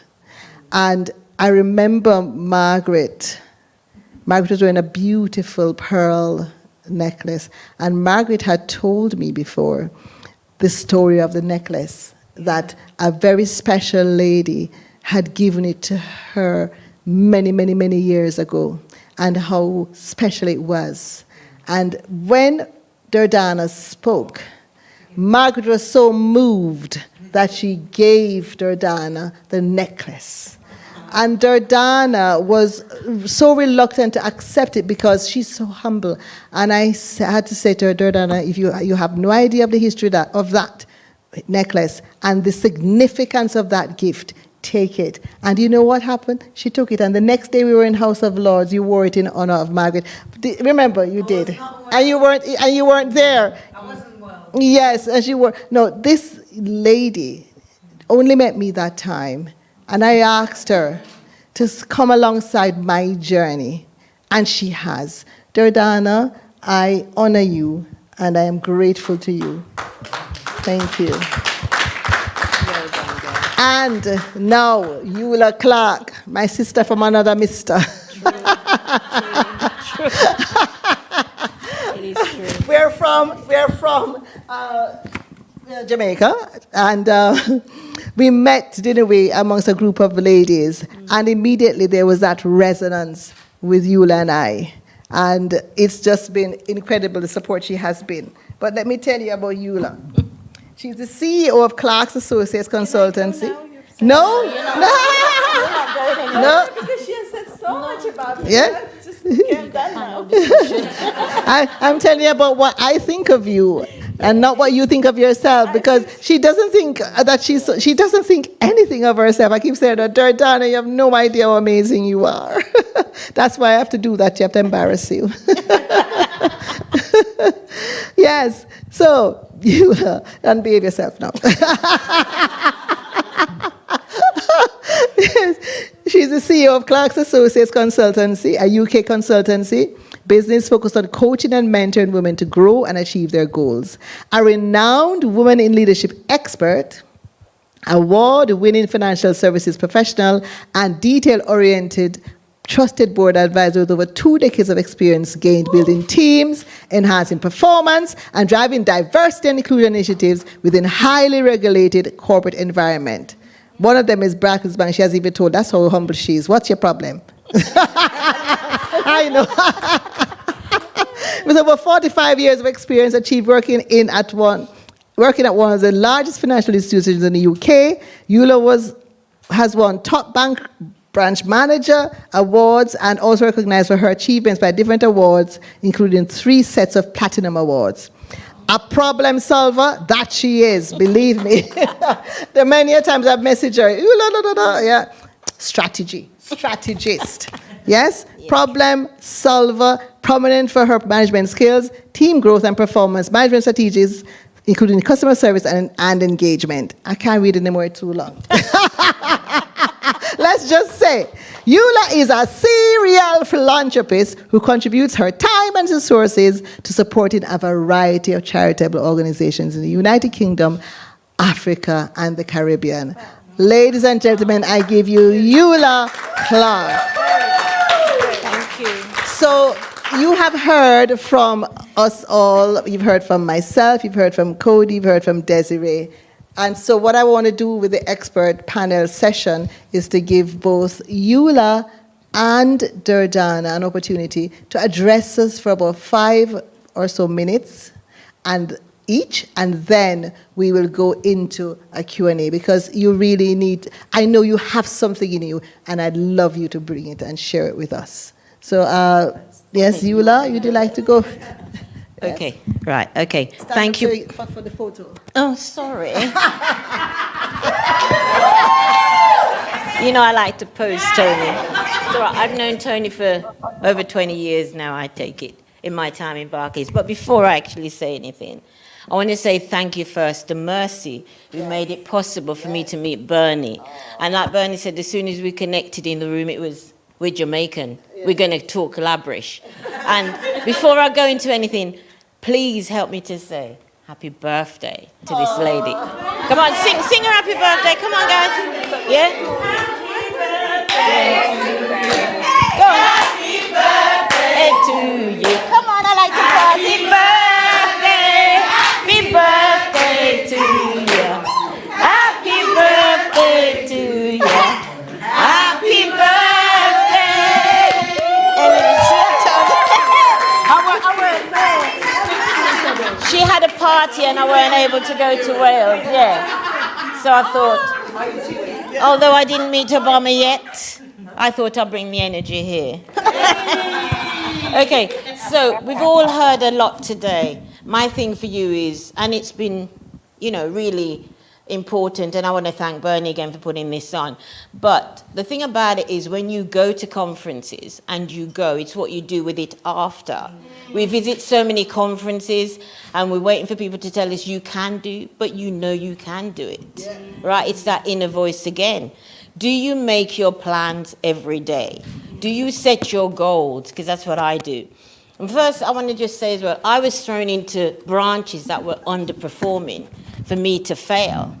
And like Tony already know me, I do not fail. I'll go in first and I'll audit myself. So I'll go into the room and I'll say, where is the mess? Why are we failing? And I'll audit and I'll create my own report of what I've found. And then I'll take it back to the manager or the regional director to say, I need the staff to bring this up right. And I said, give me 3 months. And I did. So I'd move branches from about, 50 or so into the actual position, up to number 10, then up to number 3, then up to number 1. So it gave me Woman of the Year for the organisation. I'm brand ambassador for the organisation, outside in the community. The biggest thing for me, hold on to this, I don't need this in my The biggest thing for me, and I will say this, is I went into the heart of a Jewish community, a community that I'm not familiar with, the only black manager. And what do I need to do? Make sure I understand the community that I'm going to serve, so I'll know how to best serve them. And when I took my time out to understand, Friday was Sabbath, the tabernacle, the synagogue, met with the judge who was a Jewish lady. She came and took me for tea, and then took me all around Golders Green and Hendon. What happened after that? The floodgate opened for my branch. People were calling me from Israel, Eula, I've got a check, I've just sold £1 million house, I'll need to come and bank the check. Everywhere within Golders Green and Hendon relates to me. They were coming to me.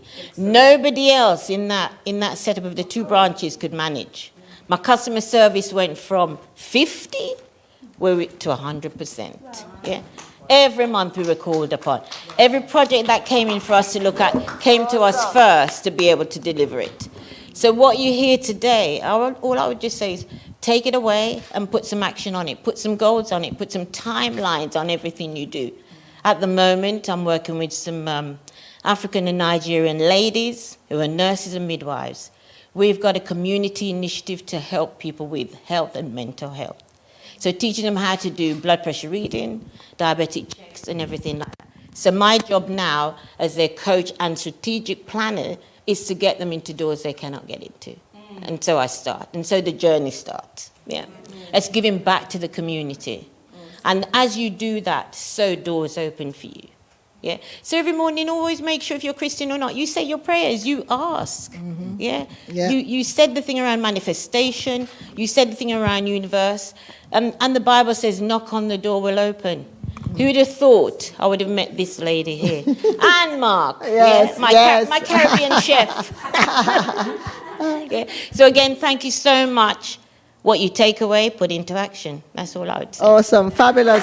Thank you, Eula. Before Durdana goes, let us welcome Maureen Mandipaza. Woo, woo, woo, woo. You made it. You made it. Our sincerest condolences, Maureen. And our hearts are with you. But I did the same thing. Sometimes you just gotta show up.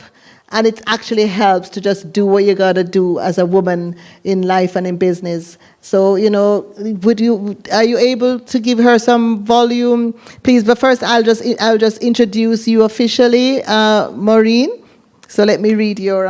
Thank you. Yeah, awesome. There we go. Right.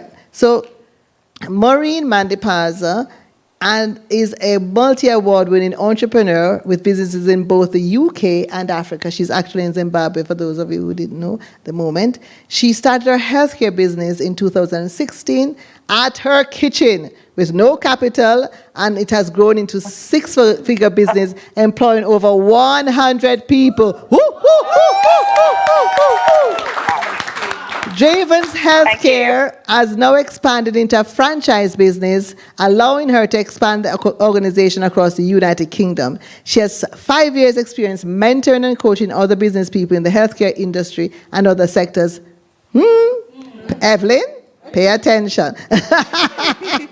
Her unique coaching template and fearless business acumen has helped many startup businesses start and grow business in Africa and Europe. This has led to her being asked to speak at a lot of prestigious events, especially those celebrating women's achievements. She currently sits on African Business Chamber as an advisory board member and is the deputy chairperson for the Hayden Park Residents Association. She's currently pursuing an MBA, which will provide her with skills needed to grow companies from startup to IPO. Come on! Yes. Yes. So welcome, Maureen. What we're going to do, Maureen, is that we started now. Eula spoke for 5 minutes. Durdana is going to speak, and then you do for 5 minutes, and then we do the Q&A. Because they've heard so much from Cody and I, we want to give you all that. We will be a part of the Q&A. We won't speak. So is that all right, Maureen? Fabulous. So Durdana. Excellent. Thank you. It's really a pleasure to be here. Thank you so much. Oh, brilliant. We hear from her first. Okay. In case we lose the line. Okay, you know what? I think Durdana, she said in case the network goes, the network goes, please go first. Please, are you okay? Yes, thank you. Thank you, everyone. And I do appreciate you facilitating me to speak to you via Zoom, as I had obviously a family bereavement. It's really a pleasure and an honor. And I just want to say thank you, Bernie, for having me on here. But above all, thank you, Cody, for mentioning my name and getting me to this platform. And I know that if it wasn't for this connection and the network I have, I wouldn't have had this opportunity. So I just want to thank you, Cody Lash, for having me introduced to Bernie and Hans being on this platform. I also want to say hello to Eula, and it's good to see you on here and sharing the same stage. Obviously, I look a lot up to women like yourself, and I'm really excited to be here today. So thank you. So I hope you can hear me clearly. Can you hear me clearly? I'm actually in a car outside the funeral. Can you hear me clearly at all? Yes. Yes. Thank you. Thank you so much. So what I want to say is Happy Women's Month to every woman who's here today present. And I just want to encourage you to go out there and chase after your dreams. You know, if it wasn't for myself chasing after my dreams, regardless of the situation I found myself in, you know, with no money, as a single mother, you know, in a foreign land, divorced, my house had been repossessed, but I just knew that I had to go out there and chase after my dreams. And hence, I took the bold step to use the experience that I had from my own nursing career to actually start my business. So I'm glad that I took that step, because today I'm able to provide opportunities, working opportunities for people in the UK and people across the world, you know, with opportunities to work in the healthcare business. So what I tell people around me and what I tell people in my network is never be scared to go after your dreams, regardless. You know, don't look at the circumstances. Don't take a no as a deterrent for you for going for your dreams. What you need to do is use the no as the next opportunity. So in my career pathway, I have had many rejections because of the person I am, or maybe because of discrimination. I mean, we're in Women's Month and we're celebrating equity, you know, and equality. But, you know, I have faced discrimination. I've faced so many no's, but I've never allowed that, not one day, to stop me to keep going. And that's what I tell everyone I meet. Just keep going. Just keep believing in those dreams. Just keep working at it and keep showing up. You know, I could have said, I've got a death in the family. I had to cancel my trip last minute, but I'm here. I'm still showing up. You know, even though, Bernie, I just want to say thank you for allowing me to be here via Zoom link. But actually, I have shown up. I'm still wearing my lipstick. You can see me, I'm rocking my hair, but you know, I'm still mourning. So I'm not going to allow the circumstances I'm finding myself in from showing up at Lancaster Gate to speak to a bunch of women. Thank you so much. I'm sorry my volume is not great. My network is not great here in Africa, but I hope you've managed to get a few of the words I had to say to you. Thank you so much.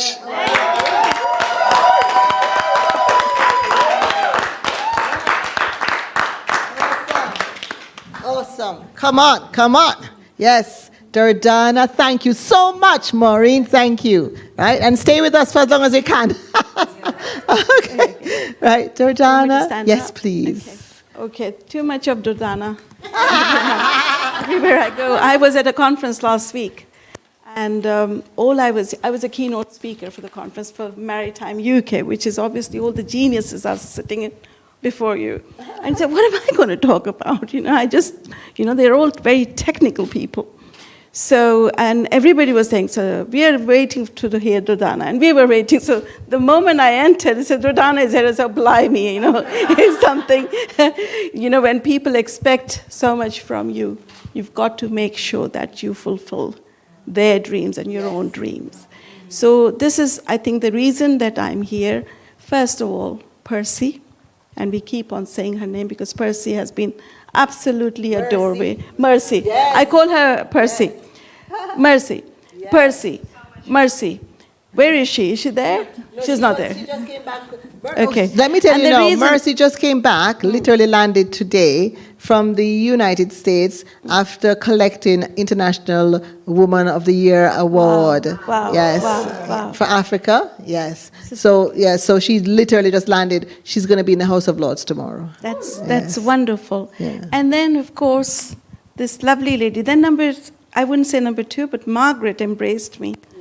Last time I was here, I didn't know any one of you. It's always nice to go into a different environment, different world, where you just don't know, and then you connect straight away. It doesn't take a minute.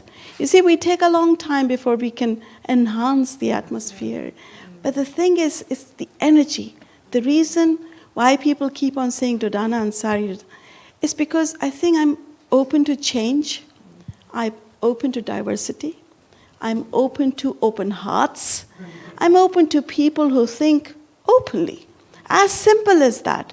There is no other, magical thing. There's no other rocket science. It's a common sense. And it is. And then, Margaret, you're hearing so much about the necklace. You won't believe I was going to wear that necklace today because, no, what do you mean you? I wore it for you, specially, and you were not there. Today, and no, she was not unwell. She was unwell.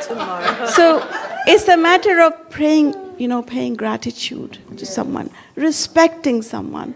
This mutual respect. I just met a lady downstairs, Bhavna. All of a sudden, I know that. And all of a sudden, see, you just remember faces. You remember the approach. You remember the energy that you receive from people. And all these young, lovely ladies here, remember that. This is the most important thing in our lives, that we see people. Doesn't mean we say hello and hi and we're gone. Remember them. Let them become your part of your system, your heart, your mind. I think this is the reason I am where I am, and I'm very grateful. The other thing is, about this necklace, again, there's something about necklaces. God knows what's happening. This is given to me by a princess in Suwat. I come from Pakistan. Wow. And the region is, and I was so surprised. This woman, she said, this belongs to my mother, and then her mother, and then her mother. But why are you giving it to me?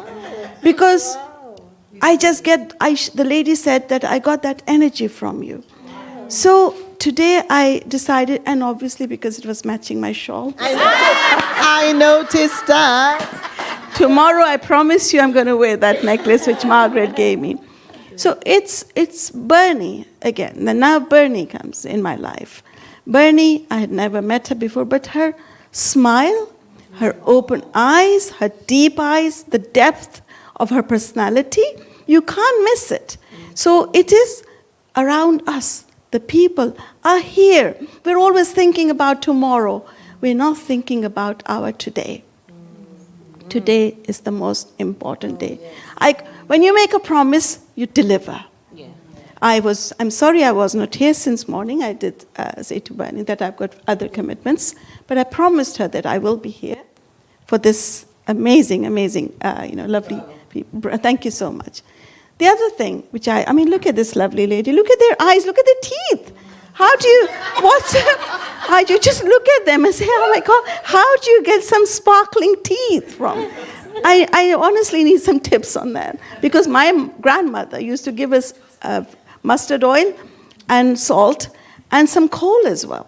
Whenever, once a year we used to, because my dad was very careful about our teeth. Anyway, talking about teeth, it's talking about personalities. It's the appearance. It's as I said this, the energy. It's the reflection that you receive from people. Within seconds, get it, keep it with you, keep it in your system, and make sure that you don't forget the face. I forget the names. I'm very bad at names as well. On top of that, met this lovely lady through Zoom, and I see her today. Look at her teeth. Look at her sparkling eyes. All these lovely women. Look at them. These powers. Bernie. See, Bernie. But sorry, but listen, you met Cody as well, but she's like a chameleon. She had a different hairstyle. On the same Zoom. She's a chameleon. You met her as well on the same Zoom. That's Cody. Yes, of course, the hat. Yeah, both of them. The Desiree. Cody and Desiree, you met on the Zoom. That's right. Yes. So it is. And then Bernie was talking about myself from 1985. Do you think I was born in 1985? No. Do you think my life or whoever I was, nothing was there before 1985? 1985, every 10th year, there's a revolution in my life. This is exactly that 10th year. 2 weeks ago, 10 days ago, it was my birthday. Every 10th year, there is something. I am not waiting for that. Tell me when you want me to stop. You said, no, because I am provide like... You can do 5 minutes. I can do 5 minutes now, from now onwards? Yeah. Okay. Okay. Exactly. Exactly. Can you just hit me? Can you just hit me? We people coming from the media background, we're very much aware of timings, you know, and time is something so crucial that sometimes we don't really realize it. I mean, you people are lovely, but we need to make sure that we leave this legacy to say, be aware of your time. Because if you don't I mean, you're making your plans for 2030, 2050, that's what I hear every other day. What are you doing to achieve those goals today?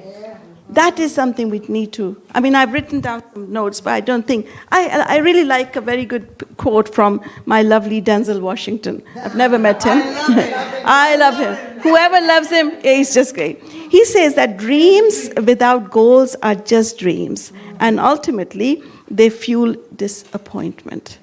On the road to achieving your dreams, you must apply discipline, but more importantly, consistency.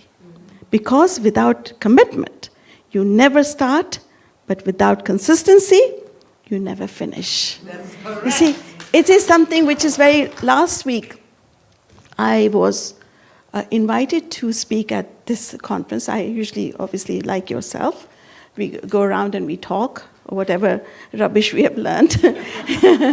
But this was like a very tight, it's the sense of commitment I would like to tell you, ladies and gentlemen. Is that sense of commitment is something you just don't turn someone down. Either you don't make promises or you do not. This is a key for success. Remembering your time, remembering your commitment, remembering keeping your promises. Trust me, ladies and gentlemen, you will not go wrong. Because this is where we feel, oh my God, why did I fail? What did I do wrong? There are things, I mean, we are always self-assessment. We're doing that. So my daughter is when she was born, she was the greatest challenge of my life. Well before our families, or, you know, there's certain other aspirations we have. Can we really have it all, is my question. That's a very good question. So let's start from there. Desi, we need for the recording. Thank you, Tony. So I answer this question quite honestly, which is it's not about balance, because balance is 50-50. That's impossible. And so I don't, and I forget who said it earlier about having impossible intentions, right? So setting ourselves up, I think it was you. Yes, where we set ourselves up, right, for impossible intentions.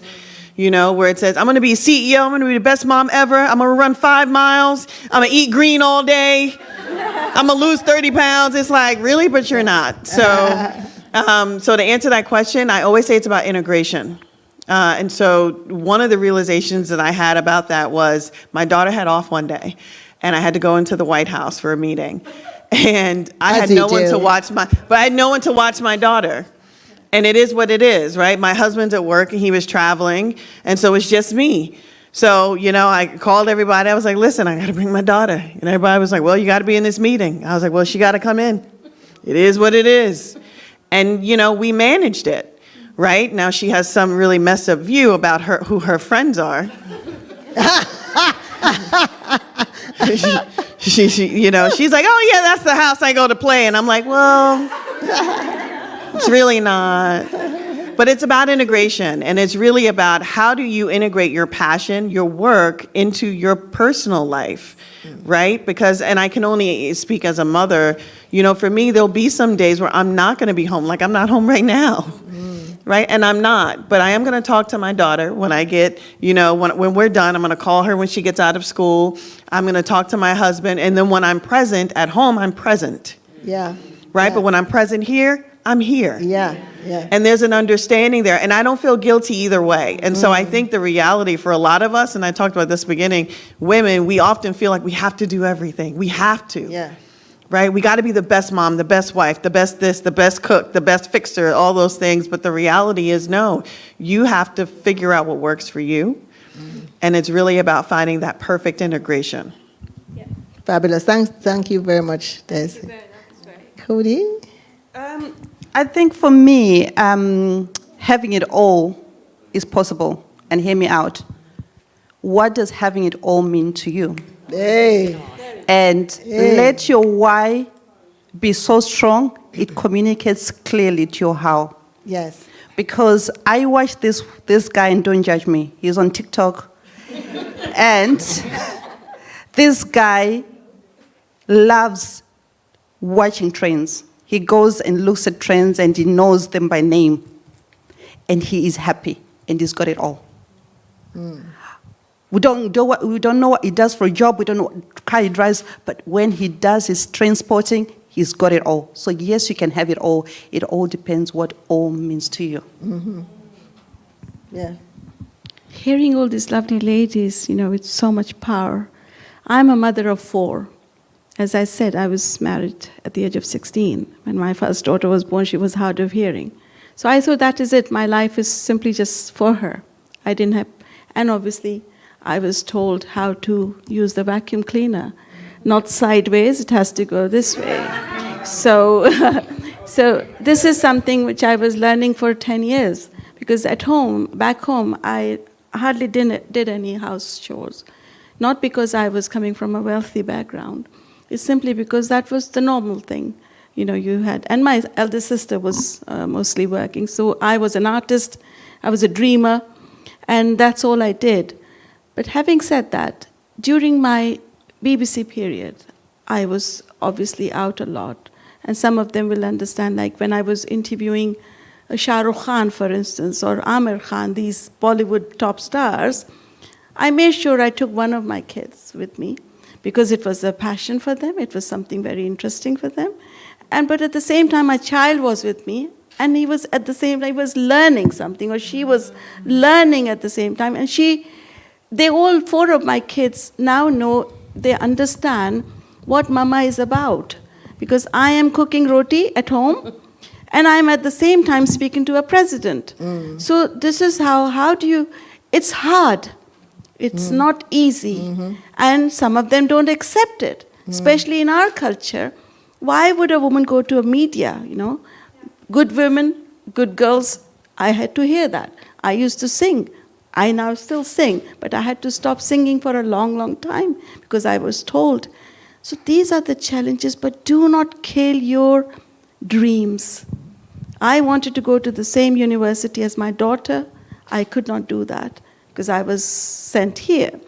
I made sure that I sent my daughter to the same university, but when they grow up, only then I went to university. So it's a matter of fulfilling your dreams. Don't kill yourself. I have killed myself many times. There are moments when I just don't feel like getting up and getting ready, putting makeup on, seriously.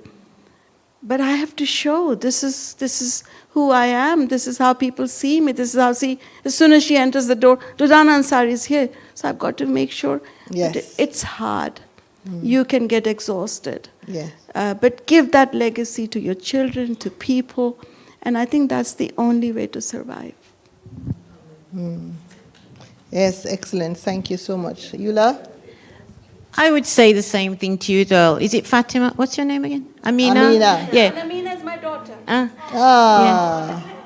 I would say the same like what Cody's just said. What does having it all mean to you? What have you set for yourself as being your priority so that you know then when you come to that level, you've had it all?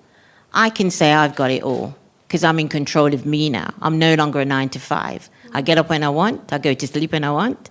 My husband allowed me to do what I want, right? And I wouldn't have it any other way, right?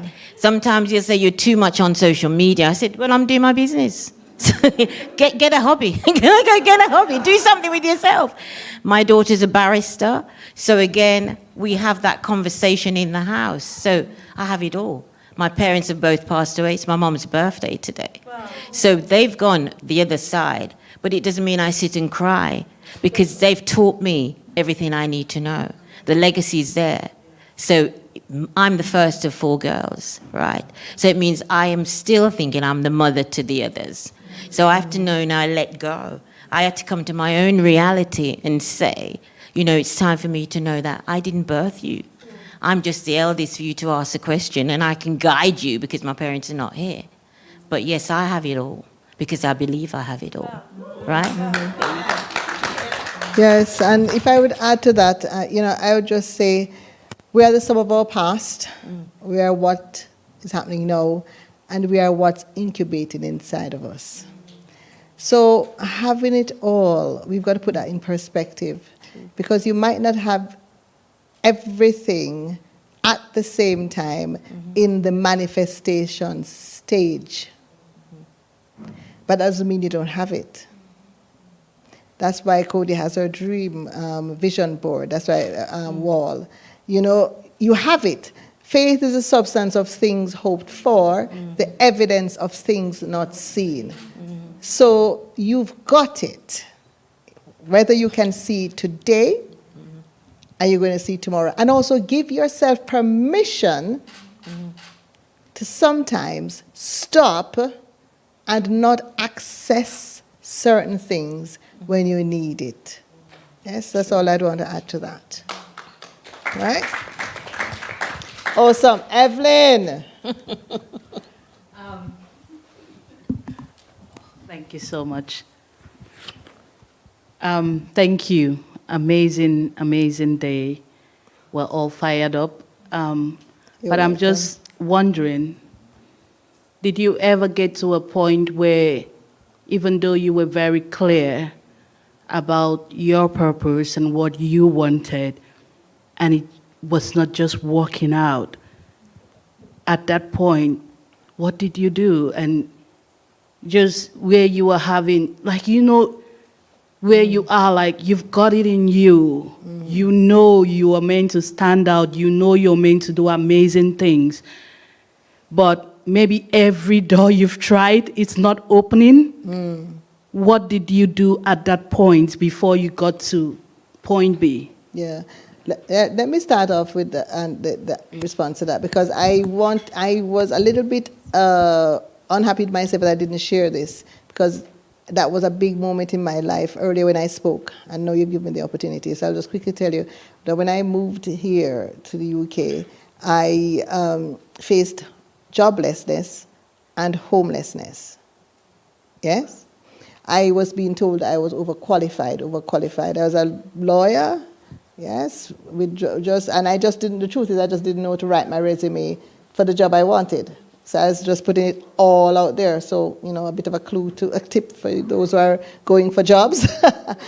And I couldn't get the work. But number one, first thing is I never slept on a couch, not once, because when I was in Jamaica, I helped out a family who came down, put them up in my house for a weekend. They came down, they got stuck on their trip. I put them up in my house. And so when I was here, they were the ones that put me up. Little did I know that I was investing in myself. Then when I faced joblessness, I thought, well, what am I going to do? I got to look outside of myself. And this is the thing. When you're going through challenges, stop navel gazing. Look outside of yourself and think, what can I do to help? So that's exactly what I did. At the time I was living in Bradford, and there were some refugees, asylum seekers, and people who just were having a really rough time, and Brits trying to poorly circumnavigate the social welfare system. And the church I was going to, they had a big city centre block of offices. They did a big city centre outreach, and I asked them, can I please, because I wasn't going on a dole, and I wasn't going back to Jamaica, can I please get one of those offices, and I'm going to start a charity? That act of getting outside of myself and thinking about other people at that time has landed me my most prestigious speaking engagement to date at the United Nations. Fully paid for by Bradford Council. Not only they paid, the same way they paid for Durdana to come to travel £800 in a taxi for her daughter, they paid for me, for somebody to come with me and my daughter to go to Switzerland, Geneva, so that she could be taken care of while I spoke. Yes? So that's my answer. When challenges come, look outside of yourself. Look, because there's always somebody worse than you. That's also very healing. Mm. Very healing. Yeah. I tell my friends, there are people who are suicidal. Yeah. Go and give it, lend a hand. And you feel amazing, even though you're down. Yeah, so I'm just going to I try to stay as authentic as I possibly can. So I'm going to be very real with this room, which is, so when that happens to me, I'm mad as hell. I'm going to be real, right? Because something's going to happen to you in your life where no affirmation at that time, no wall, no vision board, no scrolling on TikTok, Instagram, or nothing, no little bunny or no little dog is going to make you feel good, right? Because you're mad as hell because of the doors that keep slapping in your face, right? And so that has happened to me. And so the one thing, you know, at first I would be down on myself and say, stop being mad, stop being mad. But if you're going to be as authentic as you possibly can, you got to be mad. Let yourself be angry, but don't stay there. Don't stay there. You know, you got to sit there and they cry if you have to, but don't stay there. Be mad if you have to, but don't stay there. You know, go punch one of them little thingies, you know, those punching bags, but don't keep doing it. Right? And real talk, you know, so I'm the CEO of a public affairs firm. We work with people who want to make a difference, brands that matter, movements, not moments. We have some enemies. Yes. Okay? We have enemies. There are people on the U.S. side who just don't like democracy. They want a different kind of democracy. And that's just not something I want my daughter to live in. So I fight the opposite of that every single day. And so there are people who will literally try to find me, right? Or send me bad things. You know, forget the social media part, because I love that. I actually enjoy that part. But people will try to deter you. Situations will try to deter you. And so what I did in that moment was I cried, I kicked, I screamed, and then I picked up the phone and I asked for help. And I asked for help in my network. And the one thing I tell people is your network is your net worth. Exactly. Right? So there's someone in your book, in your phone, who can connect with you or connect you to somebody else or any one of these ladies up here. If you're going through a hard time and it's like, I just can't do it. We will either give you the words to get past that moment, or we'll connect you to someone who can actually help move you to where you need to go, or we can do it ourselves. But open your mouth and allow yourself to be angry. I say that fully, right? Because I think it's not fair to say that when those things happen, we just have to brush past it. It's hard. You're human, right? So be in that moment, but don't stay there. And then use your network. Awesome. Fabulous. Awesome. Thanks. That's amazing. Guys, do we have permission to go over about 5-10 minutes because of the break? I think she's done. Okay. I think these two lovely ladies have. I don't have any. That's I'm okay, just simply Durdana. listening. Leave that to me. No. Leave me to the side. I don't. Come on. I'm getting Come on, inspiration Cody. from these Come on, ladies. Cody. Here. I want to hear. Yes, come on, Cody. Do you know why I was saying, yes, please, can I answer that? It's because recently I called Benny and I said to Benny, I don't want to do it anymore. I went to Zimbabwe because I just needed to sit with my mom. I needed to plug myself into that adapter to get my battery full again. And I came back and I said to Benny, I don't want to do this anymore. So it's not just you from where you are, it's all of us here. We have days where we need to bounce back. This is why my coaching and training is called can't is not a doing word. When you say can't, you're not doing anything. So in that moment when you feel you can't anymore, sit down, do it now. Clear your table. What is it that's on your table that is irrelevant? What is it that's holding you back? What is it that's causing you that realization of knowing something is wrong? And then why is something wrong? Which part of the wrong is wrong? And then put a plan in place and then follow through, and don't do it alone. Find somebody to do it, because I've had to then listen to my own. When I was doing this whole thing that I was delivering today, I was speaking to myself, because I know to do these things, but in those moments when you need it, you forget every single thing. It's like every one of us who's given birth, you're taught from the day that you find out that you're pregnant, you have to breathe like a dog, breathe like a dog. That day you will forget, like breathe like a dog.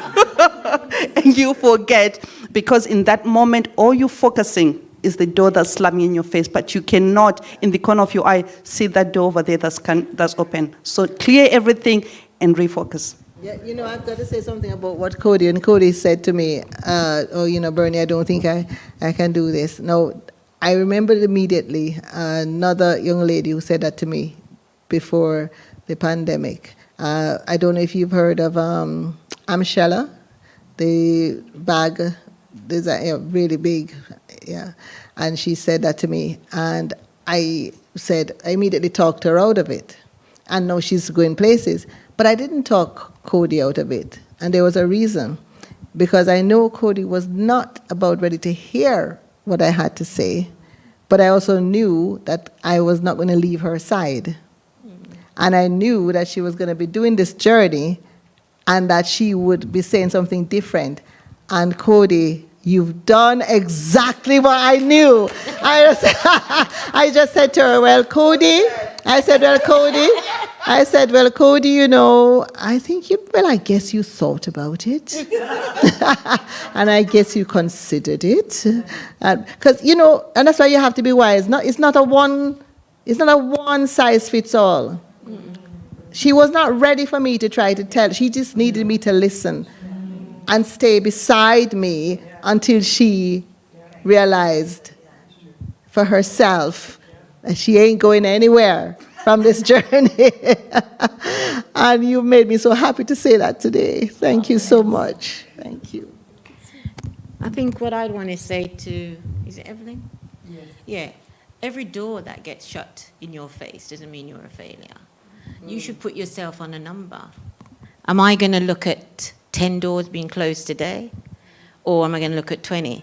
Okay, if I go for 20 and 20 close, so what? You ask for it to be open again. Just keep going. Initially, one door will open. But if you look at challenges and you take out the 2L, it becomes change. Is there something that you need to check? I'm powerful, man. I'm a Les Brown here, right? So if you look at challenges, take the 2L, it become change. Is there something that you need to change within you or the way you're knocking on the door? Are you bolting in, going too fast, thinking you're more than capable, rather than thinking, is there something I have to change in my ability to get through the door, right? So reflection is good, and ask for feedback. Ask also to get yourself a mentor that you can pick the phone up. She's too expensive sometimes. So get a free one on the phone.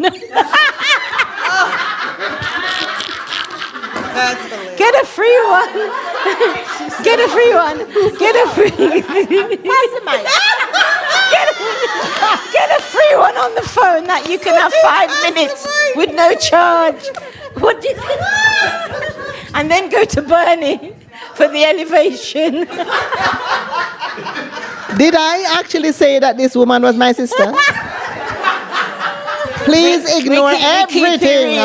We keep it real. Oh. Actually, you don't need to answer them. Let me answer on your behalf. But you know the amazing thing when I say Ben is my mentor? It's free of charge. Oh, that's good. You done the charity. And I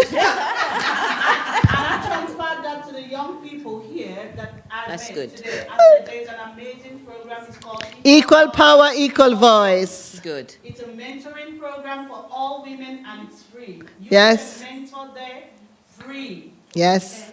Yes. So yes. So that no, honestly, that's the truth. So I might have hefty fees, but I also give my services to Equal Power, Equal Voice, Business Wales, and the African Caribbean Community Center, because it's not all about us. And if we stop giving, we really stop truly living.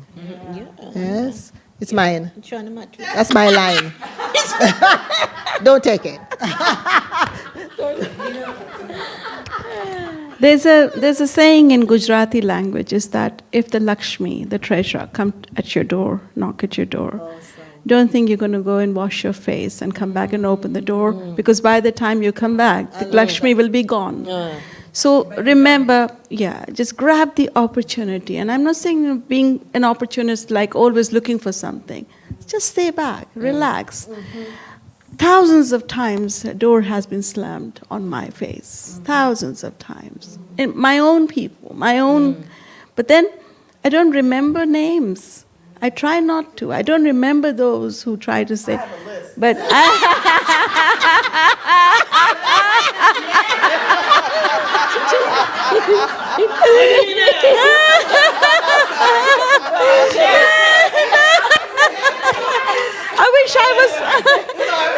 wish I was born in California. But this is something, because people always... I need to separate Desiree from Cody. I'm trying to teach Cody to move on and forget. I know you are undoing all my work. She's a bad influence.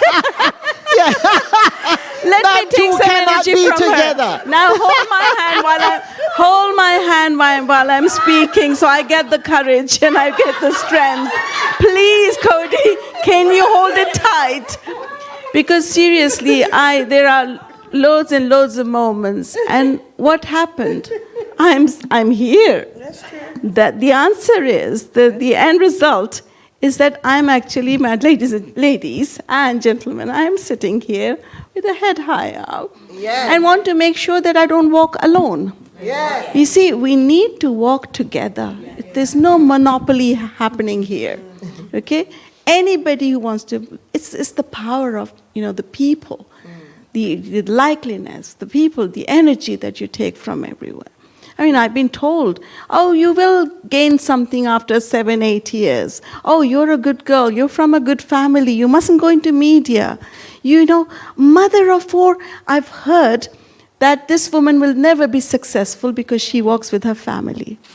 So my family is essential for me. My family is our families. All of us, we know. But at the same time, don't forget, I am Durdana Ansari. You can't just walk over me. Yeah, pardon? OBE. And no, Durdana Ansari in the sense that my father used to call me or to address me as a queen of universe simply because I was a dreamer. I was a fashion kind of a little girl. And when I came to this country and my dad came over and he saw the reality, what was happening in my life, he just was stunned. How are you managing? I didn't send a little girl here to be what you're doing. But then I carried on and he supported me. The day when just before he passed away, my OBE was, he told me, you have to come straight to the hospital to show me your medal. In my gown, in my gharara, I'm walking at the hospital. People are looking because I was everywhere in the Asian media and BBC and ITV, and yet I'm just simply holding that medal and trying to go to his ward. And I said to Abba, so he didn't look at me. He didn't really say, "Oh wow, how lovely you look. Show me what have you brought." So I said, "Abba, I got this." He looked at it and he said, "It took them a long time to recognize my Queen of Universe." So stay that Queen of Universe throughout your life and leave a legacy here. That's all I know. Don't try and stop me here, darling. You won't win. You just won't win. I won't walk over your head, but I'm a Pisces. I'm a fish. I am a river. I will make my way. Margaret wants to say something. Excellent. No, I just reflecting on these great women, and that I kind of no, I'm just yeah, it's okay. no, I'm not. I am one of the special women. You want another one? Yes. And we are all special. Get my necklace. No, this is cheap. Not worthy, Okay, we these are these amazing women. You think they never make mistakes. Well, there we can see that as strong women, we can make many mistakes, or we can, like you said, Evelyn, that you can encounter a difficult situation. My take from here, and just my reflection, is that if you find that strong, that like a difficult time, cry, shout, scream,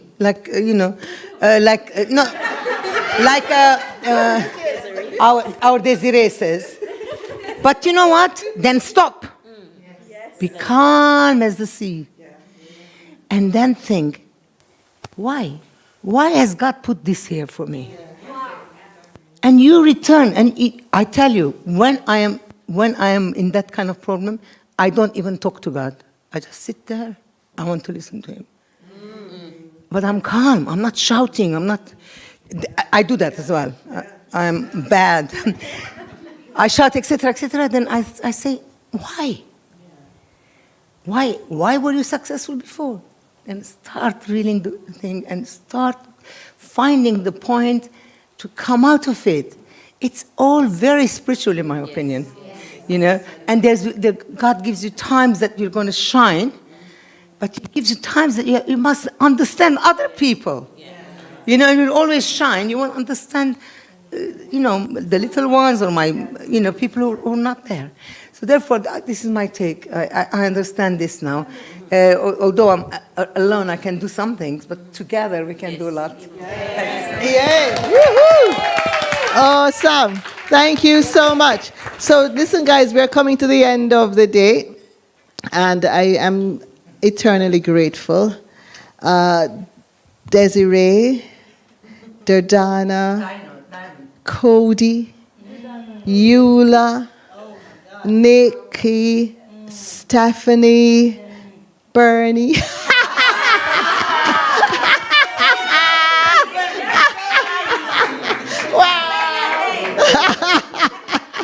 No, you know what? You have to learn to laugh.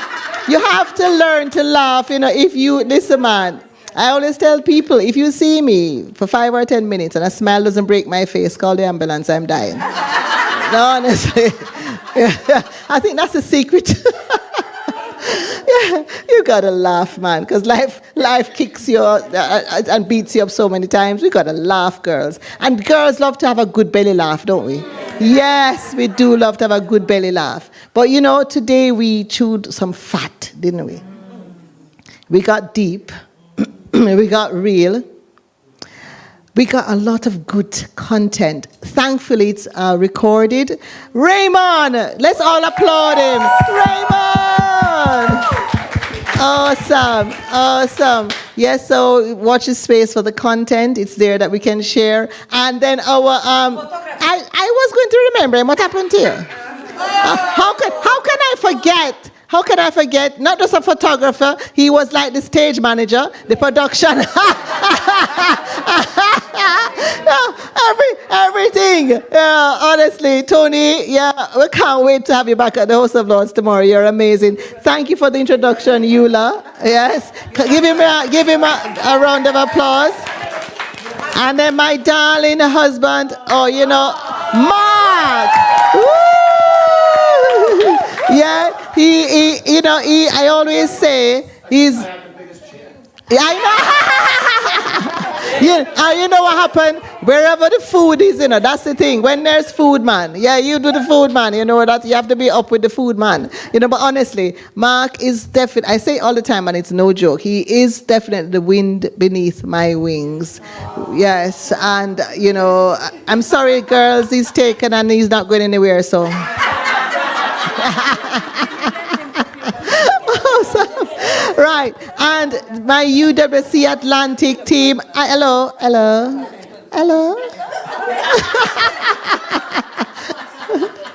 You want a husband?